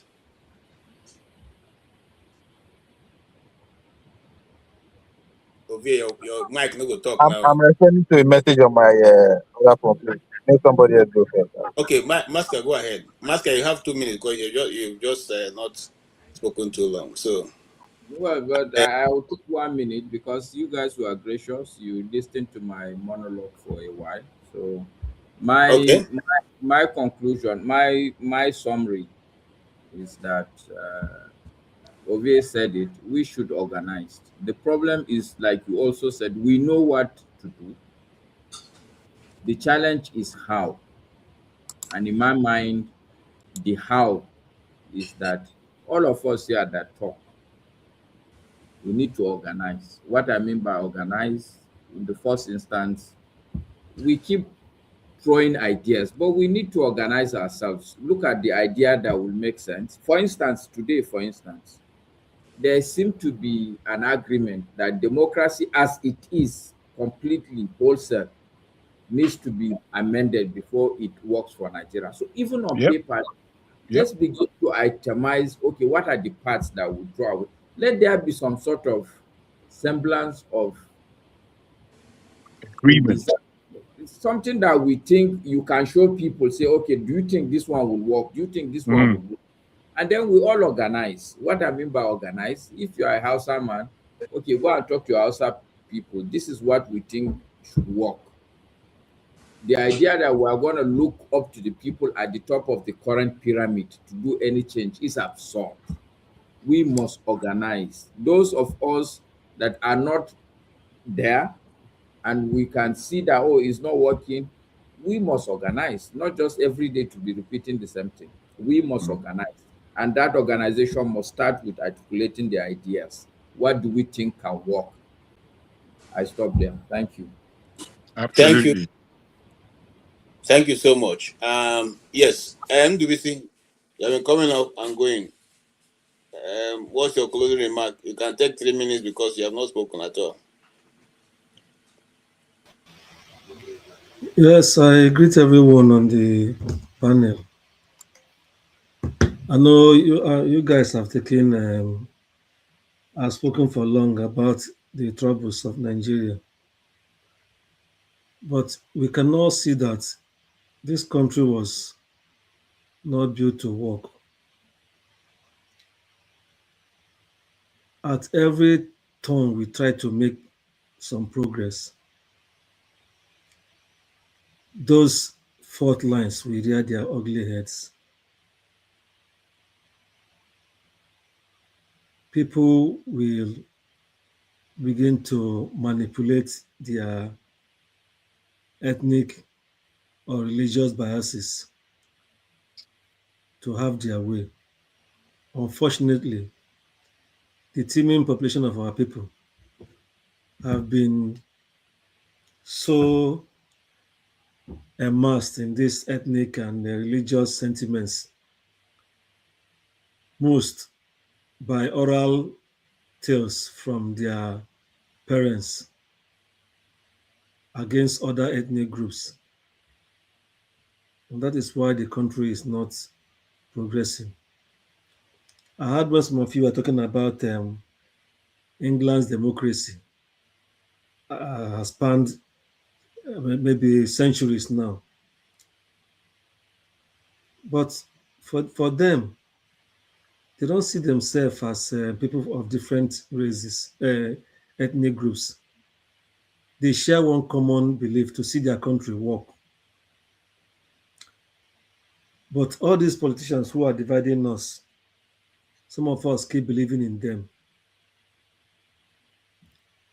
When they do things that we like, even when we know that those things are wrong, we praise them and see where we are. See the shame of elections yesterday. People catering away ballot boxes, people mutilating figures, results, security men supporting someone to rig election. And those security men, they have children who they hope to bring up, who they hope to train, and so they will get better than them and become more successful than them. How would those things happen? Our politicians, most of them think of immediate gain for themselves and their family. They don't look at the future of the country. I don't think going to elections further will solve the problem for Nigeria. Nigeria truly needs a reset. Even in homes, in establishments, when things are not going well, the owners, those who created it, or the family, they come together, they sit and say, let us identify the problem and solve it. But our leaders are not ready to make sacrifices. See the way many of them in power are looting and living lavish lifestyle while the country burns. No true politician who is in power will sit down and terrorists are roaming the country freely, killing and destroying properties. And they will say, oh, we have given marching order to the military. We've not even known why is the military not in all these places where these things are happening? Something is going on that is not pleasing. I think it is high time, like our guest today said, everybody, we here, people back home, particularly some who are patriotic among the elders, who have been keeping quiet, who know that the country is on the brink of collapse and total implosion. should come out and speak. Even if the government doesn't listen to them, let them speak and say, we need to reset this country. The country is really not going on the right direction. Everything has collapsed. All we see that is going on is just artificial stuff, artificial progress. The country is in dire situation. The country is going. The right thing to do now is to halt any further move towards any election, because we can see that it will not take us anywhere. It's like people come together, grab power, and lord it over the people. We are in jail in the country. The country is terribly people are in jail, but they don't know. No meaningful progress. We need to reset the country. We need to come down and tell ourselves the truth. Say, we must sit down and decide whether we want to live as one country. And if we say yes, we have to reshape the country completely again. Collapse the system and start afresh and set things right. How can we have a country where the judiciary is in every society? The judiciary is always the last hope of the country. When men who are leaders or presidents begin to have their way, doing the wrong thing, people go to court, the judiciary call them to order.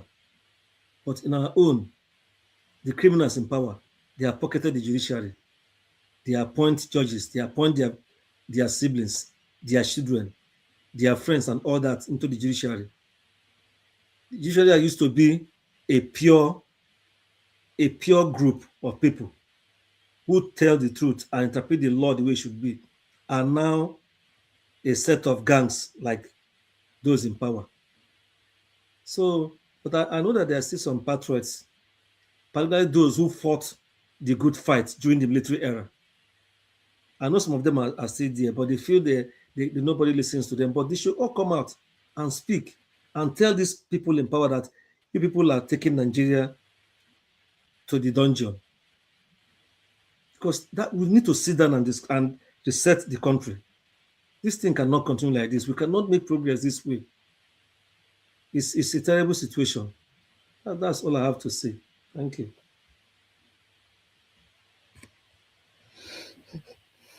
Okay. Thank you so much. Yes. Diaspora voting is not available. Go ahead, Oti. It's been run. Okay. Go It's ahead. been run. Go ahead. Questions to Dutch? Nine. Okay. Yes, I agree. Of course, we'll talk about organizing. So the next question would be organizing for what?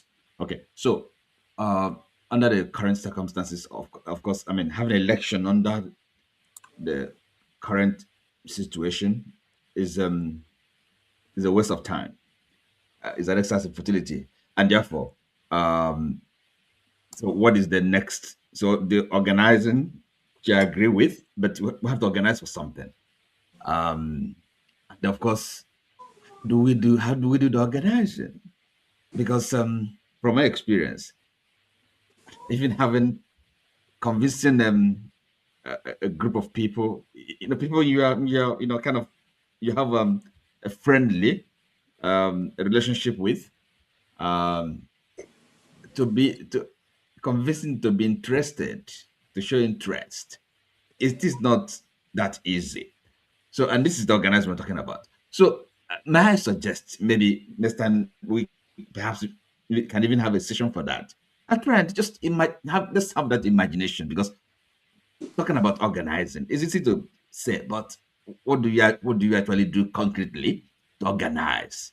Okay. Now, for example, not only organizing in the diaspora, but of course, there has to be a counterpart, in Nigeria, because we can't just, of course, we are here in the various locations all over the world, but the action is going to be in Nigeria. So we're organizing, but not in isolation. It has to be with those in Nigeria. Say, for example, maybe the big churches in Nigeria, is there a way we could kind of be in concert with them and in this process of organizing, because what it really means, what it boils down to is resistance. Okay, if we say we're not going to take part in the election, and the government is going ahead with it, what happens? Okay. And so yeah, so it has to be this we're talking about resistance. That's what it is, because people that are that are not free, they have to resist. They have to push for their freedom. So this is the fight. It's not just organizing. It's not. It's a pleasant word, but it's a lot of hard work. Okay, so that's all I can say. Okay. Okay, thank you so much. I appreciate what you had to say. Yes. Who is the next person? Is it Let Jabu? me yes, Okay. make I dey go do my own resting. You know, guys, I think today was one of the most progressive discussions we've had for a long time at least. It's been less rowdy. People have spoken very sensibly. People have agreed and disagreed. Fundamentally, as Ovier said a couple of weeks ago, he spoke about we've been having a conversation for a long time. And some of what we've been speaking about should be put to some level of memory, because there's a lot of wisdom that has been spoken. At the same time, there's a lot of trash and rubbish, I will put it to you, that has been spoken. Those things that have been sensible, they need to be collated. What Oti is underlining is that this is war. This is not going to be an easy road. I'm quite clear right now in my mind as to what Nigeria should be doing. And I believe Nigeria should be organizing not to have an election and to have a good 2 to 3 years where we can set forward a new system, a new motion, a reset as to how Nigeria is actually going to be. Now, I've got my ideas. Ovie would have his. Masca would have his. Blah, blah, blah, blah. We put everything down. We have to use this platform, basically, to do more than talk. You know, really, we began a long time ago speaking about this, and we began in terms of trying to meet in a private circumstance away from the platform so that we can have a real dialogue about how we document a lot of what we're thinking about. Now, whilst it's going to be hard work, it's not impossible. And I can guarantee you, if we don't set to do this, nobody will. The way I look at all the platforms, the way I look at YouTube, the way I look at everyone speaking all this hoity-toity, highfalutin bullshit, none of them, no one's going to do nothing. Nobody is going to do anything. So if it is us that are going to take our time and put thought, pen to paper, let's do it. Let's do it. Let's do it. As I said, mine is not, there is no feasible point in Nigeria going to elections. We know it's going to be a crock of shit. We know it. Even if Obi wins, Obi, who I was really hoping for in 2023, I can't see him being able to do anything of real diligence if he was to ever win in Nigeria under this regime, under this present system. He's not, as Masca said, he's not going to be able to perform. They'll frustrate the life out of him. If you notice what happens in Nigeria when a southerner takes over with the system that we have, the North goes haywire. The North just simply don't like it. They simply don't like it. They just, where Jonathan was there, up to today, nobody's beaten Jonathan in terms of direct investment. Nobody's beaten him, but he's gone. He did 6 years. He's gone. He should have won a second term. He deserved it. Compared to Buhari, who was sleeping for 8 years, sleeping practically, as far as I'm concerned. You know, you can say he did this. I don't know what you want to say, but as far as I'm concerned, the brother was sleeping until he died. And I had no feeling for these people. I have no feeling for them. Tinubu, what should I feel about him? He's wasting our time. He's making people suffer. He's making people phone me, asking me for money every other week. And I'm telling them, like, look, you're in that country, or If you are not doing enough for yourself, whether you get a job or you start a business, there's too many ways of making money. There's too many ways of tidying up your surroundings. Everybody is completely in an abject mood. They're not willing to do anything because they don't believe in anything. They don't believe. So this is a serious matter, and I don't believe if we don't take it into our hands and pull out what is the responsibility of doing something. Me, I know what I can do in that country in terms of Okay. the economy, and I'm sure everybody here has an understanding of what they can do. So I'll leave it at that. Thank you so much. All right, Jefferson. All right. Okay, let me start from beginning. Okay, go. First of all, I want to correct that notion that we No, you don't cannot have to do. start from beginning. You are rounding up. You have only 1 minute. Let me finish now. Please give my time. Let me just finish up everything. I want to correct the notion that we can do real-time election. Our fingerprint is not for fancy. If they are doing forensics, they know how to do checks down to the last person that voted. That's a story for another day. And the technology is easily deployable. That's a story for another day. There's a very big reason why I was talking about why the armed forces is the problem, because that is where our politicians that's where they anchor their strength on. When people come to protest, they always feel that, when they get the police army, tear gas, shoot, and all of that, people run away. And point of correction here, Nigerians are not, it's not as if Nigerians don't want to protest, Nigerians don't want to die or fight for anybody. And of course, there are some Nigerians too whose mindset are gone. Yesterday or day before yesterday, some influencers, someone dashed somebody's car, and then they started becoming barbaric about the whole situation. So it just tells you how things are, right? So, but basically, what we are saying is the system can change. Democracy that we are seeing today, everybody's talking democracy. Democracy started in Igbo land. In fact, democracy was the system of the world was copied from Igbo land, because it was there the whole thing started. Because according to Igbo tradition, we believe in the will of the people. People come together and decide who they want to vote. Unfortunately, in the context of Africa, the democracy has been abused, because it's being seen as whoever gets there, then the will of the people is being manipulated to align with people's mandate, or someone has to make up for the person. So there's so many things I have to say. In terms of the system of government, we all know the issue of funding is a big deal, because even for the local government to get money is a big issue, of which is not just enough to say, okay, let local government or these small units of governance get their resources. But it is more important that even if they get the resources, everything is being checkmate, because we need to make sure that everybody is doing their due diligence. You understand what I'm trying to say here? And for my neighbor who is talking trash of me about my own viewpoint, that is up to them. Unfortunately, right now in Nigeria, we have a divisive mindset. They have not given people a chance. We have not recovered from the aftermath of civil war. If somebody comes out, they say this person is not good enough or is good enough, and then they start bringing in one factor or the other.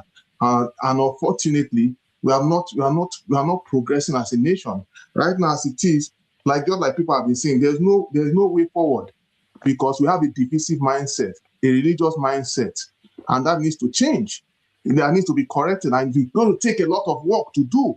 And it's not rocket science. It is not rocket science. We just need the right people to get there, and we need to correct the systems. So anybody that is telling me, democracy cannot work or we cannot get real-time election, that is fallacy. So in conclusion, I'm just saying that we need to find a way to see how we can also make our voices known in the diaspora, right? Making sure we disturb all those, our embassies, disturbing them real time, disturbing them by going to their offices and disgracing them internationally, so that the whole world will now know that we need to understand that things need to be done in a proper fashion. Because at the end of the day, even though the world will not listen to every of our cry, but at least we need to get to a point where some excesses need to be curtailed. I rest my case here. Thank you so much. Thank you so much. Am I leaving out anybody? Yes, No. yes, now. Pablo. What's the mean by your dream? Okay, go ahead. Yeah, let me just finish with that point. On the magic word, organizing, as terrifying as that word sounds, it means to teach, to educate, to inform, matter of fact, to sell your idea, to sell your vision, to resist, to fight.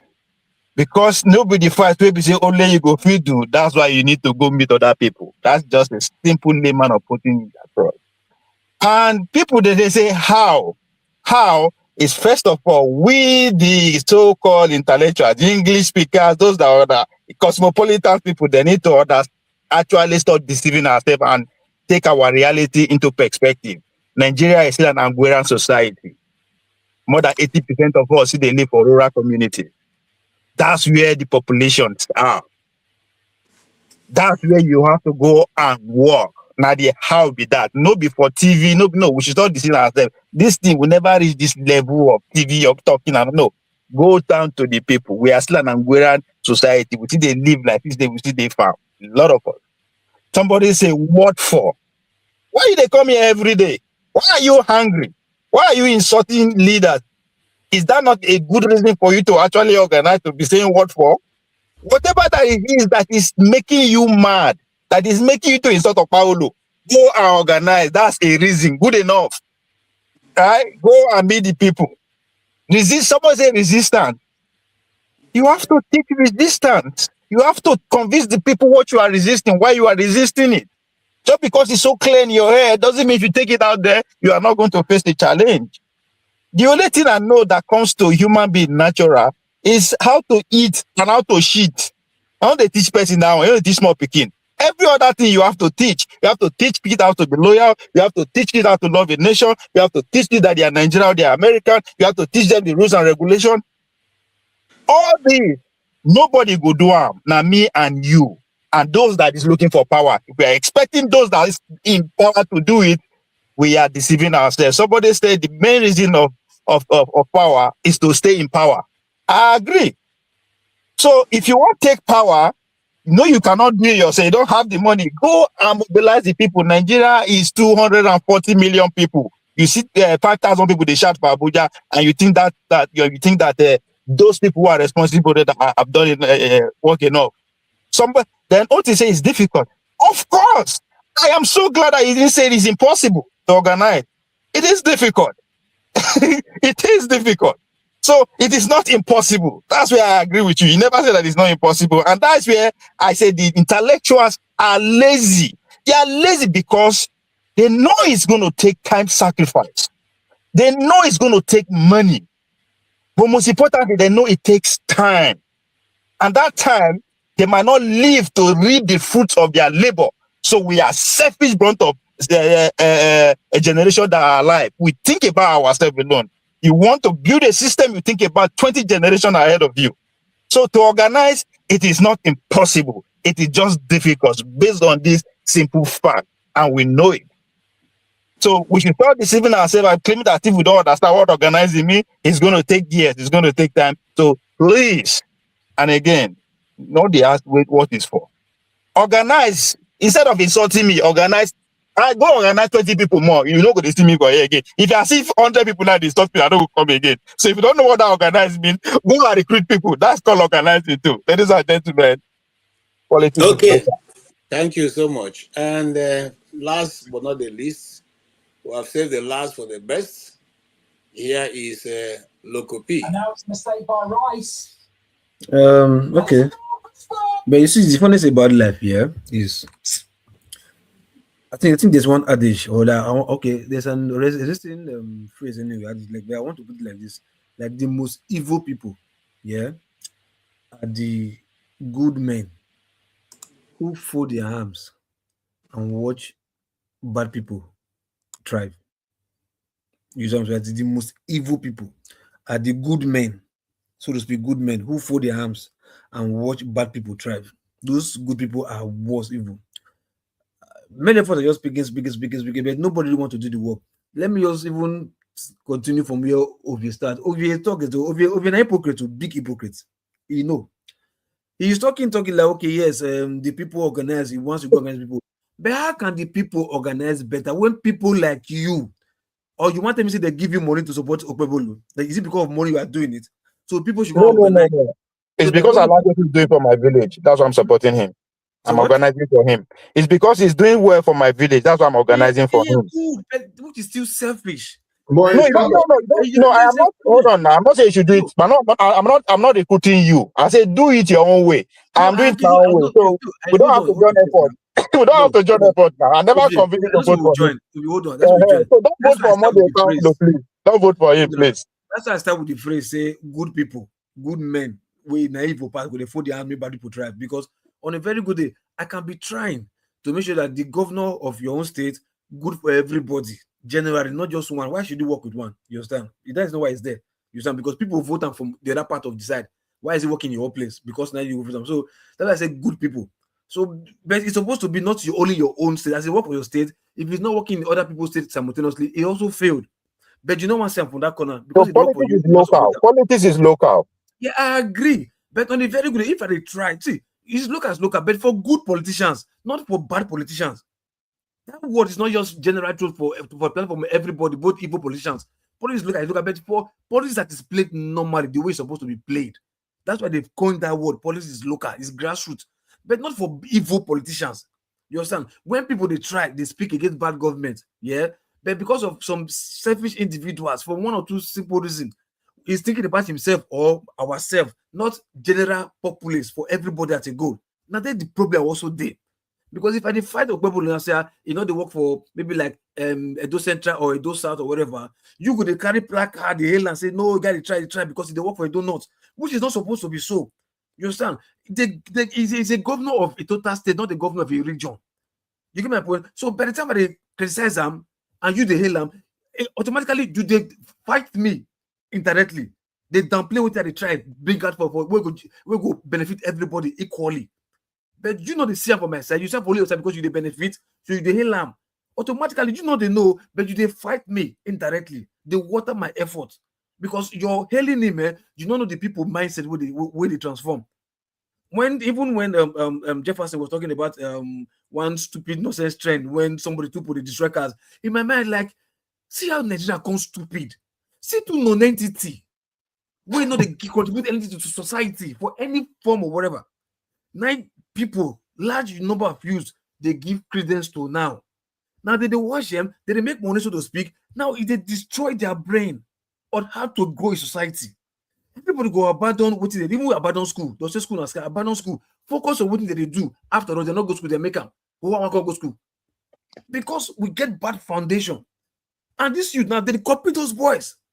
You go see some nonsense idiots who know how to make money, where they call money, where they dash the motor. We know that they make you carry 20 million that you give them. They do it. I don't understand. That 20 million, if you something empower market women or train people, maybe they go learn skill for your community. If those 20 will come back, then they go develop your community willingly, trying to give out to society. But you carry motor now, so you want give because you want trend. So you see something. Many we get damaged brain, not even our politicians. Our brain is damaged. People that we see online every day of our face in the name of creating content, they trend. And young people see them. I want to mimic them. Because that's the only thing they see online all the time. The users, journalists or whatever, news anchor people, they don't even criticize our politicians. We can talk what you talk. No news anchor, blast them. You can see people like Asamedi, people like good politicians. They call politicians out. They don't fear.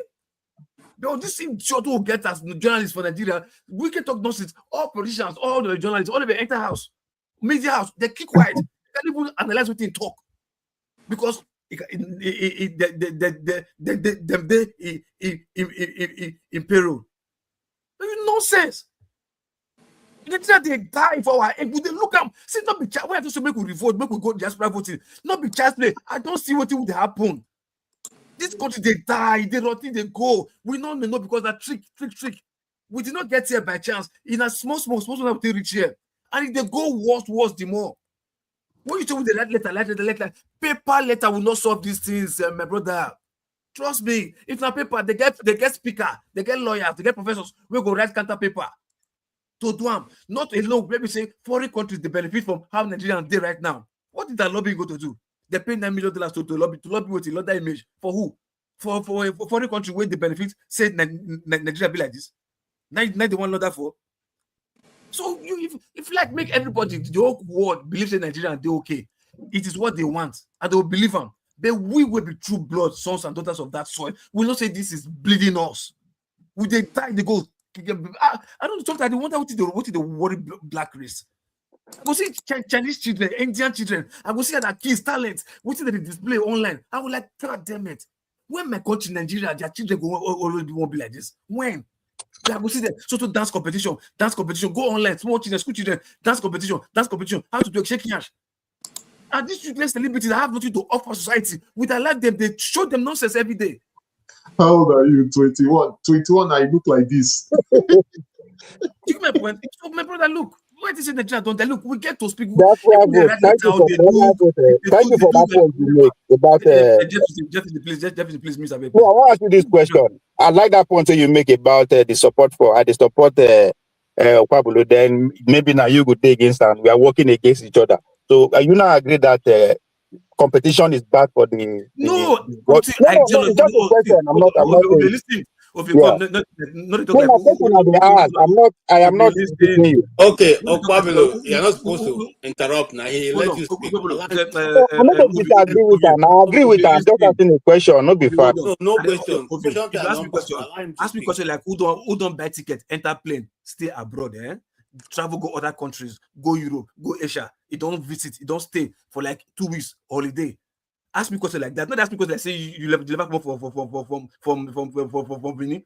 Say whether competition is that if we argue about better idea. Wait. Don't ask him. Let's anyway, guys. I'm out of here. Thank you very much, everybody. KJ, great job. Come on, man. I don't know why they verse. I agree with your point. Now, I verse because look, the system they die for my nose. I say skills not there, nothing they happen for Nigeria again. Exactly. My question is based on the system. My question is based on the system. So why you call the verse? Now, question is No, Ovie, yes, it's not time for question now. He's rounding up. Please leave him to round up. It's not a question. No verse. Hold on. I'm tired of getting it. Let me round up with this. Okay, obviously, to answer your question, let me round up with this, bros, KJ. Say, look, I don't tell you competition is not a bad thing. There's what they call healthy competition. There's what they call healthy conversation, healthy discussion. You understand? We can be discussing and it's not civil, it's not healthy for anybody. You cancel it. But that doesn't mean we're not having discussions. Any discussion or argument or whatever, it should be healthy. It should be the way forward. Not because say somebody they support what they bad, that they support what they good. You say no, say discussion, competition. No, just like when they tell you say headers farmers clash. Header farmer clash. Will you call that clash? Headers they destroy farmers, they destroy them, they go. Farmers not they do anything. Then you call that clash. It's not equal. It can't be clash because there's nothing to replace that. If they do well now, and they say no, it's supposed to do in a better way. It's trying to. But I don't complain. I say well, it's a progress. But not be say person they wrong go back. Then I tell you say no, start from one place. You say no, no. But to me they do well now. To me they do well. So what you want make I go and do now? Thank you, no problem. So you brought out a very good point. I agree with your point. This is my challenge now, brother. No, KJ, maybe next week. Sorry, KJ, maybe next week we should talk about it because waiting it on a very important thing, right? No. We have spent 4 hours 37 minutes. Whatever important we should have covered it by now. And I'm supposed to do only 3 hours because I wanted everybody. I say next week, not now. Next week. Oh, come on, bro. All right. Thank you so much. And that's our discussion for today. And I try to end up this discussion or this session with what Professor Michael Ozakume said. Which is that even a goat has a point where you chase it to and it will resist.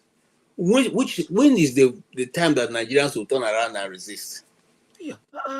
That is the question we should be asking ourselves. Will your day? Will we just be throwing our hands How everywhere long? and say, "Que sera, sera, what will be, will be. Leave them for God." We have been living It's all organizing. Organizing. That's it. That's the solution. we have organized. They use money to scatter the organization. So do again. Organize again. You keep going. You keep going. You don't stop. You keep going. Those, don't stop. Armed forces, once you target them, now that time, you decline, you re-strategize, you go again. You don't stop. You don't give up. I'm going to remove you, honestly. Now you are actually pushing. Honestly, now you are supposed to have stopped talking. Well, I still talking. The debate is over. Wait till next week. I know you want to be here, but me, I want to go. Okay. Okay. All right. So that's it. Every one of us should understand. And like we all grew up in a Nigeria that didn't have tribe, no tongue. We didn't know these things. Majority of us didn't. I grew up in the north. I didn't have anybody, come to tell me, I'm not a Nigerian, or there was very little things that makes you to know that you're not even around this area. Maybe when they're filling a particular form and they ask you state of origin, that's when you even realize that you're not living in your state.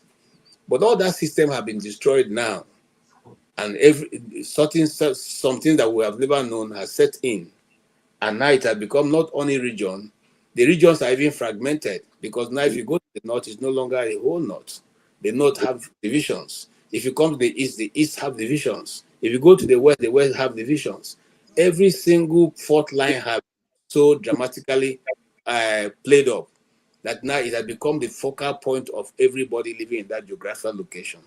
The question is, what do we do from this point? Do we continue to have it that way and continue to widen the gap?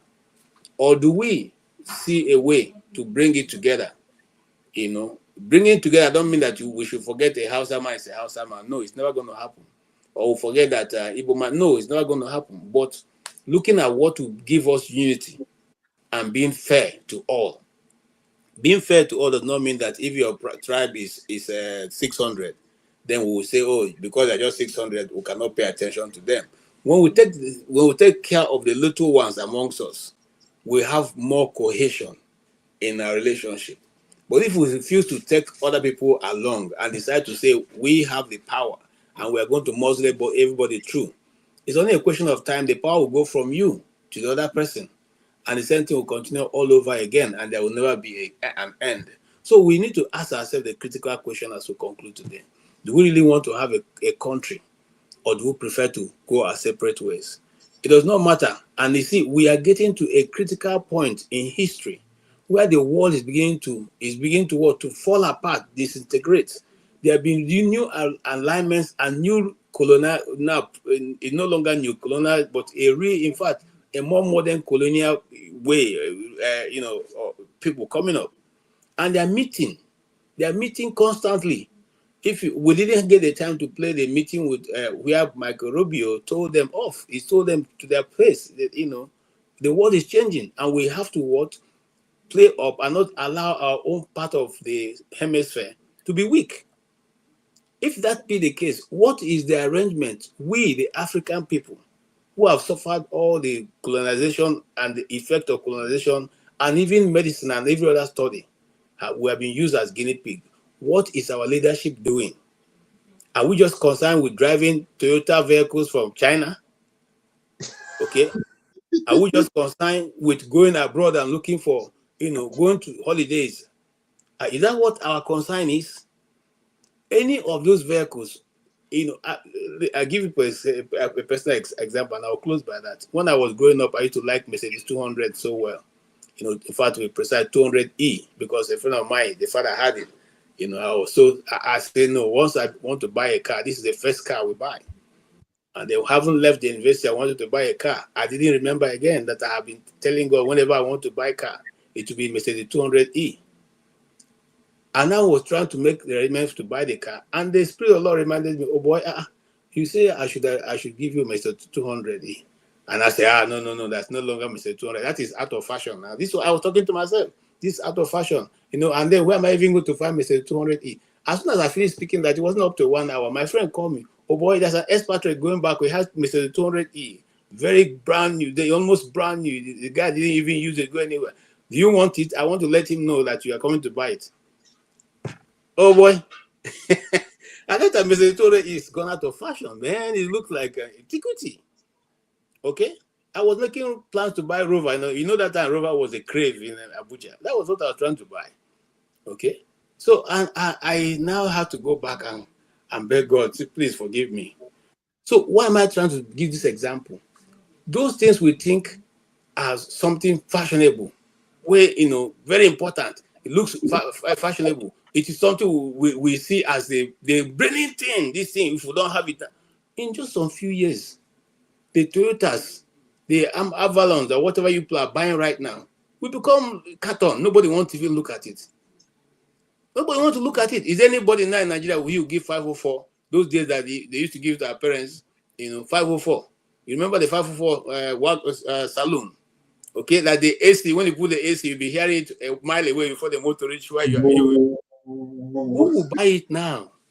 So we need to wake up, Nigerians. We don't wake up and we don't take care of our problem. I can assure you one thing on this program today. That division we're afraid to do, somebody will come up from somewhere and divide all of us the way we not like it. That government we don't want to repair. Somebody will come from somewhere and say, you know what, to scatter all of you will be the best thing for all of us. That's the way we can manage you people. And they will do that. It's always better for you to go back, repair your problem in your house, than for you to let your neighbor repair it. Those of us who grew up in the 80s know that program called Jaguar Half Hour. When Jaguar met two brothers fighting, they were trying to share a loaf of bread. And he asked them, what's the problem? He said that this person is taking bigger than me. He said, okay, why is the bread? They gave him the 2 loaves. He said, which one is bigger? They said, this one on the left. He cut that one from the left, put in his mouth. I said, okay, which one is bigger now? The guy said, no, it's the one on the right now. He cut the one and put in his mouth. And after he said, which one is bigger? They see that this. Before you knew it, the whole bread was finished. That's what they're going to do to us. That is where the world is going. Every reasonable country right now is meeting secretly with their people, trying to find out where to align and who to align with. They are not debating about the latest Land Cruiser or the latest City Boy movement. They are not debating about who is dancing best naked on the internet. They are debating how their survival will be in the next 50 years. And we are here. We are here. We are crying tribe. We are here. We can't even use our military to stop what is going on, the killing going on. And then tomorrow somebody will use that same opportunity to come in and cause havoc amongst us. Maybe by the time they finish, we'll have 5 different nations, or 6, or 7. We as Africans need to borrow ourselves sense. And I'm talking to those people who are here on behalf of government. Go and tell your principal that we are not against you people. Make una borrow ourselves sense. It is time to let us go back and sit down and borrow ourselves sense. Borrow ourselves sense. Because the thing coming in the next 10 years, we may never be able to get out of it. Based on that, we want to thank everybody who have, in fact, today we have done 10 hours on this program. And I think you guys deserve, a praise. Thank you guys. Thank you, Yakubu, for being here. Thank you. Thank you, KJ. I appreciate, and I'm glad that we happen to have been brothers right from birth. Yes. I'm glad. I'm so glad. Yes. I'm so glad. Good to hear Thank you. you so much, everyone. Thank you. I'll reach out to you the next time we meet here so that we can. Sure. All right. Thank you so much. Thank you, Oti. Out of that 10 hours, how many people think they are convinced to vote for Monday Pablo and Tinubu in 2027? We're not looking for people like Are you not moving forward? Anything listen in Nigeria. We don't discuss it here. Listen, my brother. In a great nation like Benin Kingdom, it's Monday Pablo now I've put for us. No man, no man, figure, dead guy. I don't want to talk to you. If No not, I would man. have said Anyway, They try, so thank you guys. they try. Thank you everyone on the comment section. We Thank really you, Jerry. appreciate you.